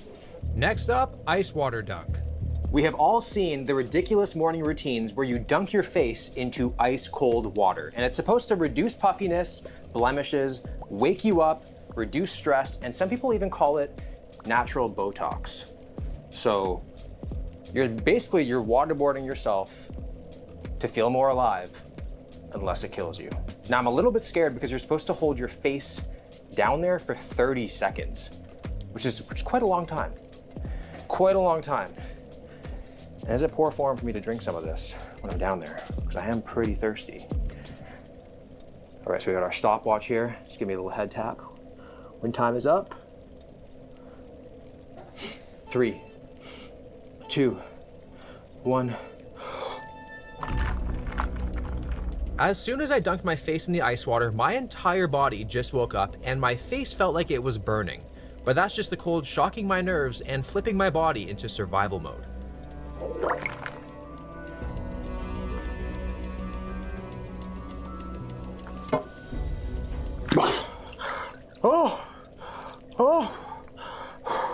Is it 30 seconds? 30. Oh! Ow! Oh, my face hurts. Oh.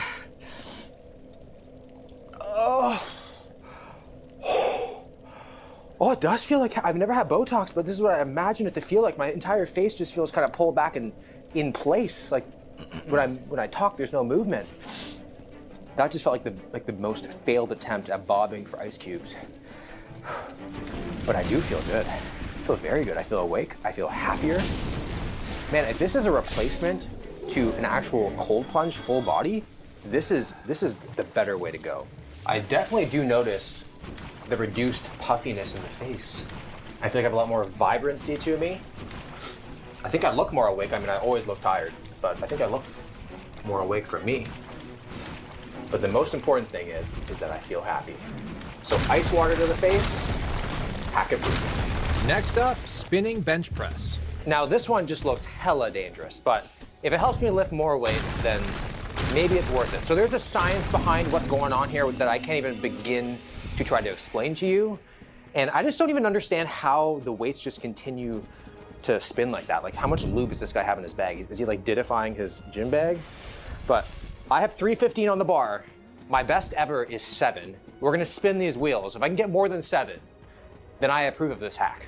All right, here we go. Spin me. Yours fucking plugged. Give it a big crank. Holy shit. If this claims to increase my bench strength by 10 to 15%, surpassing 7 reps should be incredibly easy.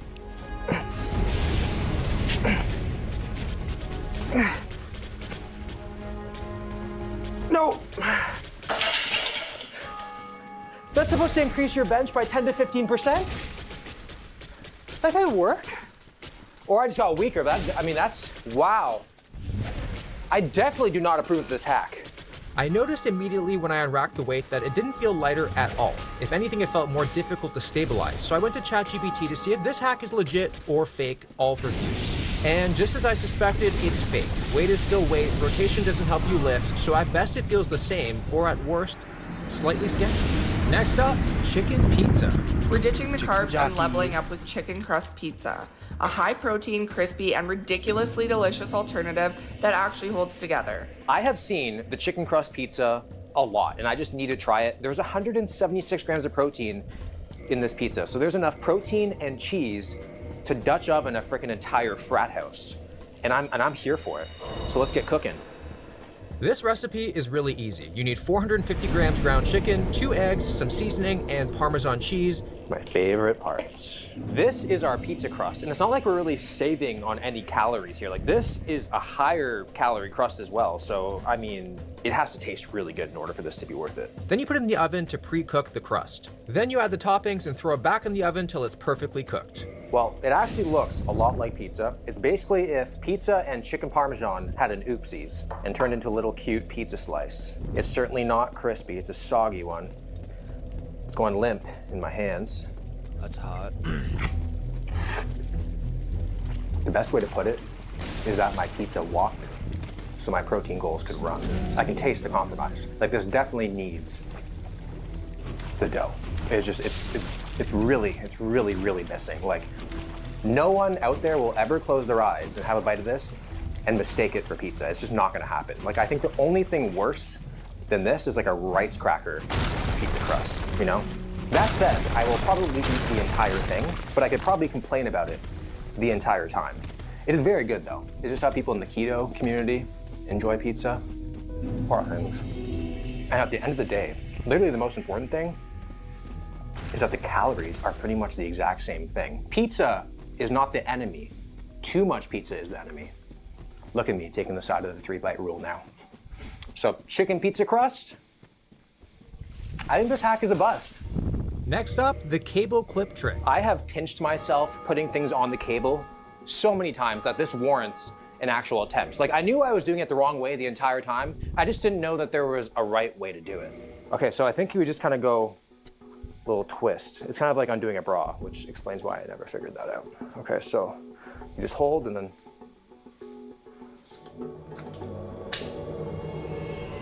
Whoa. That's a lot more satisfying than I expected. Let's do that again. Just go. Damn. This technique may be cool, but isn't actually any faster than just doing it how we normally would. I put it to the test. The new technique was a full second quicker, which doesn't seem like much, but if you go to the gym every day and do both sides, that's 2 seconds, which is 14 seconds a week, which is 12 minutes a year, which in 100 years, I'm just kidding, you get the idea. Hey, look at that. You never have to pinch your fingers again, and it's so easy. Hack approved. Next up, the Metamucil hack. If you have problems with binge eating, I got the perfect hack for you. Get yourself some psyllium husk, right? I use this brand because it's super cheap. It's from Walmart. Take 2 to 3 tablespoons, put it in a cup of water, about 12 ounces of water, and then chug it immediately before it solidifies. You will not have any more cravings anymore, and you will feel super full, and you will have the perfect poops the next day. You don't even have to wipe. I am a snacky boy. When the sun goes down, I just like to eat. So getting me to stop eating is a very tall order. I think the only time I've ever stopped eating is when we literally run out of food in the house or I get food poisoning, and even that is just temporary. So we will see if this stuff works. Thank God he corrected himself and put teaspoons instead of tablespoons on the screen, because if I put 2 tablespoons of this stuff in here, I would be using my bed sheets as toilet paper. 1 teaspoon, 2 teaspoons. I feel like there's no way this works. Smells pretty good.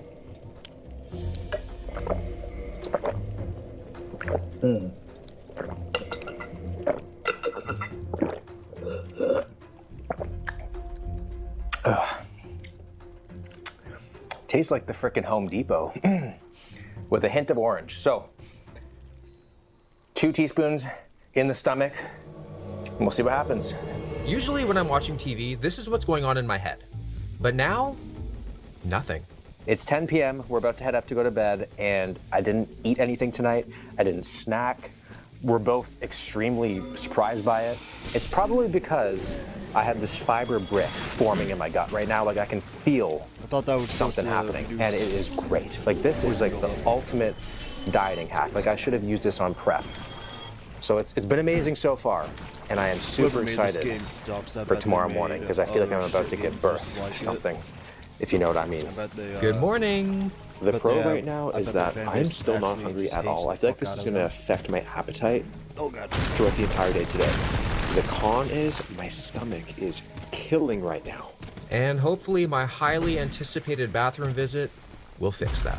I was going to send a picture of this as my good morning text in my family group chat, but I'm going to have to check my work, because it does not feel like I can just pull up my pants and walk away and start my day. It doesn't. Like, I don't know how that guy does it. Like, he has to check his underwear, I think. So, I mean, even though I need a wipe, in terms of appetite suppression, it's pretty game changer. So because of that, I approve of this hack. Next up, pre-workout holder. This is a pretty sick hack, especially if you don't like to use the most effective delivery system. So we are gonna try to see how this thing works. It's gonna be a little bit of an arts and crafts situation here. So you basically just cut half. Because really, if you think about it, if you share your pre-workout with all your gym bros, the amount of germs inside your pre-workout is probably more than the actual barbells that you use to lift. It's pretty gross. Okay, so now we actually have to literally go farming for the scooper. What the hell is that? I wish I could type so I could say how fucking stupid I am. I didn't even wash my hands. I don't even remember the last time I washed my hands. You don't know where these hands have been. There we go. Now we just cut a little hole. I don't remember this boss being this fucking annoying and hard. Look at that. Scooper. But usually I play one of the main super, tests is to like, see if it tanky actually builds, closes. So it doesn't kill me this fast. So. There. Do it up. Right there. That is really cool. That's really cool. Now, I don't know if this was intentional or not, but watch, you can go for a scoop and you can go and you can scrape the side for a nice, perfect scoop and dunk it right in. So this is simple, it's brilliant, yet nobody watching will probably do this for their next tub. But with all of that said, the pre-workout hack approved. Next up, Skull Crushers. Visually, this one just looks like it's gonna absolutely hit. It just looks so secure. But doing this at a commercial gym, I just think it's a big no-no. You're taking up an actual bench press. Like, you're gonna need a spotter to like prevent someone else from pushing the bar onto you, because you're just gonna piss people off. Like, for real. Like, this is the tricep equivalent to curling in the squat rack. All right, let's try this out. Should we lock in there with the elbows and then go right against it. Oh, that feels nice. I feel like with Skull Crushers, people's like arms like just flail everywhere. So this just keeps you locked in. And watch this. You can drop the weight and superset right into close grip bench. Boom, boom. And you can go right from there, squat rack, do a couple curls. So, I mean, if you have your own gym or your gym's quiet, I approve of this hack. Next up, the extracts hack. A diet hack that is not talked about enough. Extracts, and not just vanilla. I'm talking almond, coconut, mint, anise, which tastes like licorice if you're into that, butter extract. I've even heard of cake batter extract. You can add a little drop to your yogurt bowls, oatmeal, protein shakes, Ninja Creamies. That little flavor boost adds so much versatility to your meals, and you use such a tiny amount that the calories are negligible. They don't even have nutrition labels. I never thought to think to add extracts other than vanilla when making French toast to things like oatmeal and some Greek yogurt. So I have this super strength cheesecake flavor. I don't even know why it says super strength. Is this gonna turn my Greek yogurt into freaking Hercules? Like, super strength cheesecake flavor. Okay, and usually dieting hacks like this, I'm expecting it to be like a 3 out of 10, like 10 being like an actual cheesecake. This is probably not gonna be all that great. It does really smell like cheesecake though. It smells like they actually like microdosed a slice in here. Just like Molly said, a little goes a long way. So we're now just a little bit here. Just like that. In terms of calories, they don't even list calories. So I'd honestly go with 0. So if this can even like increase my yogurt experience by a little bit, I would say it's worth it then. Whoa. It does, it smells like a raw cheesecake batter. All right.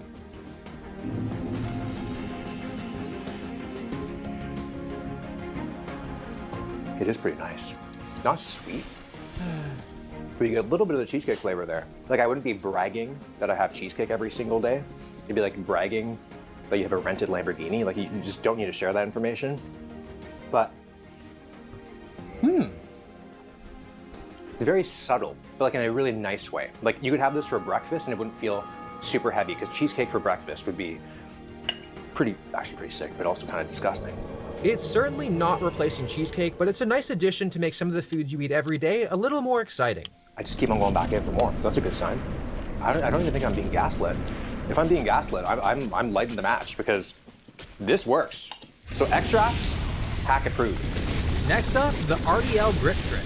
This hack is actually pretty genius. You just have to steal the cable handles from the cable machine. So pretty much gym hacks are just becoming the most annoying person in your commercial gym. Like you're taking up the bench press for skull crushers, and now you're taking this to do RDLs. But my hands do slip quite a lot when I do these. So this feels comfortable. This is gonna be game changing, and I'm probably gonna use this all the time. Wrap around. Oh, that does feel nice. Yo, what? These actually feel better than Versa grips. Oh my God. What? This is genius. Why do the work when someone or something else can? I could actually stand like this all day long. This might be the best gym hack that I've seen yet. This is amazing. I've had the dumbbells in my hand for all these shots. I haven't dropped it. Still don't need to drop it. I'm going to bed. I approve of this hack. Next up, free Taco Bell. This girl has been getting free fountain drinks from the Taco Bell drive-thru. Oh, that gaslit. If I'm being gaslit, I'm lighting the match because this works. So extracts, hack approved. Next up, the RDL grip trick. This hack is actually pretty genius. You just have to steal the cable handles from the cable machine. So pretty much gym hacks are just becoming the most annoying person in your commercial gym. Like you're taking up the bench press for skull crushers, and now you're taking this to do RDLs. But my hands do slip quite a lot when I do these. So this feels comfortable. This is gonna be game changing, and I'm probably gonna use this all the time.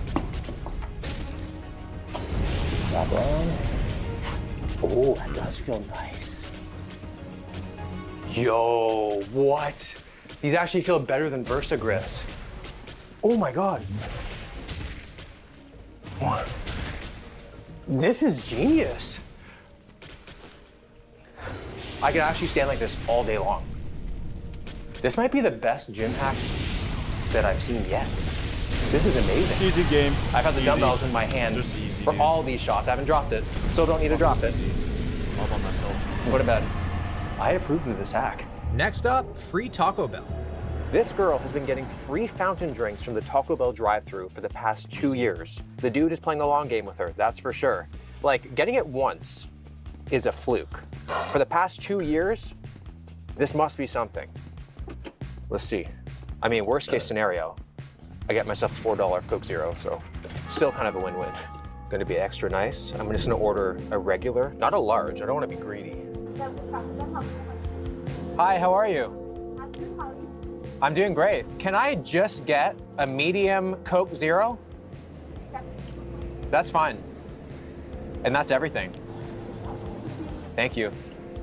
She didn't say a price. She said you could just drive up.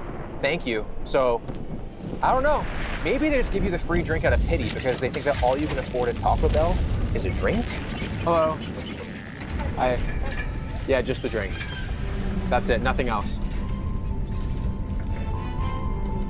Regular size, right? Regular size, yeah. Oh, okay. Thank you. Taco Bell free drink hack. Bust.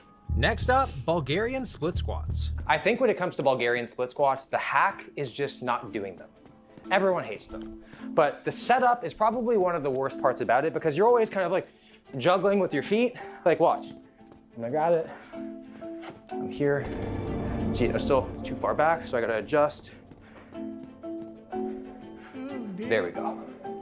So that was one correction. Whereas with this hack, you put the weights down, sit at the bench, extend your leg that you want to use, boom, up, and you're just perfectly on the pad the first time.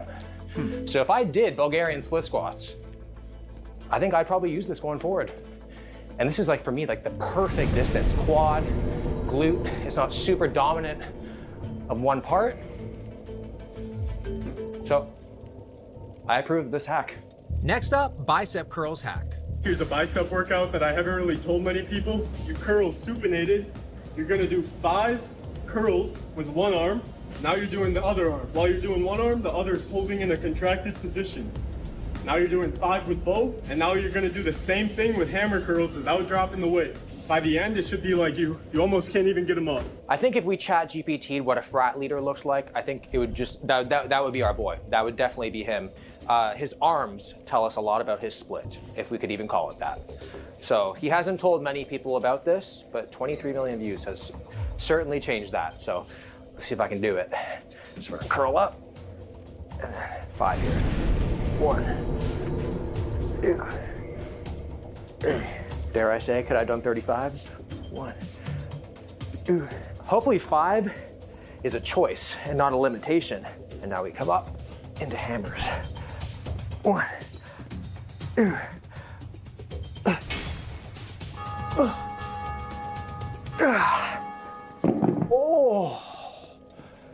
Oh, that felt good. There's a good burn to it. I really like when you go from regular curls to a hammer curl at the end of a set, usually, because it helps you get a little bit more reps. So I actually like going from a regular curl to a hammer curl. You do get the burn. In terms of it being effective, I'm not really sure. Just because an exercise burns doesn't necessarily mean it's all that effective. So there's a lot of other better exercises I would do. So because of that, this hack is a bust. I tested a bunch of so-called life hacks. Some actually earned a spot in my routine. Others were straight up fake for views. But after all of this, it made me realize, maybe it's time I start sharing a few of my own.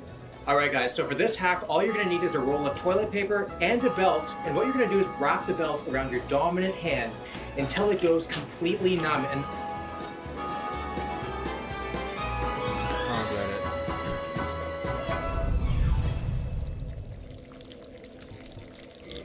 I don't get it. Well, you know what they say, you can't spell incompetent without Pete. Pete Hegseth just appeared in front of Congress, and as I'm sure you can imagine, it went really well for him. It's real muscle behind our warriors. God, my guy is so fucking thick and big, tough and cool.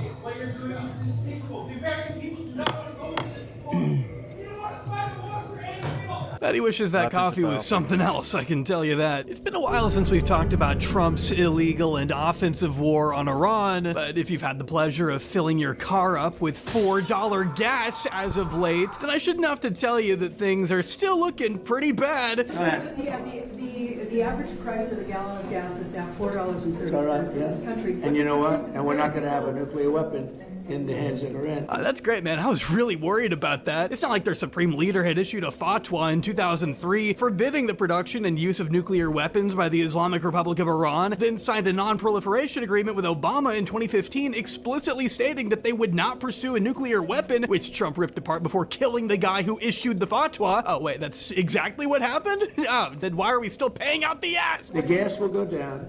As soon as the war's over, it'll drop like a rock. There's so much of it. It's all over the place, sitting all over the oceans of the world.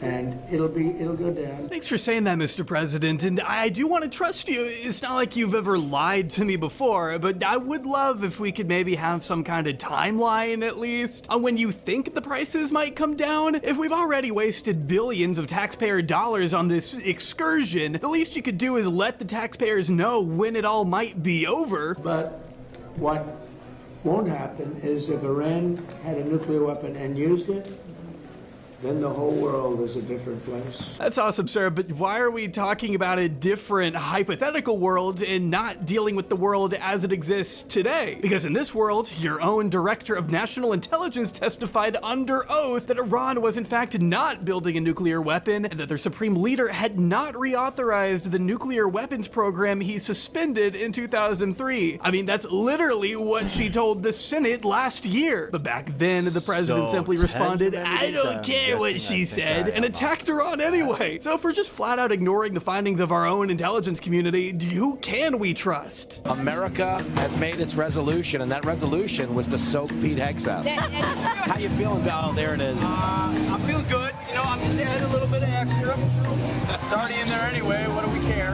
Enough. There it is! Down goes Duncan Dad on New Year's Eve. All right, of course, he looks respectable to me. Forget that email his mom sent him in 2018. You know, when she told him, "You are an abuser of women that belittles, lies, cheats, sleeps around, and uses women for his own power and ego. You twist and abuse everything I say. On behalf of all the women, and I know it's many, you have abused in some way, get some help and take an honest look at yourself." Ignore the accusations of sexual assault that he was investigated for. Ignore that he paid $50,000 $1,000 to a woman who threatened to sue him for raping her, ignore the open secret of his drinking problem, and that he was said to have drunkenly chanted, "Kill all Muslims." Many of your work colleagues have said that you show up for work under the influence of alcohol or drunk.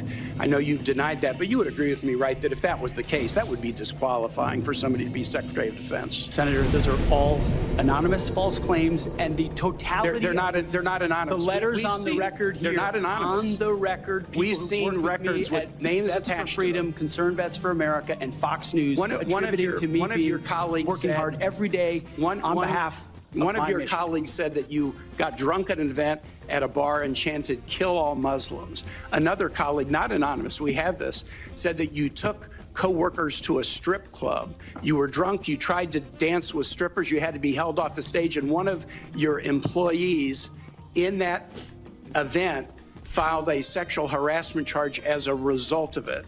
Now, I know you deny these things, but isn't that the kind of behavior that, if true, would be disqualifying for somebody to be Secretary of Defense? Senator, anonymous false charges. They're not anonymous. You claim that this was all anonymous. We have seen records with names attached to all of these, including the name of your own mother.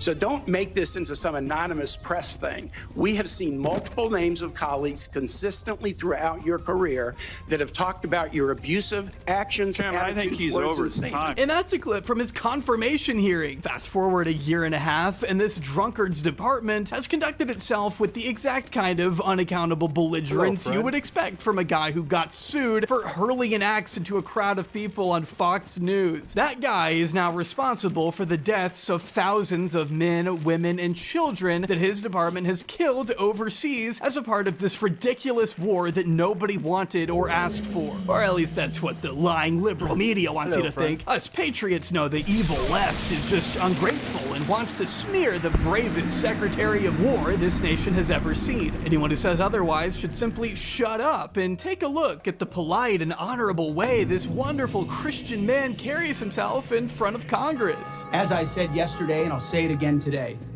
the biggest adversary we face at this point are the reckless naysayers and defeatist words of congressional Democrats and some Republicans. Defeatists from the cheap seats who 2 months in seek to undermine the incredible efforts that have been undertaken and the historic nature of taking on a 47-year threat with the courage no other president has had. So he agrees our greatest adversary isn't Iran? Jokes aside, it is pretty remarkable to see such a high-ranking government official claiming on such a public stage that the real enemies are those who refuse to unquestionably support endless death and destruction in the Middle East. That's sure to tone down the rhetoric. As the war hits its 60-day mark, Pete Hegseth and other top military brass were hauled in front of both the House and Senate Armed Services Committees to answer questions and make the case as to why we should continue lighting billions of dollars on fire to keep the excursion going. Rest assured, Pete came equipped with his usual combativeness and deflection techniques that have become a staple of the second Trump administration, where criticism is unacceptable and accountability doesn't exist. One of the most telling moments came from his exchange with Representative Sarah Jacobs, where she asked the secretary point blank about how he feels in regard to the president's mental fitness. On Easter Sunday, President Trump threatened to destroy Iran's bridges and power plants, writing, quote, "Open the fucking straight, you crazy bastards, or you'll be living in hell. Just watch." And 2 days later, President Trump wrote, quote, "A whole civilization will die tonight, never to be brought back again. I don't want that to happen, but it probably will." My office's phones have been ringing off the hook. I've heard from so many military families concerned about the president's mental fitness and whether he's fit to serve as our commander-in-chief, given that he's sending their loved ones into harm's way. Our troops, who have shown incredible bravery and tactical proficiency, deserve to know that their leaders are focused and stable. So, Mr. Secretary, you are with the president a lot, and it pains me to even have to ask this about our president, but my constituents' lives are at stake. Do you believe that the president is mentally stable enough to be the commander-in-chief? Did you ask the same question of Joe Biden for 4 years? Okay, here we go. The fact that he refused to answer the question up front with a simple yes or no speaks volumes. If this president is so competent and so mentally sound, then why can't you just say that without having to compare him to a guy who pretty much everyone agrees had a brain like a bowl of oatmeal? If we're letting Joe Biden set the bar here, that's a pretty low bar for Trump to clear, don't you think? One that I don't think he does clear, by the way. We should give him a cognitive test. I took 3 of them, aced all of them, by the way. 3 of them. You know, I'm the only president to take a cognitive test. You know, the first question is very easy. It's a lion, a giraffe, a bear, and a shark. They say, which one is the bear? And everybody says, 30 questions. Everyone says, very standard. It's a very standard test, but very tough around those last 10 questions. Not too many people, even in this very room, a lot of you wouldn't have been able to answer those 10 questions. And when I got the score in the test, the doctor said, wow. I also just don't understand this never-ending obsession with a past president. We've moved on. Don't pretend it isn't completely valid for people to question the sanity of a president who threatens entire civilizations on a whim and thinks he's Jesus. Guys like Pete have one note, and it's deflecting to the previous administration whenever they're too weak and unwilling to answer for their own ineptitude and corruption. And I understand it might work on the dumbest people in the country, but it won't work in a room like this. Mr. Secretary, Joe Biden is not the president. Mr. Trump has been president for a year and a half, and I'm asking you right now. And I won't even engage with the level of disparagement that you're putting on the commander-in-chief, who indeed is. Mr. Secretary, every single day. Mr. Secretary, Biden is not the president. Most insightful commander-in-chief we've had in generations, and you want to compare? All right, I guess I question after you and your fellow really Democrats defended Joe Biden, who could barely speak and didn't know what day of the week it was. As you know, auto pen. If I could go the rest of my life without ever hearing the word auto pen again, what a beautiful life that would be. Imagine expecting average Americans to care about Biden's auto pen when they can't put food on the table without having to work multiple jobs and can't afford gas because of this ridiculous jaunt through the Middle East that you and your Christian nationalist cronies couldn't help but take. But go on and keep acting like Trump is a reasonable and competent leader and that we actually shouldn't question any of what this administration does because Biden used an auto pen. I will reclaim my time. Gentlelady's time. She reclaimed it. So, as Mr. Jimenez said, we should be taking leaders at their word. So is there a reason that we should not be taking our leader at his word? Iran should not underestimate the will of President Trump and the United States military to achieve our mission. Okay, well, I want you to know this is not a partisan thing. In fact, many Democrats have had, many Republicans have had these same questions. Marjorie Taylor Greene said he's out of control and he's gone insane. Candace Owens said the 25th Amendment needs to be invoked. Megyn Kelly, Tucker Carlson, who you used to work with, Alex Jones, Stephanie Grisham, the list could go on. So how do I explain to my constituents that while they are in harm's way, their commander-in-chief is posting these unhinged posts? How did you explain to your constituents what happened on October 7th? Or what happened in Afghanistan? Or what happened with the debacle and the withdrawal in Afghanistan, where the troops were left? How did you explain that with Joe Biden's leadership? Mr. Secretary, how did you explain that to the Marines that didn't get medals? That we restored their medals because of that disastrous withdrawal in Afghanistan? Oh my God, these people have nothing. They have nothing. They want us to just sit there and eat those higher gas prices, the higher food and grocery prices that are going to come as a result of the Strait of Hormuz being closed. They want you to sit there and take it because Biden pulled out of Afghanistan and didn't hand out the proper medals or something? Give me a break. This administration doesn't want to serve you. They just want you to praise them endlessly as they execute their violent agenda. And if you dare question that agenda, well, then you must just hate this country. In fact, you might just be the greatest adversary we have. The mental stability of our commander-in-chief is deeply important to our troops. It's deeply important to this country. It wasn't our important to you during Joe Biden. I'll remind you that when there were concerns, Democrats came together, and he was not our nominee for president. So I encourage you to have the same courage that Democrats had. Mr. Secretary, you keep saying that he is the best commander-in-chief we've ever had, the best. negotiator. To the truth. 13 American troops have died. More than 380 have been wounded. The Strait of Hormuz, which was wide open, is now closed. Less than 90% of traffic through the strait is still not going despite the ceasefire. The Iranian regime is still in power. It still has nuclear material. The war is costing Americans billions of dollars. And Mr. Secretary, if you think that this is what winning looks like, then maybe we should be questioning your mental stability. Maybe you are the one responsible for this failure, and the president should think about replacing you. Look at that stupid fucking face. I hope he knows he's out of here the second he becomes too much of a liability for Trump. And with the way he's handling these questions, that time might just come sooner than later. Mr. Secretary, you mentioned the nuclear aspect of Iran and the war.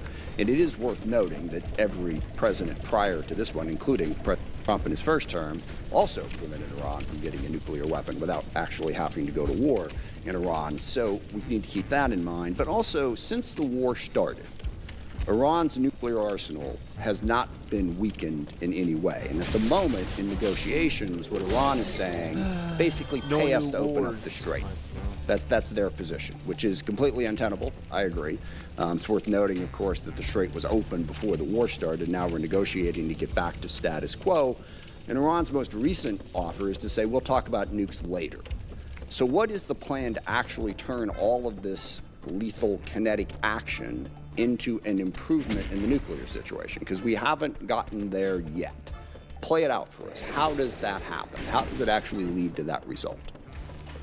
Well, I would take issue with the premise of the question that nothing was done. Operation Midnight Hammer was a very effective. Well, I didn't say nothing was done. I said in this war. Ultimately, this war started. Well, this under this administration, unlike other administrations, which cut bad deals and pallets of cash with no ability to oversee whether Iran is actually pursuing a nuclear program. So if we want to litigate JCPOA or the Iran deal, our view, the president's view, is that was a very bad deal.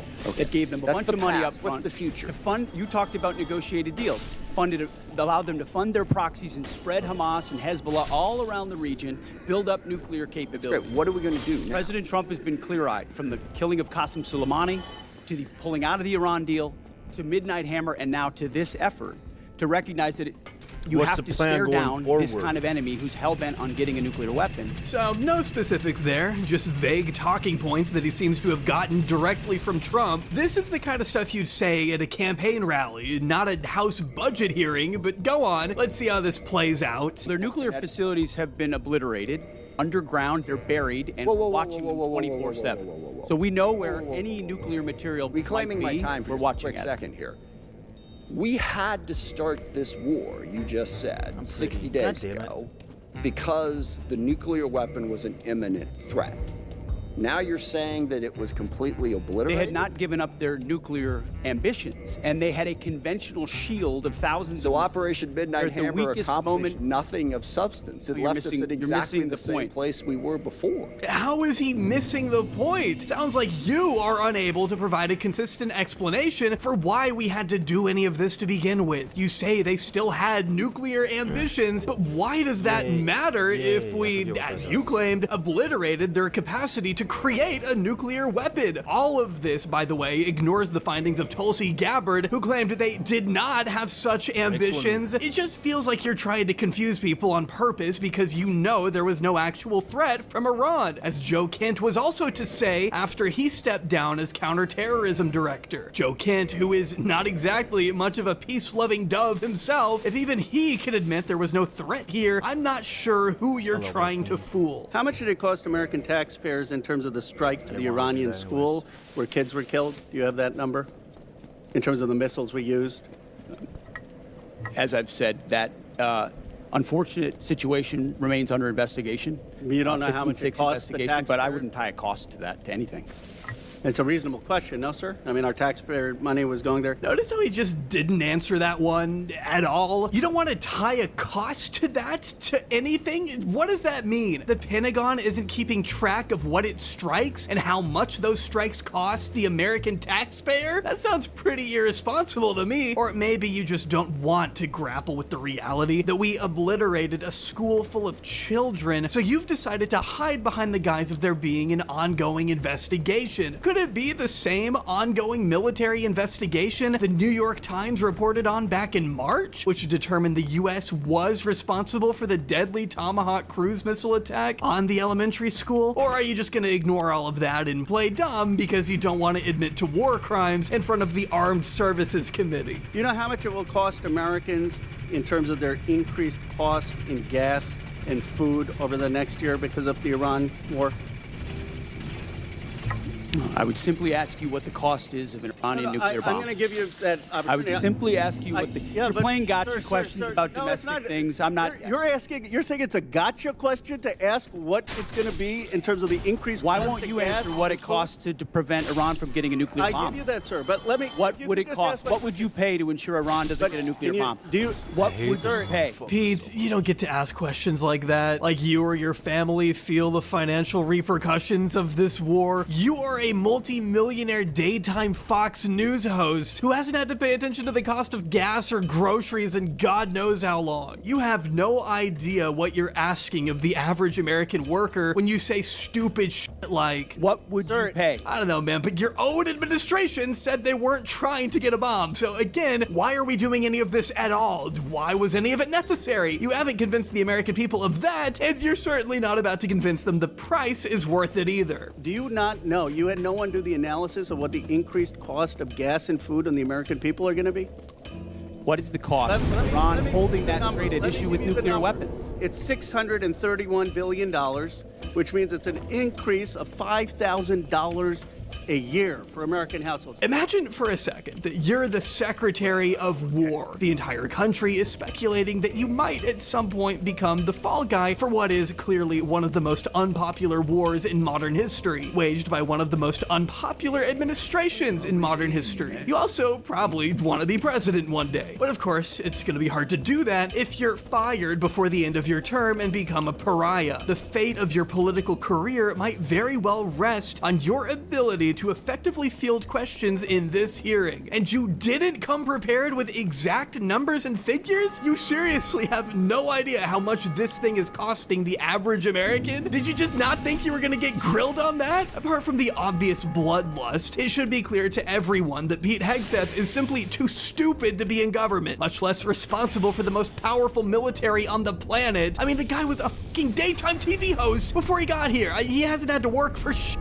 He isn't some seasoned political or military mastermind who clawed his way up to this position out of sheer will, and I think we're witnessing that ineptitude play out in real time, as he, again, has to bring up Joe Biden as a crutch. Will you acknowledge that there is an economic cost to the American people for doing what you believe is necessary to make Iran denuclear? Will you acknowledge the economic cost?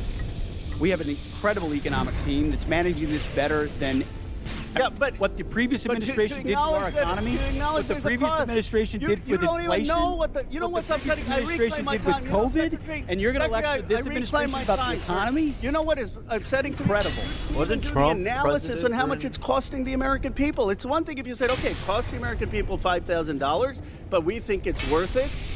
That's what we've done in World War II and other wars. Here's what it costs. You got to pay for it. You don't even know what the average American is paying. You don't know what we paid in terms of the missiles that hit the Iranian school. You don't know what we're paying in terms of gas. You don't know what we're paying in terms of food. Your 25 billion number is totally off. It's the incompetence.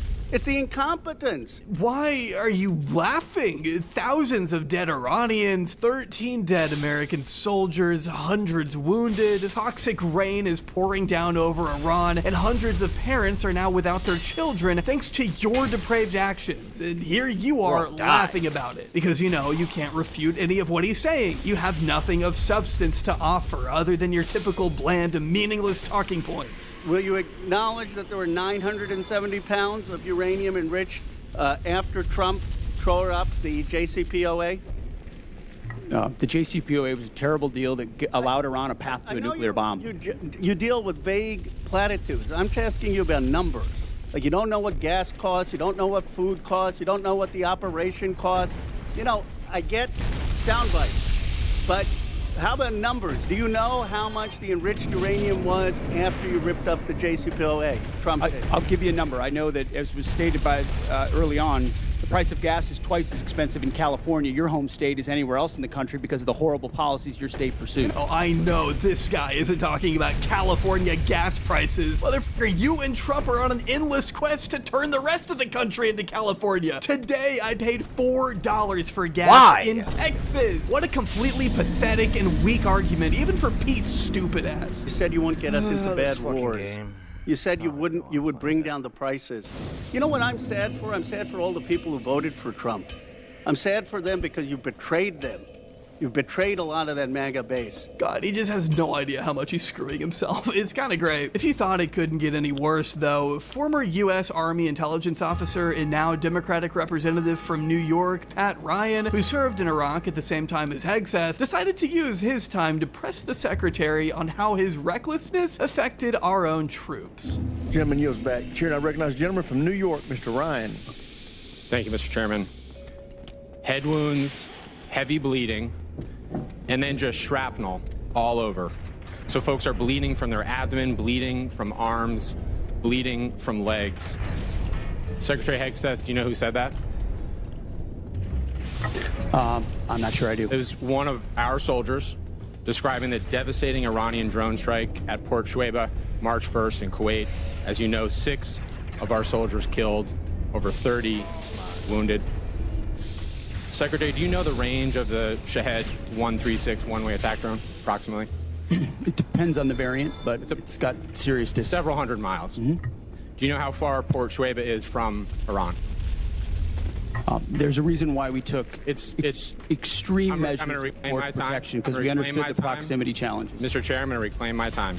It's well under 100 miles. Before the war started, there was clear intelligence that Shuaibah was high on Iran's target list. Internal analysis had said the site was indefensible from aerial attack and should not be used. Yet you sent our soldiers from the 103rd Sustainment Command there anyway.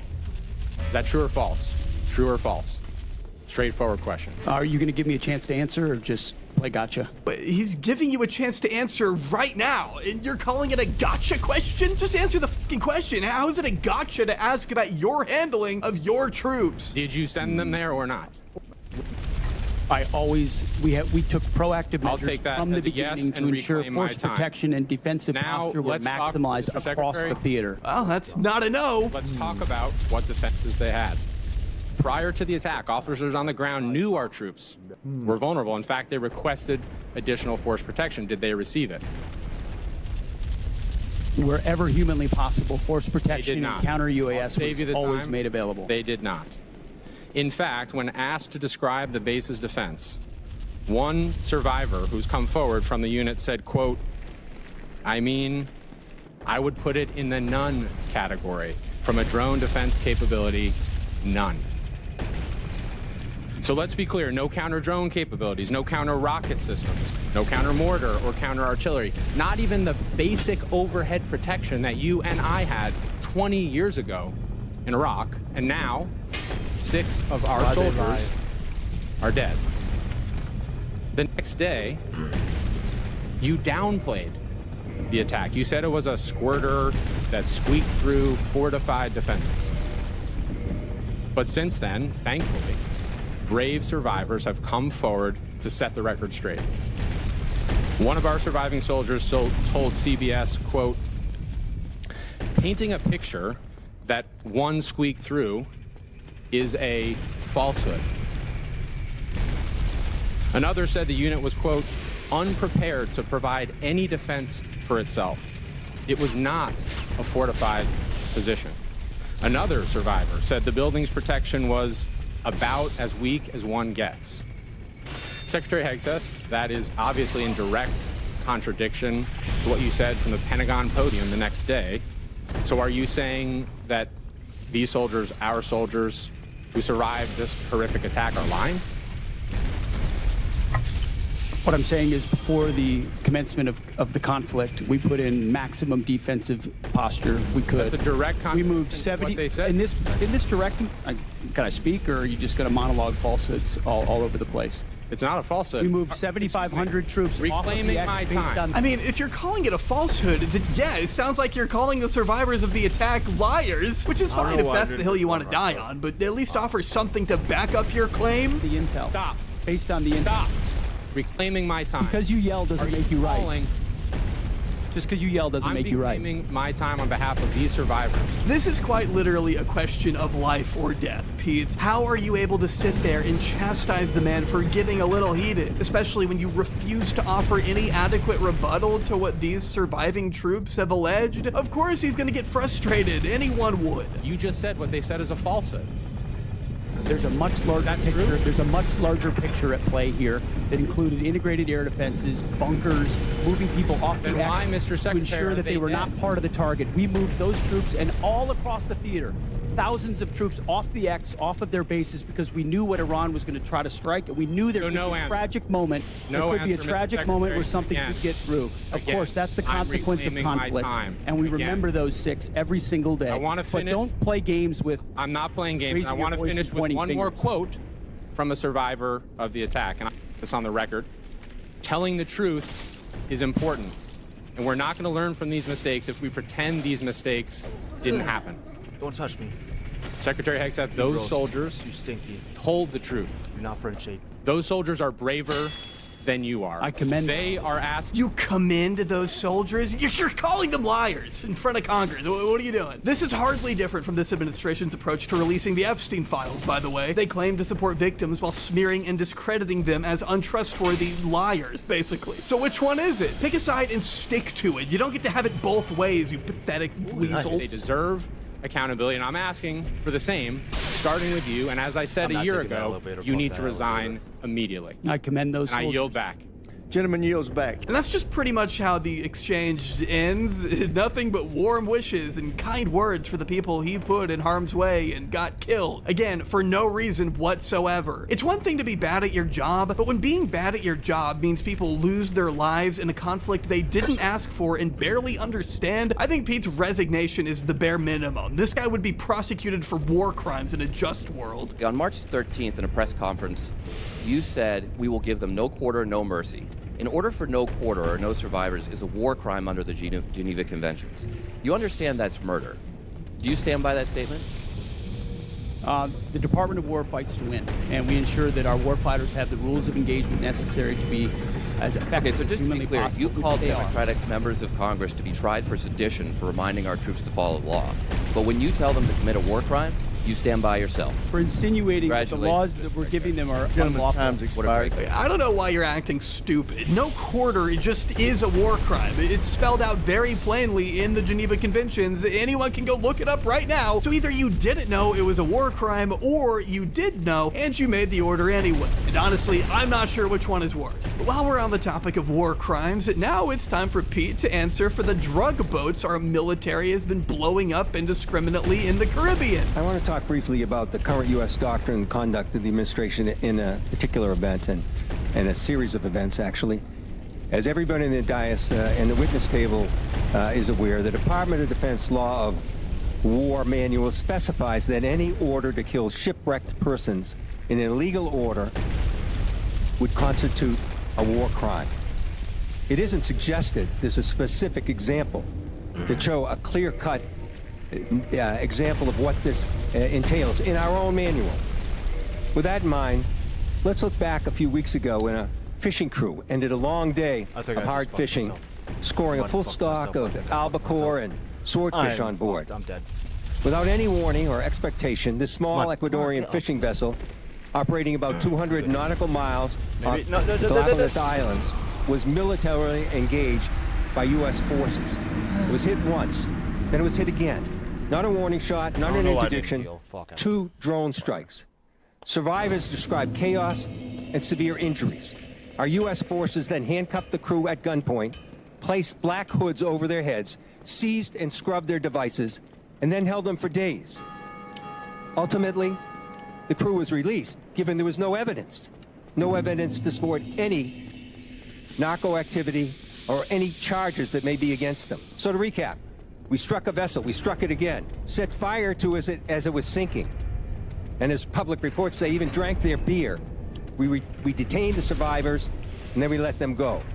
This should be eye-opening. Imagine hearing all that coming from a sitting U.S. congressman, not some fringe left-wing media outlet, mind you, but from an elected representative going on the record and still think that we, the United States of America, are in any way benevolent in how we carry ourselves around the world. What this guy just described sounds like something a terrorist organization would do. Don't you think we should expect a little bit better from our military? And trust me, he isn't done. The Defense Department still refuses to release the follow-up video of the killing of the shipwrecked survivors, even though they released the initial one to the public in major news networks worldwide. No difference in sources and methods in the two videos, but still not released to the public. I hope we can review whether these are justified, because I found no justification. We were given classified information on the second strike. I can't discuss it, but I must tell you, it's the most convoluted bullshit I ever heard in my life. This should be public.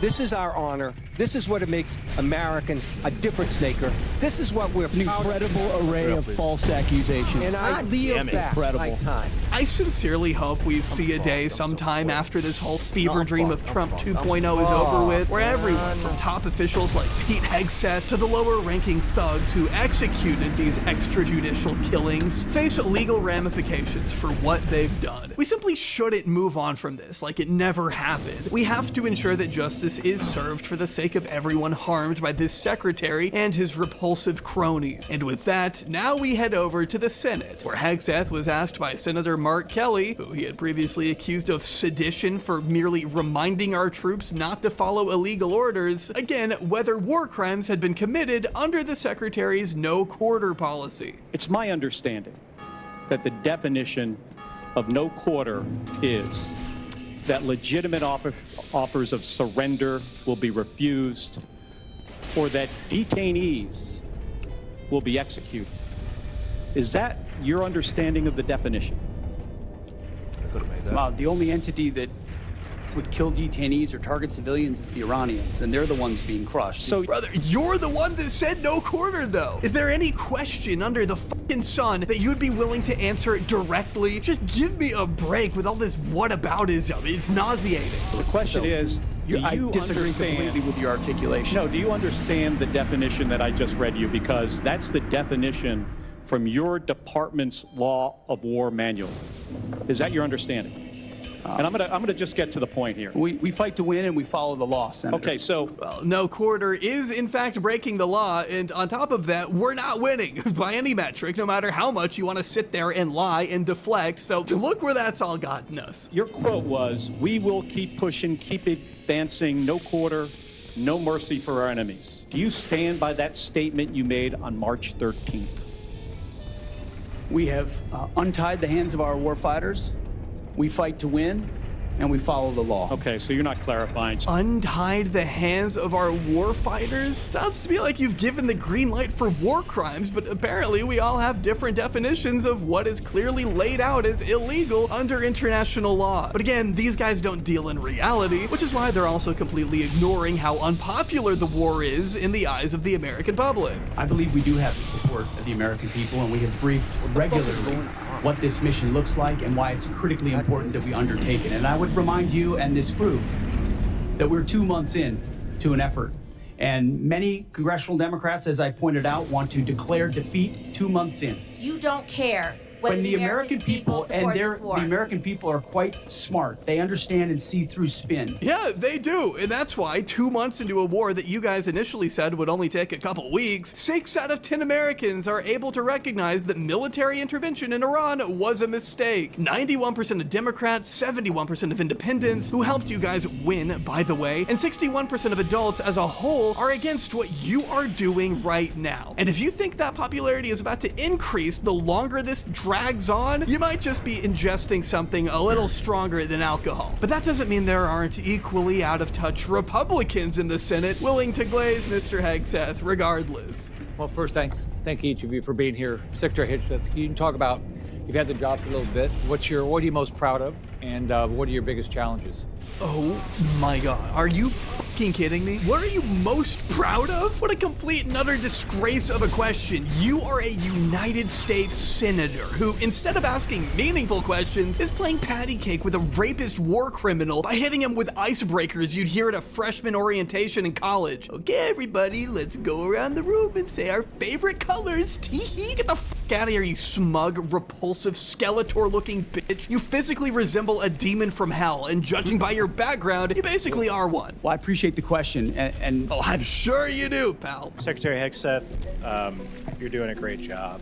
I've been in Washington for 10 years, several secretaries of Defense, now Secretary of War. You're the best that we've had since I've been in Washington. Oh my God, why even show up if you're just gonna sit there and glaze the guy? What good does this do for your constituents back home who are rightfully concerned about the war? You think you're doing right by them, the people you have a responsibility to serve? What a laughably sad and uncritical performance from the Republicans, as always. Both to you, Secretary Hegseth, and to the chairman, I want to thank you both for the time that you take to recognize our fallen and those that have given, of course, during this administration, given their all. You have traveled to Dover and have been there to greet those families and to welcome home the fallen. I've been there with you, and Iowa has been hit in particular very hard. We lost 2 of our Iowa National Guardsmen from the 2nd Brigade Combat Team, 34th Infantry Division. Secretary Hegseth, you know full well the 34th. But we also lost 6 members from the 103rd Sustainment Command Expeditionary based out of Des Moines, Iowa during this current conflict. And again, your presence there meant a lot to the families. It also meant a lot to me. So thank you very much for taking the time to do that. Yeah, guess what, Joni Ernst? Those service members wouldn't be dead if it weren't for the hubris of people like Pete Hegseth and Donald Trump, who happily charged forward into this conflict because Israel told them it was a great idea. Those aren't my words, by the way. Those are the words of your fellow Republican Senator Lindsey Graham. Sort of tired of all this armchair quarterbacking. This has been an amazing military operation. God bless the fallen. But it's a difference when we talk about troops on the ground. I trust the Marines, not that guy. I trust DOD. We got 2 Marine expeditionary units sailing to this island. We did Iwo Jima.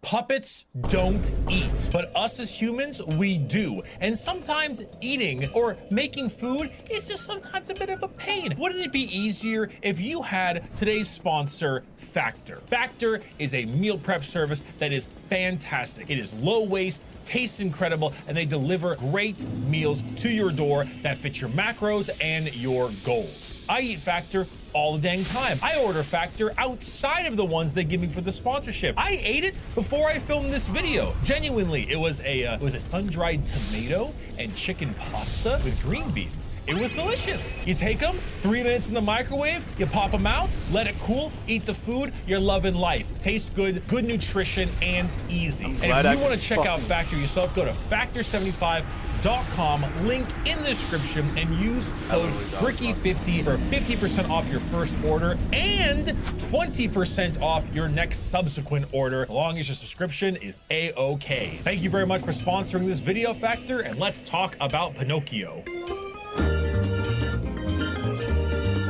Now to present Game of the Year from the upcoming films Wonka and Dune Part 2, please welcome YouTuber Modded Controller 360.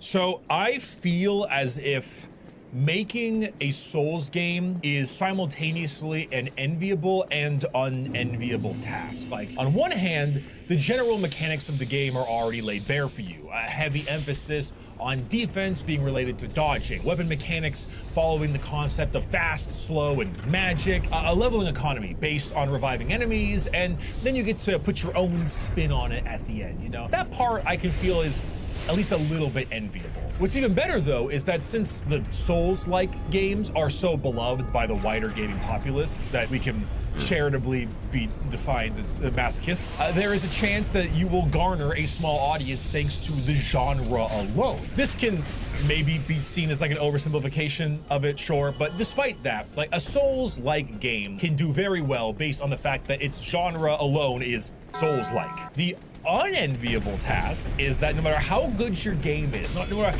how hard you try to make it its own thing, it will always be just dragged back to the FromSoft lair and compared to the mainline Dark Souls titles. No matter how much you make it your own and steer away from the usual formula, you will almost never be considered on the same level or of the same caliber. From Software Souls games are a glass ceiling, and you will stay making 77 cents to their dollar. So when Lies of P released, I did a little sponsored stream for them, showcasing it alongside the strengths with AMD hardware, basically. This was a last minute thing I just put together while I was in Canada at Play on Tabletop, and some of us know how that ended, but the game was enjoyable for the first 2 hours, though a combination of both my location and limited gaming experience didn't have me rushing to come back to it. I literally had to borrow Play on Tabletop's Ethernet cable and set up on a stool in the back of their studio. They let me do it, and they were very kind for it because it was so last minute. But lo and behold, slowly I get more and more people asking me when I'm going to continue Lies of P, telling me it gets only better and better with time, and it wasn't until a real-life friend of mine who is actually a die-hard Souls fan said it was one of his favorites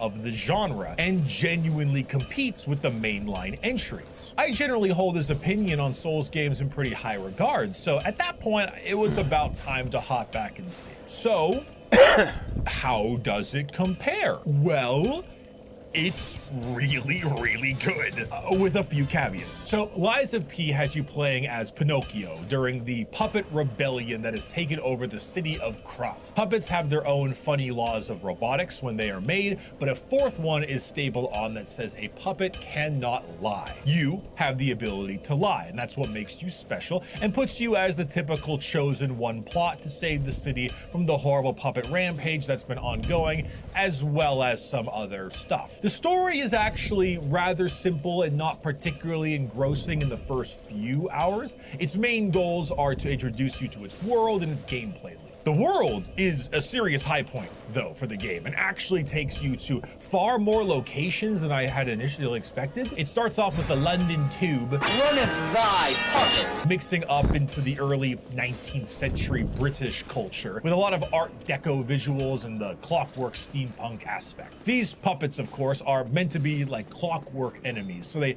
mix gears and springs into that iconic kind of stiff and tilted movement they're so well known for. Even you, as a puppet, have a gear straining sound when you do special stagger attacks on enemies. It's pretty cool. For gameplay, what Lies of P does the best out of everything is that it combines every single Souls game into one. Makes sure each individual aspect is fully fleshed out, and then adds its own spin on it with other mechanics and character progression, which was a lot of words at once, and it probably didn't sound like I even said anything, so let me explain. Lecter, mustache, hat, pen, paper.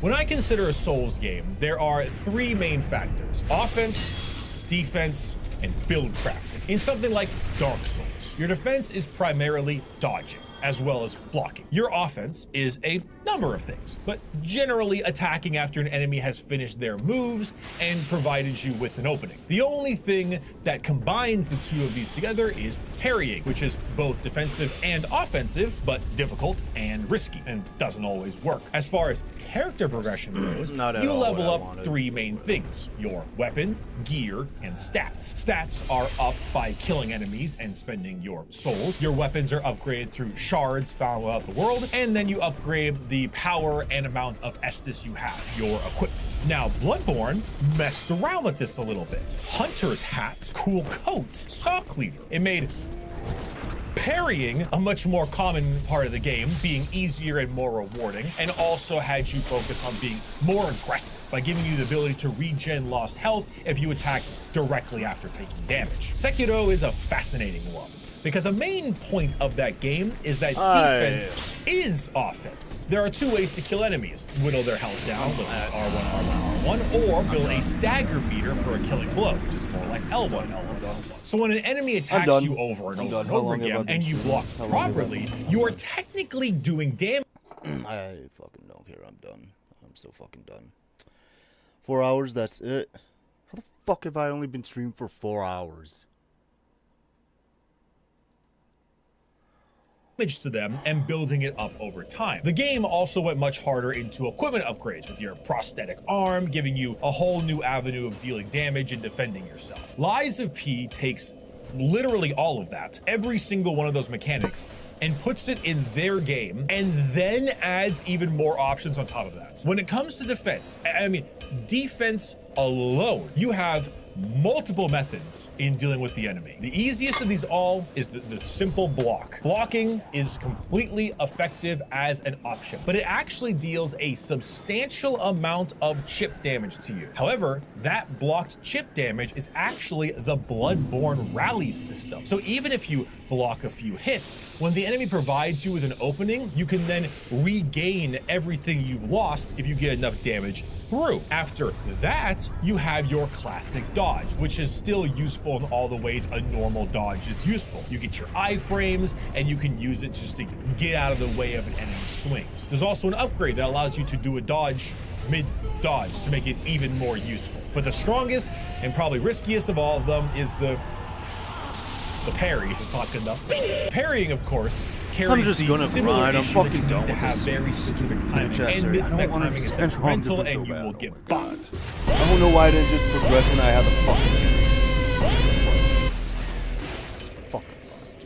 But not only does doing a perfect parry keep you alive, it also damages the enemy's posture and even their weapon. Enemy weapons, if you parry enough times, can even break, and this includes bosses. Enemies will also do special red attacks that you cannot do iframe dodges through or block, but you can perfect parry. In fact, actually parrying as a mechanic, despite normally being super high risk, high reward, might not actually be as risky as you might think. Failing a parry doesn't normally mean you get hit like in a Dark Souls game, but rather you instead will just end up blocking the attack and not getting the bonuses you normally get from a perfect parry. But that's not a terrible thing, because as we've discussed, blocking hits will hit you with a bit of damage, but that damage is healable. So if an enemy runs at you with a 4-swing combo and you perfect parry the first 3 but Only mess reason up the I don't like last, this game is you you'll can't still like hit the customize enemy your with attacks actual in their character. opening and like, heal up the put damage different you clothes took on and via shit, the rally but mechanic.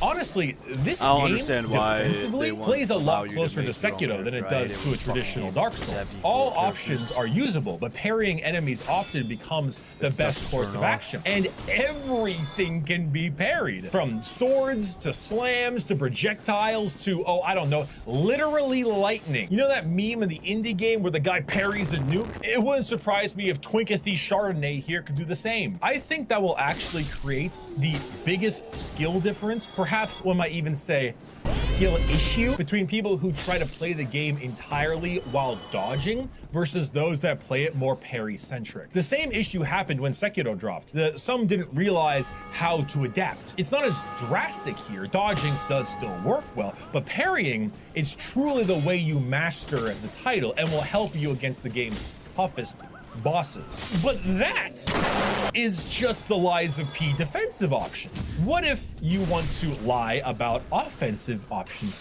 too? Well, there are far more things here than I had initially assumed, and they kept expanding more and more. So for your weapons, outside of boss weapons— Wait, what? Boss weapons! Guess we'll see you there. Yep.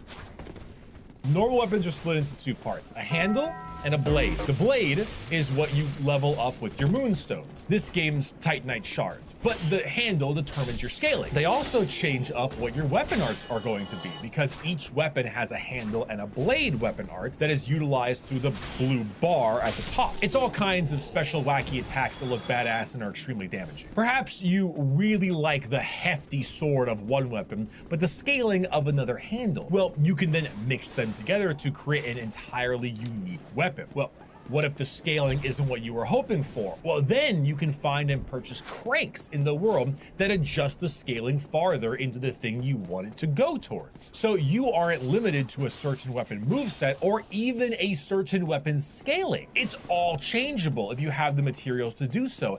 And that's just your primary weapon. Much like Sekiro, you have a prosthetic arm that can be outfitted with tons of other options. Flamethrower, shock blast, acid thrower, explosive sticky grenade gun, harpoon, all kinds of things that have their own scaling and also can be leveled up in their own way for bonus effects. And the level up is also specifically for fancy effects and not just more damage, because damage has its own scaling. And if you think we're done, we aren't, because throwables in this game slap. These are the best throwable items I have ever seen in a Souls game. They do insane amounts of damage to the point of being a build in their own right. Thermite, grenades, spears, saws, all kinds of crazy options to utilize. And then, because we are done, there's the grindstone, which allows you to head to Wall Street and make $1 gorillion.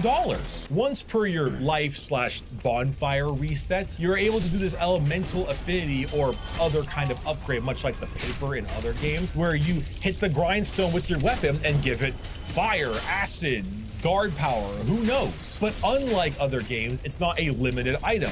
Sure, it's only once per life or bonfire reset, but that means that every time you go fight a new boss, you can pop it every single fog wall, whatever that thing is. And adding to all of this, you then have the quartz system with your P organ. That's right, they call your heart a P organ. I'm sure it's just a strange Korean translation of some sort, but god damn it, they called it a P organ. This is an entirely separate skill tree in addition to your normal leveling up system, adding bonuses in 4 different departments that unlock major things like more healing cells, more amulet, which is kind of like rings, stats, increased grindstone uses, other insanely good upgrades. And even after this, I'm probably missing another form of progression or some other way to level up your character. And if this all feels overwhelming, let me tell you, it's not. It's paced at such a perfect speed. Each new thing is added just at the right time when you are comfortable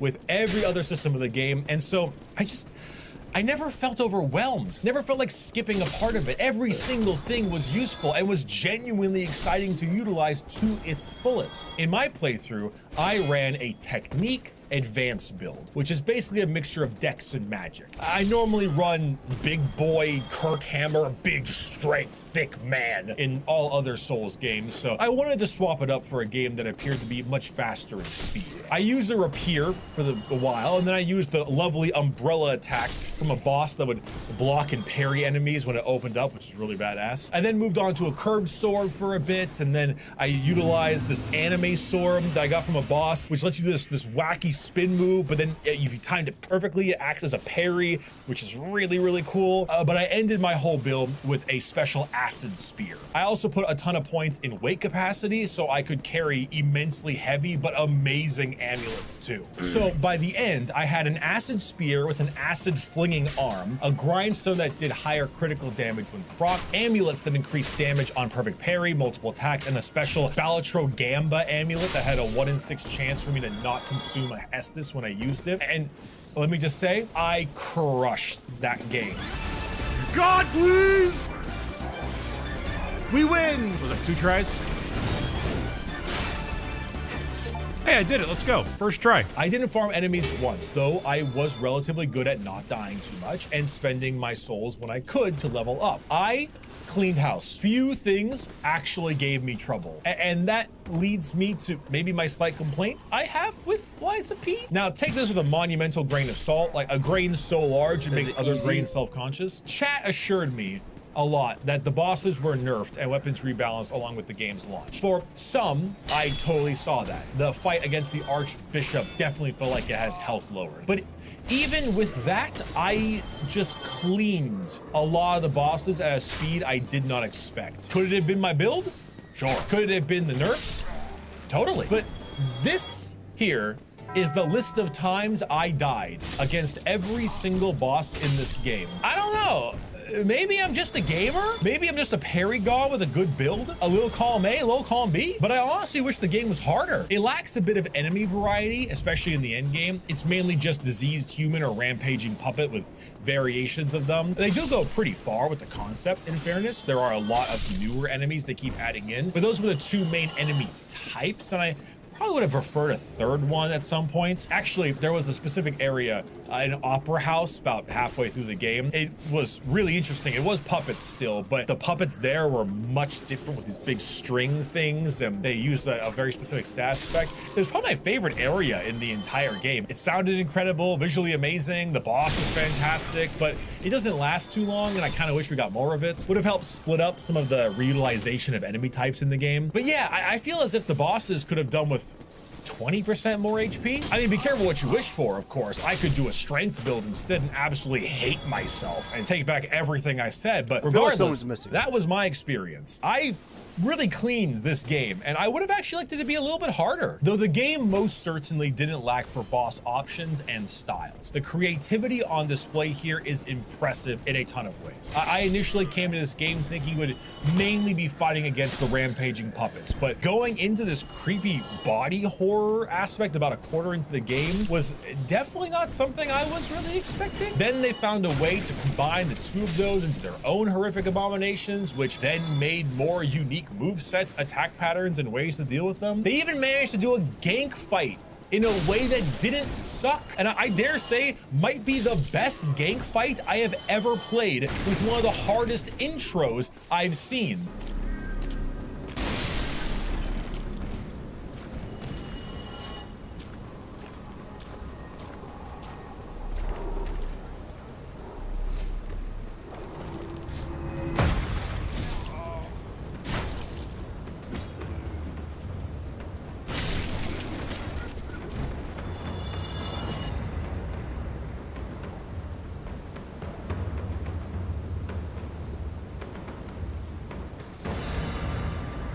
The Black Rabbit Brotherhood is a fight that just can absolutely clap you, but it does this awesome thing where the big guy is always around as a threat, but the other three arrive one at a time and do their own special moves. So the fight goes big guy, then girl, tall brother, red scarf brother, but the big guy again, but he's always there at some point to punish you if you get too close. It's a really hard fight, but it's one of the ones I just think is super rewarding, especially when you learn to parry against all the different kinds of moves, and I really liked it. That might be the flip fight though, because I think for the most part, every fight before the Black Rabbit Brotherhood, you could do mostly dodging and get okay with. I don't think you could do that fight mostly dodging. I think you need to learn to parry in that fight. And that might be one of the reasons people struggle with it so much, because they didn't learn to parry. Once you figure it out, that fight gets a lot easier. But even with that, damn, it's something else. The whole game's package just delivered again and again in a way I didn't think it would. The only real knock I have against it is that its story's main villain is generic and his motivations are straight out of Resident Evil 4. Honestly, a lot of this game's story just feels like a rehash Resident Evil 4 in more ways than one, at least in its more traditional narrative. There's a difference between narrative and lore. The narrative of the game I find to be pretty mediocre and lacking in a lot of aspects. Its lore, however, is pretty good. I didn't know jack shit about Pinocchio or Geppetto outside of the, long nose thing, so I needed to do a little bit of digging after I completed this game, especially since Lore Bishop VatiVidya didn't have a video for me. After doing so though, I do respect it in a lot of neat ways, how they told the story and how they twisted the aspects of Pinocchio a lot, even if I find that the overall narrative to be still a bit lacking. They do some twisted shit with that tale. It's weird though, because I always tend to trend towards I'll accept mediocre gameplay if the story's amazing and not vice versa. But maybe as I've spent more time playing games, especially for a living, I've moved to more of a middle ground. I didn't think I'd be intrigued by this game entirely for its gameplay the whole way through, but that's exactly what I did. It consistently delivered with brand new mechanics and impressive progression over and over again. And even when that part stopped, I was still curious to see what new boss ideas they would throw at me. While I was disappointed at how quickly I beat them, I was not disappointed with how they played. Like, it's truly a game that if you like your Souls games, you should pick it up. For its gameplay alone, it's so strong that I might think it's a contender for the best Souls-like gameplay I've ever experienced. The way it blends all manners of defense and offense, its build crafting, its weapon crafting, the enemy design, the boss design, genuinely, for this studio's first, I think, debut title like this, it holds a candle with the best FromSoft games. It's not my 2023 game of the year because Armored Core 6 still exists, baby! Stop fucking crying. But right now, it's totally worth the asking price. It also has teased the little Wizard of Oz style DLC/sequel, and I will absolutely be there for when that launches. But yeah, while you're waiting for the Elden Ring DLC to drop, I would totally pick this game up. Just make sure you learn how to parry well, and it's well worth it. It'll definitely keep you engaged all the way until the Elden Ring DLC. It is a fantastic time. Developers really hit it out of the park. It's just a great package. It's got the Brickle seal of approval. I really am shocked at how good this game was. Also, Geppetto's a bitch-ass motherfucker. He pissed on my fucking puppet. Thank you, everyone, for watching this video. Appreciate it. I know this kind of came out of nowhere, but damn, this game was good. We got one more video, and then we're doing Mass Effect. And then once that's done, it's Elden Ring time, baby. Check out the Brickle shirt here. It's a really comfy tri-blend. It's a new thing. It feels great. Got a floral, kind of shiny design. It's awesome. Right down there in the description, brickymerch.com. Check it out. And I'll see you for the next video. Ciao. Come on. Obviously, you're a skater. When Bluepoint Games was shut down in 2026, a surprising revelation emerged. Bluepoint had pitched a Bloodborne remake, and From Software had rejected it. The question is, why?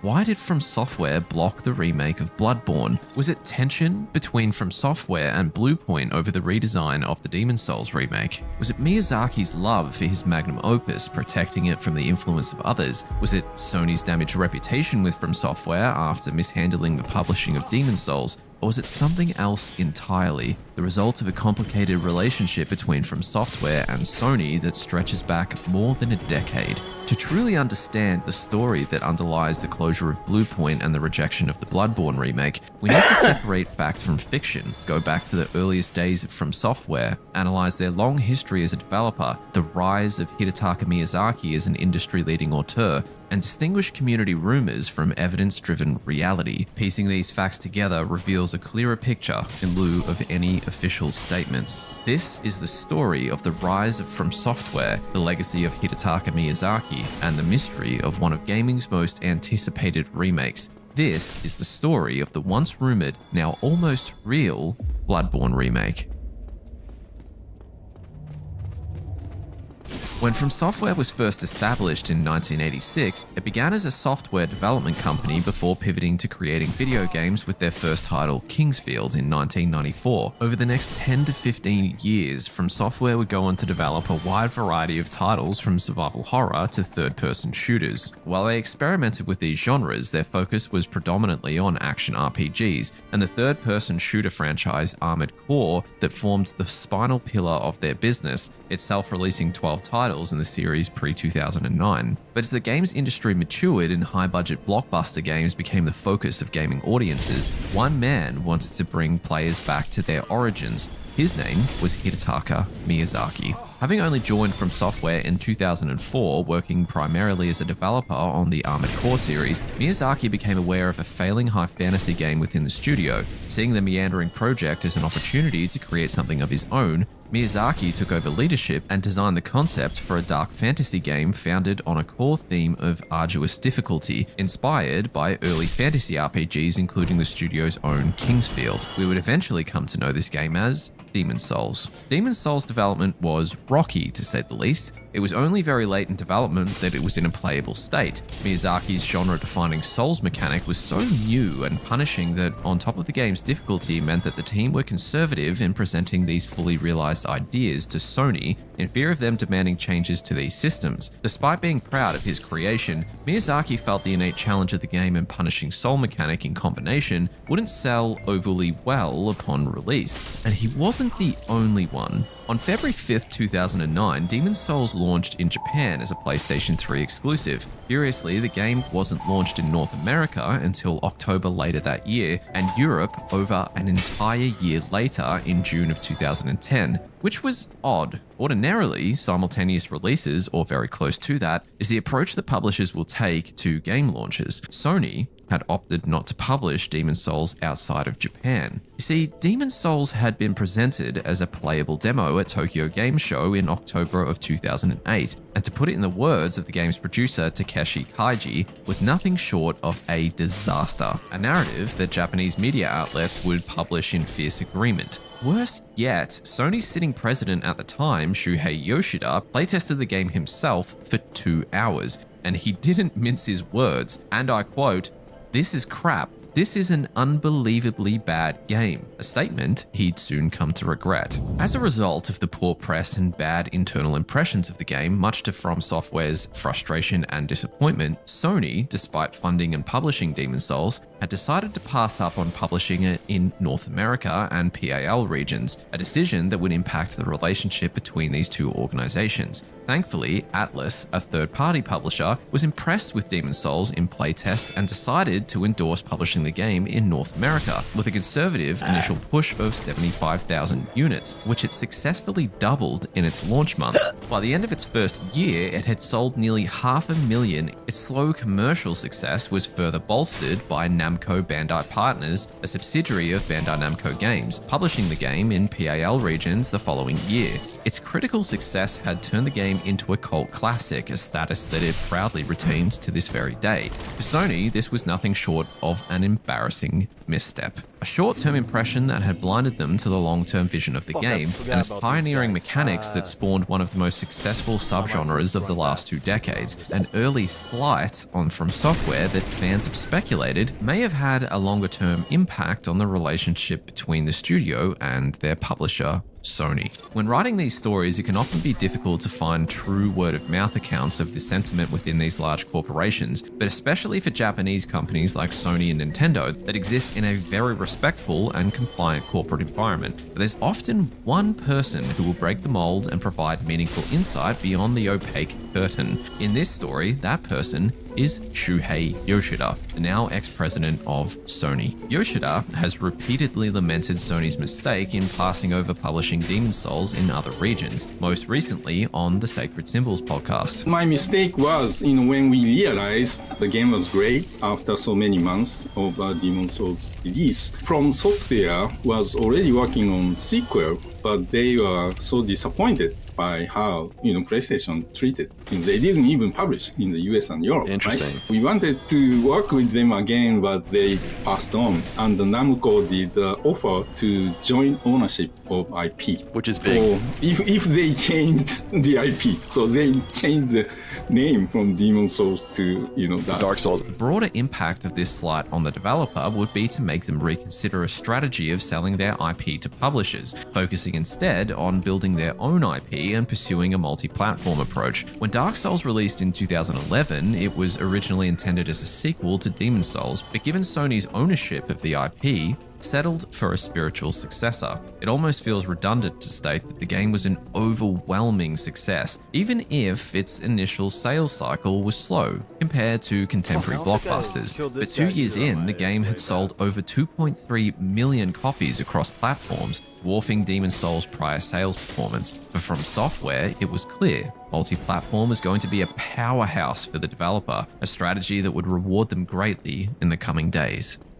As the years went by and 2 more Armored Core games went on the market, From Software had doubled down on the success of Dark Souls, releasing its sequel in 2014. Where Dark Souls had proven the multi-platform model was effective, the second installment, famously not directed by Miyazaki, hit 2.5 million units sold in half the time of the original, just a year after release, with over 1 million of those copies sold in its debut week. So how better to capitalize on this success than to make another exclusive with Sony? While this may seem counterintuitive, there's plenty of good reasons for From Software to work once again with Sony despite their slip up with Demon's Souls. None more so than Sony's dominant brand that carries an almost guarantee for success from a publishing and marketing perspective.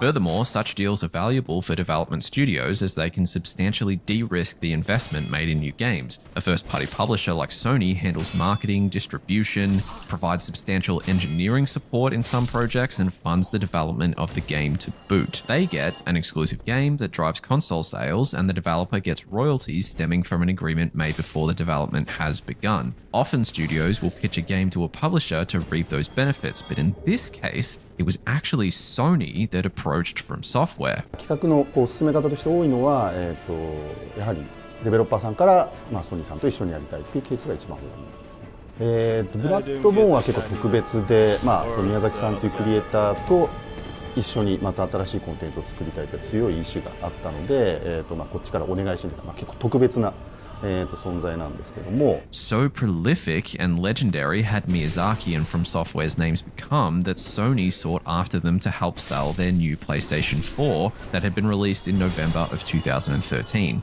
together with the veterans at Sony's Japan studio. It's important to focus on the wording used behind this connection between Japan Studio and From Software, described formally as a new collaboration, or even a close collaboration later on. Rather than a standard publisher-developer relationship, Sony was positioning this as a symbolic partnership in the market, elevating their connection with From Software above that of other projects they were concurrently publishing. Bloodborne's initial concept was born from Miyazaki's great appreciation for Gothic horror and the Lovecraftian Cthulhu mythos, the basis for which established the hopeless and oppressive world that we would come to know and love. Sony were willing to give From Software and Miyazaki a longer leash given their recent commercial success, but the collaboration was outwardly highly positive for the development team. The pairing of Miyazaki with Japan Studios producer Masaki Yamagiwa is often cited as a clashing of titans that gave way to one of gaming's most beloved games. This era of development is one that Miyazaki would reflect on in later interviews as a period of creative satisfaction and intellectual freedom, leading to his famous fondness of the game above many of his masterpieces. Sony was putting their faith in this rising star, faith that would be duly rewarded.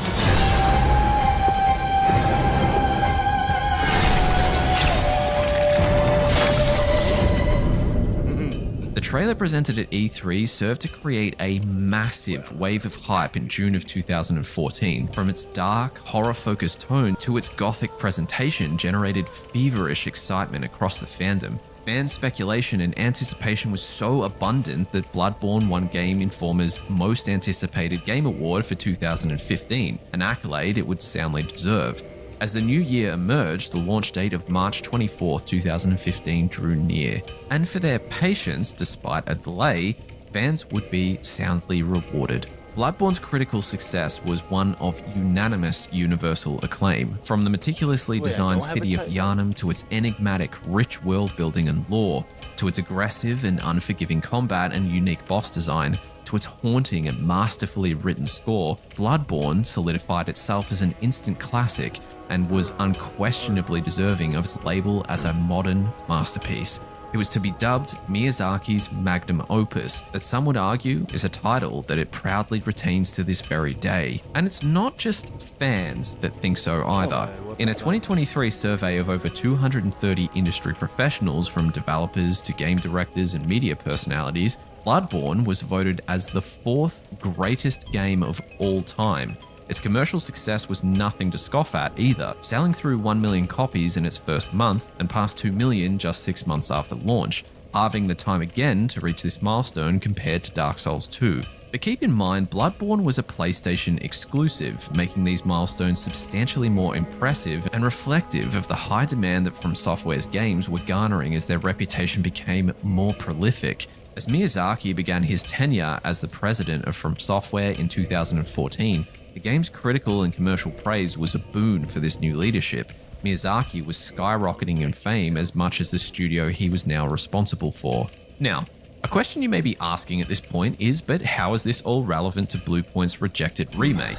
A fair question. Bloodborne's cultural impact is sometimes underappreciated. It wasn't a breakout success. It wasn't the game that put From Software on the map as a genre-defining studio. They had already done that with Dark Souls. Bloodborne was a confident step away from the expected IP that the studio could develop. It was a bold statement from Miyazaki that with his leadership, From Software were positioned as a studio with range and a high bar for quality. Not only that, they were growing fast. So fast and with such industry-shaking success that after being sought after by Sony, one of the largest first-party publishers in the world, they demonstrated they could create hardware-selling games. What this proved is that From Software as a studio were a power player in their own right, a studio that could command respect as much as any publisher, providing them with the leverage to more selectively choose their own projects, where others would now have to seek them out to share in their success rather than rely upon the deep pockets of publishers.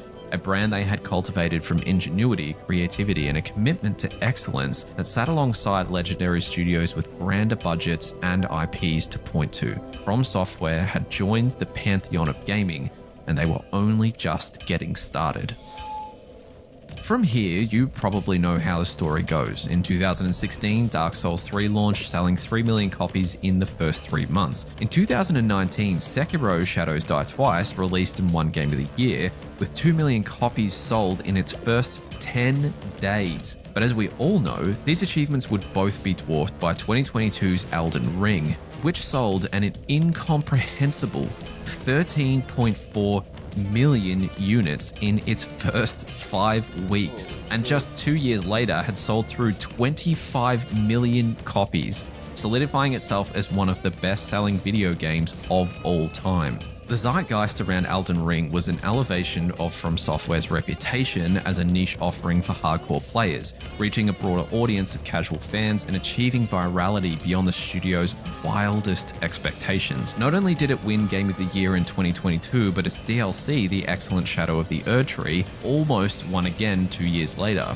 Calling Elden Ring a success almost does the game an injustice for the industry-defining and generational impact that it deservedly created. Capitalizing on this success, the Kadokawa Corporation made a significant investment into From Software in 2022. The purpose of this major investment was as follows. Through the implementation of the fund procurement, From Software will aim to proactively invest in development of more powerful game IP for itself to strengthen From Software's development capabilities, and will seek to establish a framework that allows the expansion of the scope of its own publishing in the significantly growing global market.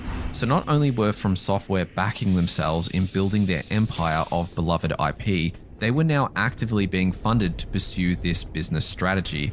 Elden Ring had such a staggering impact on the games industry that the once speculated preference for creating their own games was now a public statement. While Bloodborne had proven From Software's prowess in developing console-selling games, Elden Ring showed that the studio was so much more than that.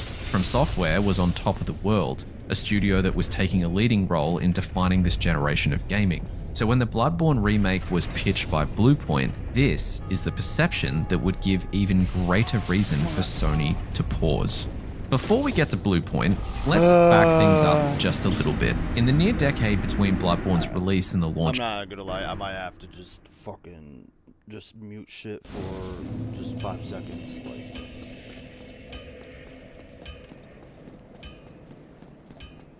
I really just don't understand how the fuck I'm fucking. I don't understand how I'm doing so bad right here. Like, oh my god.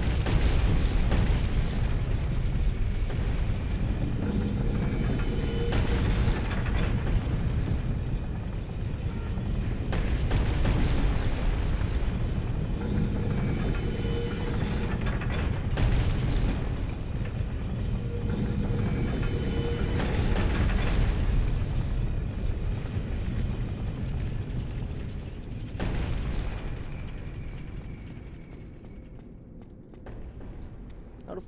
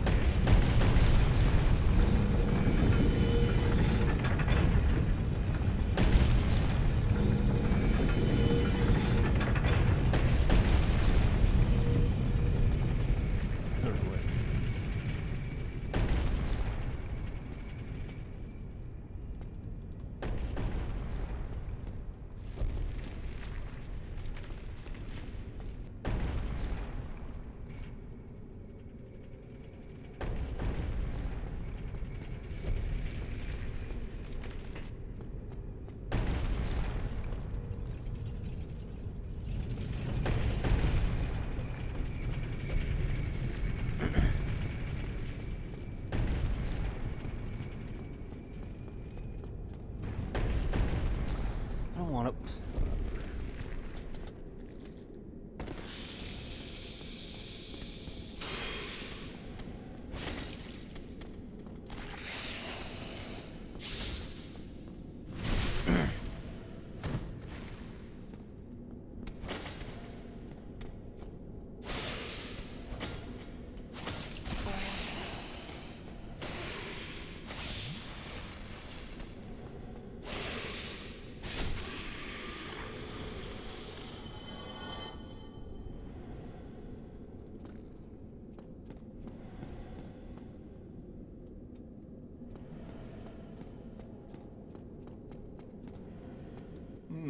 I am Logan. I have a bright-eyed mold, an empty hat. This place is melting my mind.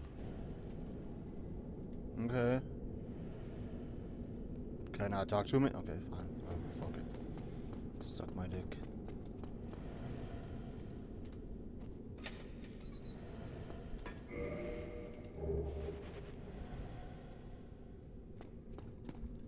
Aren't one of these like an elevator?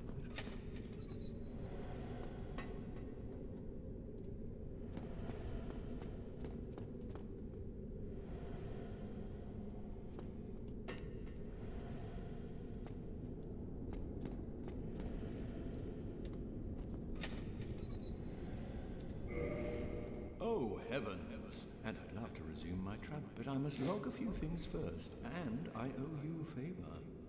I will return to Firelink Shrine. Speak with me then. I hate your hat, but I love you. Could have swore one of these were like elevator or something.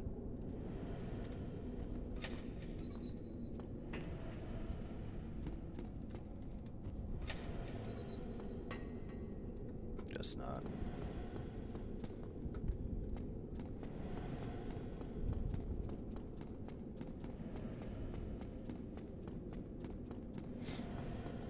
I don't think I've ever like explored the way down yonder areas of this place. I'm always like, fuck that. I don't know what's down there. I don't really give two shits, dog.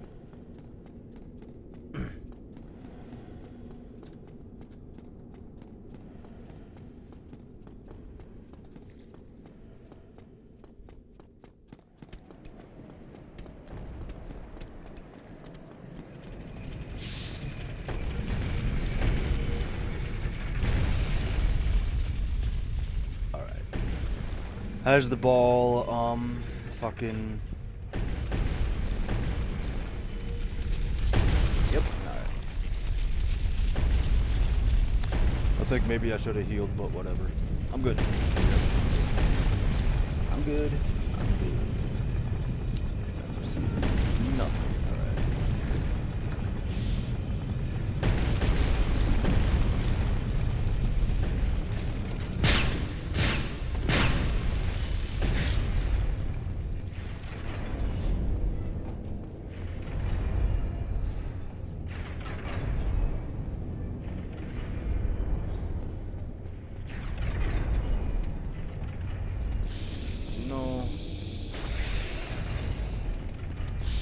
Excuse me, please. Bro, fuck off.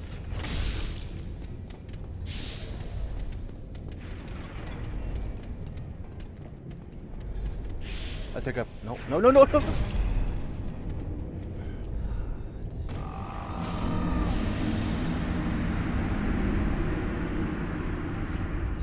Dude, I just want to get past this fucking part. Jesus Christ.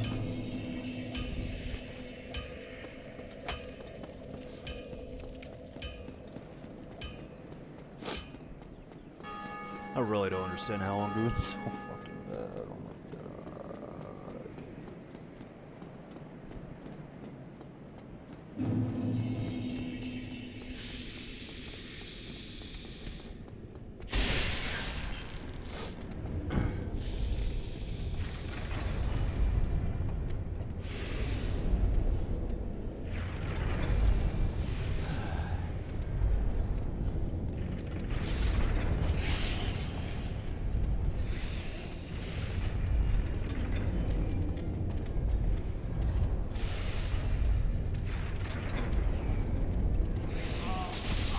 Oh my Come on.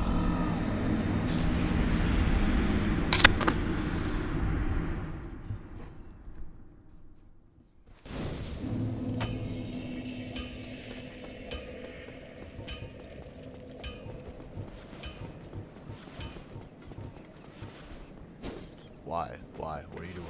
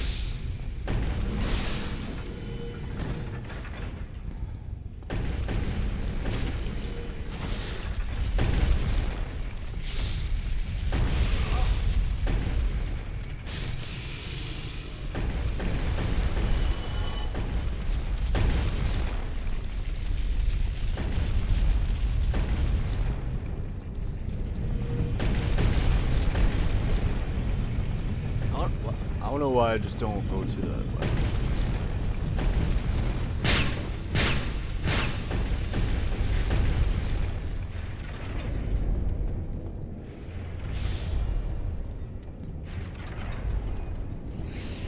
just go. Just fucking go. Rolling.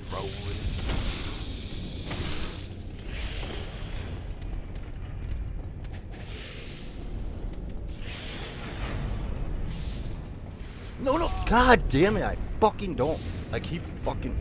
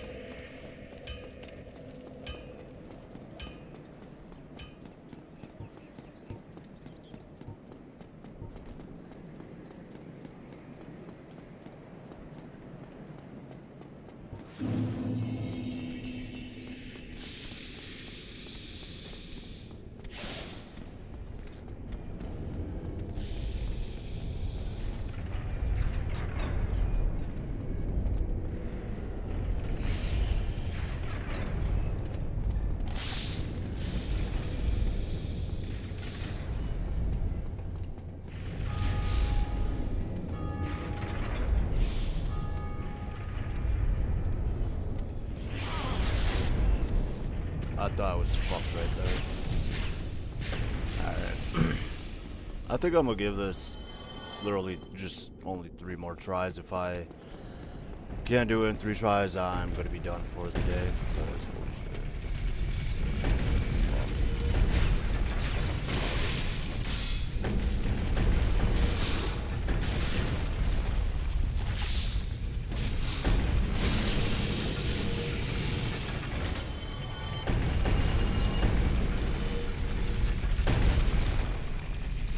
I forgot I wanted to go fuck up the Capra Demon.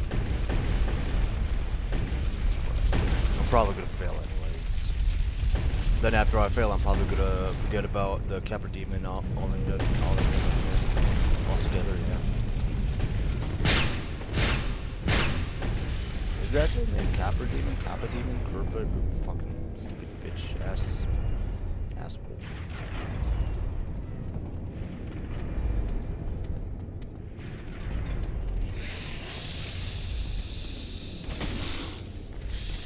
This is the way I go, right? Yeah. Alright, seriously. Like, just chill. Chill for 5 seconds.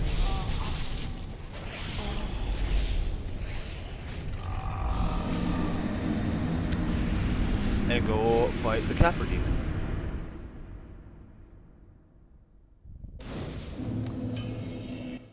Of Elden Ring, the admiration of Bloodborne only grew. From the beginning, calls for updates to the game's 30 FPS frame rate to 60 FPS were demanded, remasters were speculated, and a yearning for a sequel was discussed across forums. The words, "I'll take a PC port and 60 FPS patch," was almost an unofficial anthem of the desperate fandom. Sadly, with Sony's recent move away from publishing on PC, this seems even more unlikely. Where fan excitement exists in the void of new content, a timeline of leaks is all but inevitable. Now, I've covered this more extensively in a prior video, which I'll add a link above to for reference. But for the sake of completeness, let's briefly talk about this era. In 2025, Bloodborne celebrated its 10th anniversary with a deafening silence from both Sony and From Software, which is possibly the most apt representation of the decade since its launch. Rumors, leaks, and hoaxes were abundant during these many years, from fake leaks of high-resolution images, gaming commentator hearsay, and even leaked game footage. Much like the ravenous beasts of Yharnam, the infectiousness of Bloodborne drove the player base to insanity.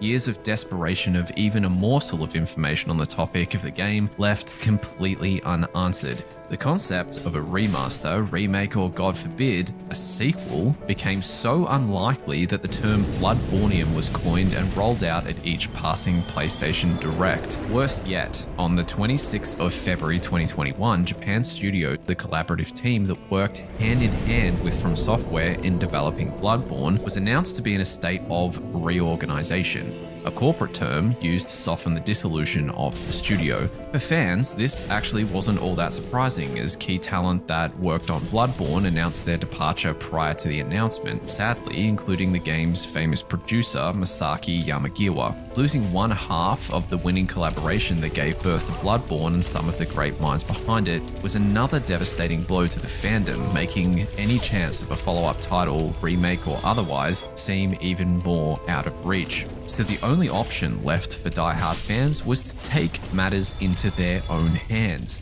Fan projects became the last bastion of hope for future content featuring Bloodborne, whether it was the excellent Bloodborne PSX remake by Lilith Walter, the fan-favorite 60 FPS mod developed by Lance McDonald, or the much-hyped Unreal Engine 5 remake by solo developer Maxime Fouquier. The community were taking the game's future into their own hands, or at least that was the plan. In February 2025, both the Bloodborne PSX remake and the 60 FPS mod were both struck with DMCA takedowns from Sony, a move that would draw even greater ire from the community towards the publisher. Fouquier's Unreal Engine 5 remake was initially thought to have ended due to his availability and the enormous scope of the project, but following Bluepoint's closure, he took to Twitter on February 20th, 2026 with a screenshot showing that Sony had in fact issued him a cease and desist. In fear of future legal action, he too terminated his project, putting faith in this intervention as a potential sign of a forthcoming remake announcement. The last sole survivor, the community bastion against Bloodborne's lack of modernization, the famous emulator via Shad PS4, has yet to announce any formal legal action from Sony's representatives, and today remains one of the only options to play Bloodborne in 4K and 60 FPS.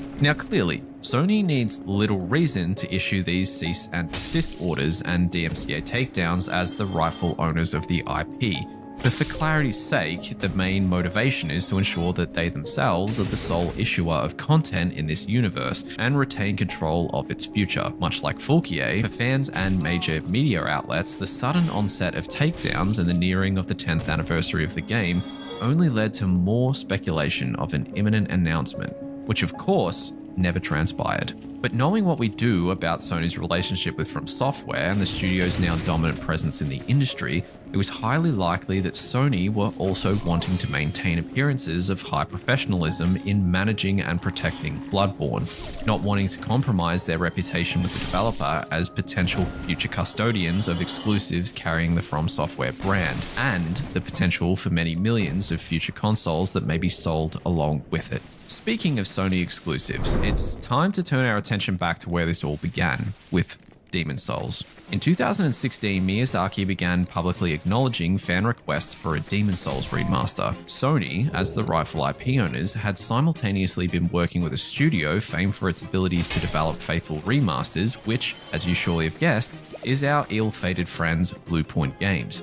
Bluepoint, fresh off the back of releasing the highly regarded remake of the hit classic Shadow of the Colossus in 2018, were tasked with the development of Demon's Souls. When it was released 2 years later, on November 19th, 2020, the game was both a critical and commercial success, selling more than 1.4 million units within its first year. Given the sparse availability of the PS5 console at the time, this was considered a success by Sony. Critics and fans of From Software's patented gameplay framework praised its faithfully re-recorded score, visual fidelity and responsive gameplay, immersive and enigmatic world building, deep RPG elements, and technical performance. At the end of the day, it was more From Software, and that was pretty hard to criticize. However, while the game may have been popular overall with critics and fans of From Software titles, legacy fans that experienced the original were left disappointed. While critique varies across the board, the main point of contention was the liberties that Bluepoint took with the game's art direction. While the remake was visually stunning, the original was incredibly detailed in the design of its visual elements. In fact, you'll be hard-pressed to find a discussion online regarding the game where passionate fans of the original aren't vehemently criticizing the remake.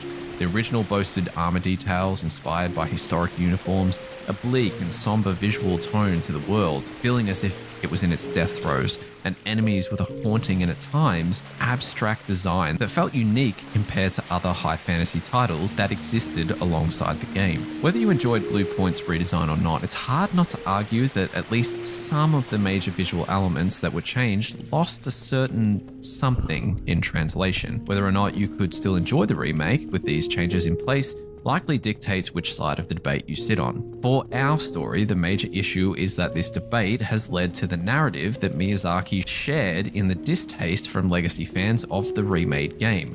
And this perception, based on the evidence that is available to us, is demonstrably false. In an interview with Edge Magazine, issue 367, released in December of 2021, Miyazaki was asked about his opinion of the remake, and his response was as follows. As you say, I was not directly involved in it, and I haven't actually played the Demon's remake, but this is because I just don't enjoy playing the games that I've made in the past. It brings up a lot of old emotions, a lot of old memories, and this gets a little bit overwhelming, and it doesn't feel like playing anymore. So I have not played the Demon's remake, but I'm very glad to see it get this fresh look, these brand new current gen graphics. It was an old game, so to see it get remade in this way and have new players playing it was obviously something that made me very happy. It was a rough game back in the day and a relatively rough development, so I was anxious that new players would not enjoy it in that same way. That was a cause of concern for when it was re-released, but, you know, in the end, I'm just happy to see the reaction and happy to see people enjoying it. One thing that was really fun was seeing Bluepoint Games come up with things we didn't consider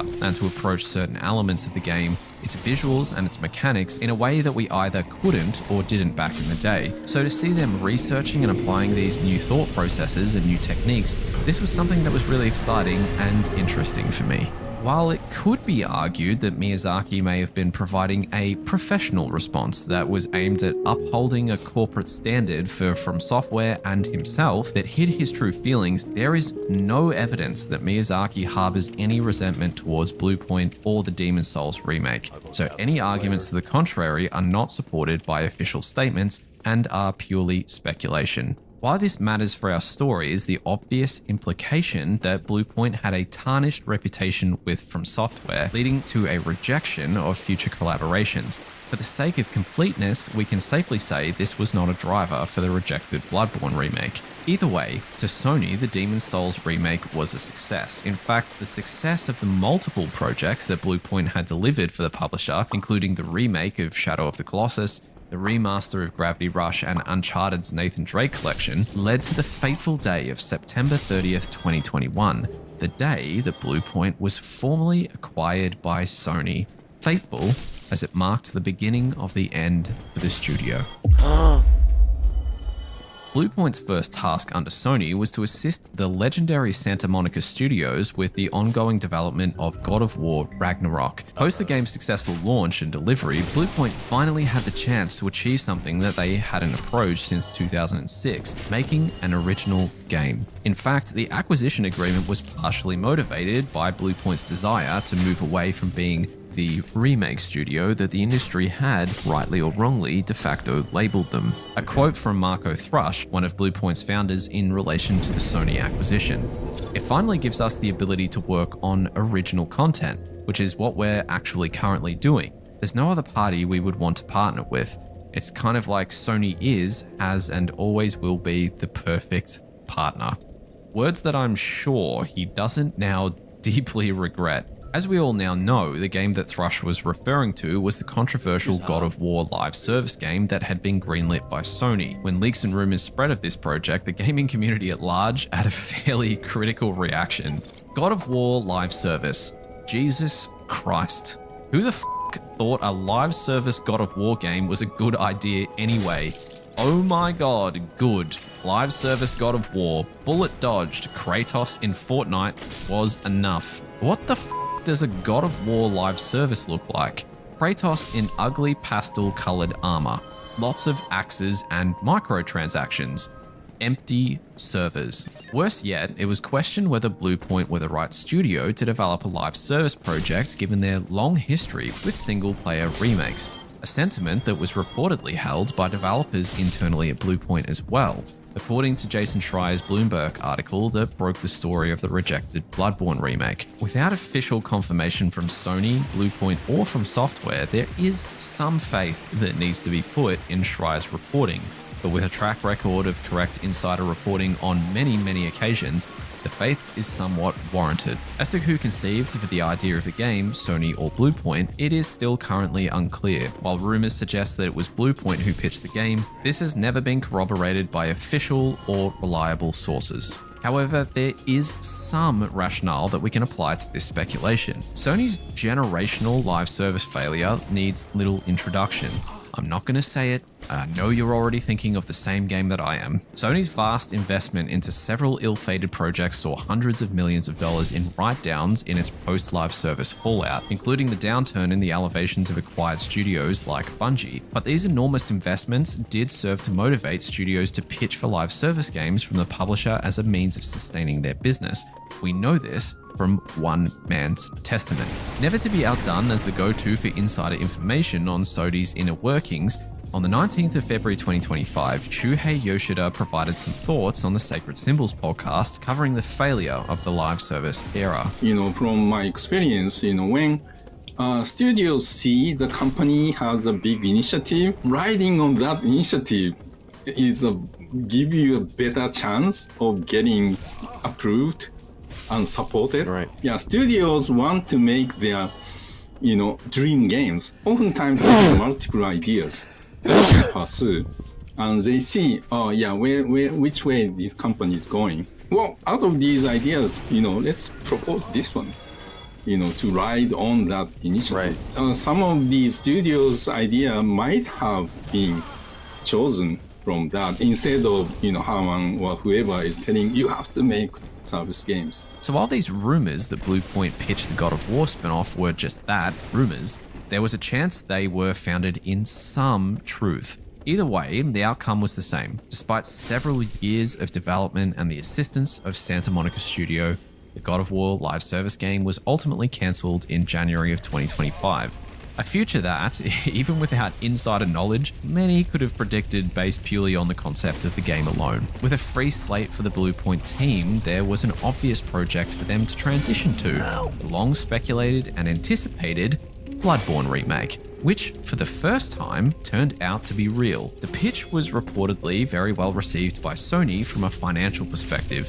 To quote the fandom, a new Bloodborne game is tantamount to printing money. The only hiccup was, From Software themselves had rejected the pitch, the reason for which is still, officially at least, unknown. Now do keep in mind that Sony could make a new game, remake, remaster, or even a sequel at any time, but to do so would be to slight From Software, something that they, very clearly, are unwilling to do. Between the cancellation and the rejected pitch for Bloodborne, an escalating feeling of desperation set in at Bluepoint as the studio struggled to secure a follow-up project. Pitches for a Ghost of Tsushima spin-off and a confusing Shadow of the Colossus update were both rejected. As 2025 ended and 2026 began, Bluepoint was still without a project, and as the February PlayStation State of Play aired announcing the remake of the original God of War trilogy, developers' worst fears at the studios were beginning to be realized. On the 19th of February 2026, Bluepoint's closure was announced in a press release from Sony, heralding the loss of approximately 70 developers that called the studio home. Fans and industry professionals united in the outrage of what felt like the shameless loss of such a legendary studio. How Sony had gone from acquiring them to losing them after they had survived decades. Launching well-received titles was a catalyst for anti-Sony sentiment. In fact, Lance McDonald, the developer of the Bloodborne 60fps mod, tweeted in defense of From Software, placing blame directly on Sony and casting doubt over the studio's role in the rejected remake. Worth noting that From Software have no say in what happens to Bloodborne, and this is PlayStation saying, "Oh, sounds good, but From Software don't want that," to a Bluepoint staff member, which is very likely just a lie. In reactions, fans were less than supportive of the speculation, and it was quickly shut down by Jason Schreier in a Reset Era forum thread, doubling down on his original reporting. While Schreier's article was never corroborated by separate independent reports, it was independently verified by Jeff Grubb of Giant Bomb, stating, "It is not a lie, it's exactly what happened. Although I get where Lance is coming from because Sony doesn't have to care about what From says. But if it doesn't, would it ever get to work with From again? Either way, Sony's reputation with fans of Bluepoint games was in utter disarray. The needlessness of the closure felt almost personal, a feeling that would carry with them in the days to come. So now that we've caught up with the current day, we can turn back and reflect on the question, what really caused From Software to reject the remake of Bloodborne? As it stands, the answer is, officially at least, unknown, as Sony and From Software have not made any official statements, and nor will they. However, there are several different possibilities that we've explored to uncover the motivations of the developer that may elucidate the reason for this rejection. The first possibility is that From Software holds a grudge against Sony for their lack of support in publishing Demon's Souls. This is extraordinarily unlikely to be a key motivator for the decision. The most prominent piece of countering evidence being the development of Bloodborne itself. That was a successful partnership only a few years past the launch of Demon's Souls.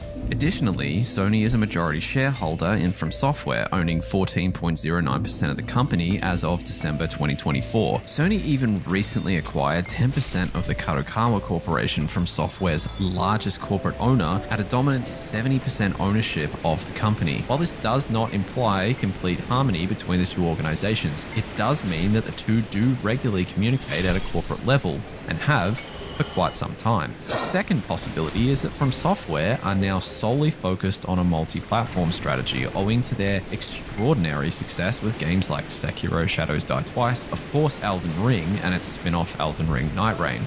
There is certainly some truth here, in that From Software games have majorly focused on multi-platform as their successes as a studio have grown.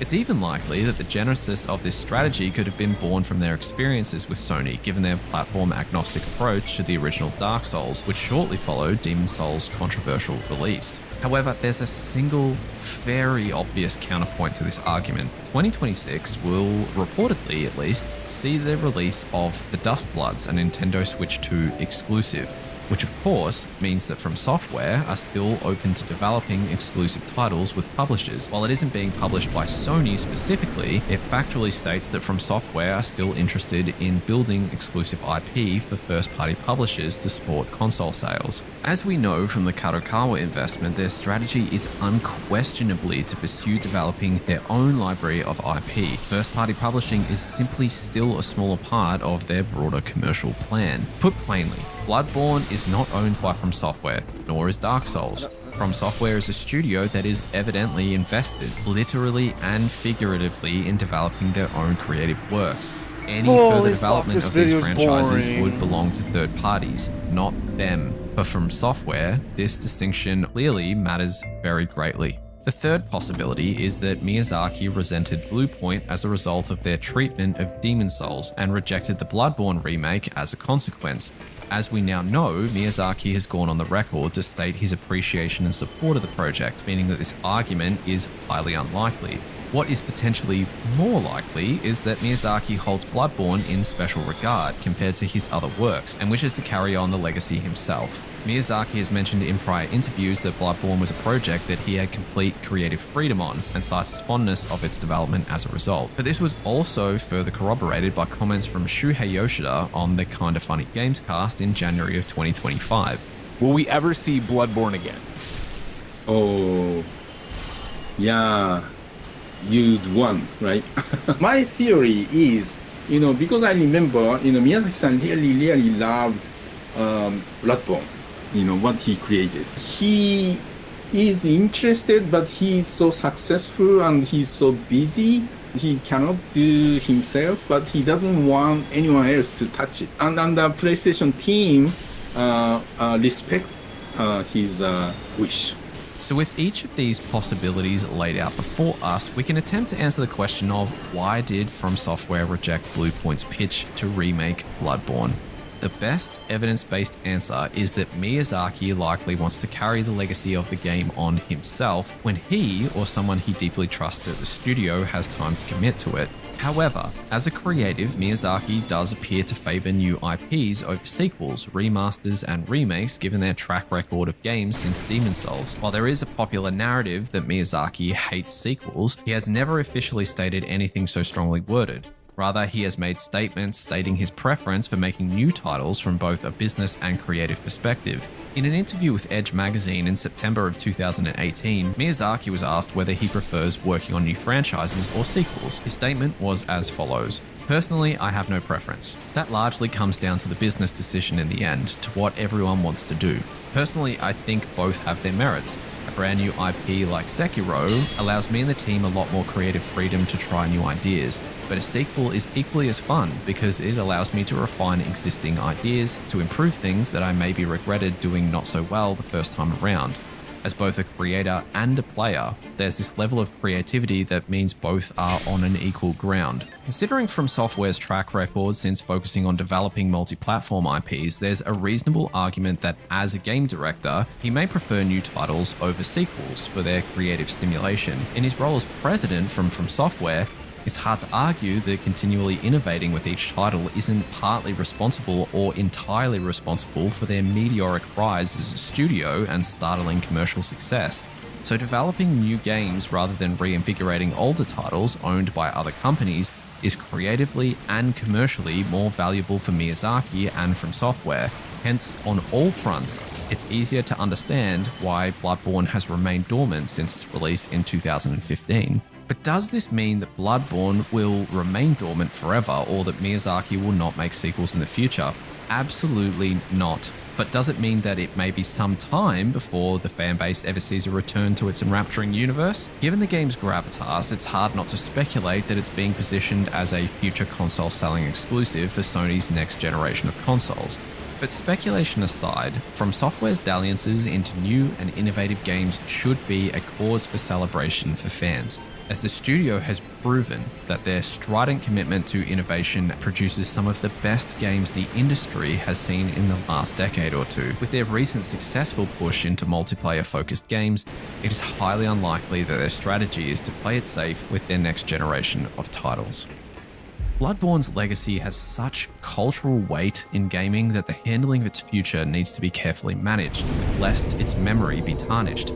The continuation of one of gaming's most accomplished and beloved titles is a nigh impossible task for anyone, including its original creator. Bloodborne is so precious and so deeply loved that the slightest misstep could blemish a legacy that has lasted over a decade. A game so powerful that, despite its commercial value, gives titans of industry pause for want of maintaining their good graces with its creator. The question that occurs to the mind of a fan as they mull on this idea for long enough is it better to leave it well enough alone? No. Allow a work of art to remain preserved in a glass bottle, untouched by desire, greed, or ambition? Permit it to ever maintain its perfections and imperfections? A memory captured in resin and granted the grace to forever exist as a beloved moment in time. Sometimes art is memorable enough to resist modernization, and Bloodborne may be one example of a game that models that description perfectly. Bloodborne is a game that sits at the center of a nexus that connects corporate power, artistic possession, and cultural legacy. Its remake wasn't rejected because it was forgotten. It was rejected because Bloodborne simply means too much.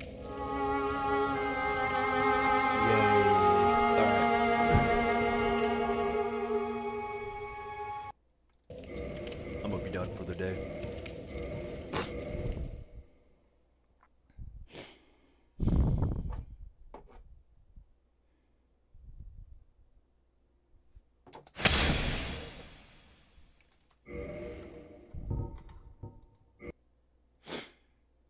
Hurry up, hurry. Boom.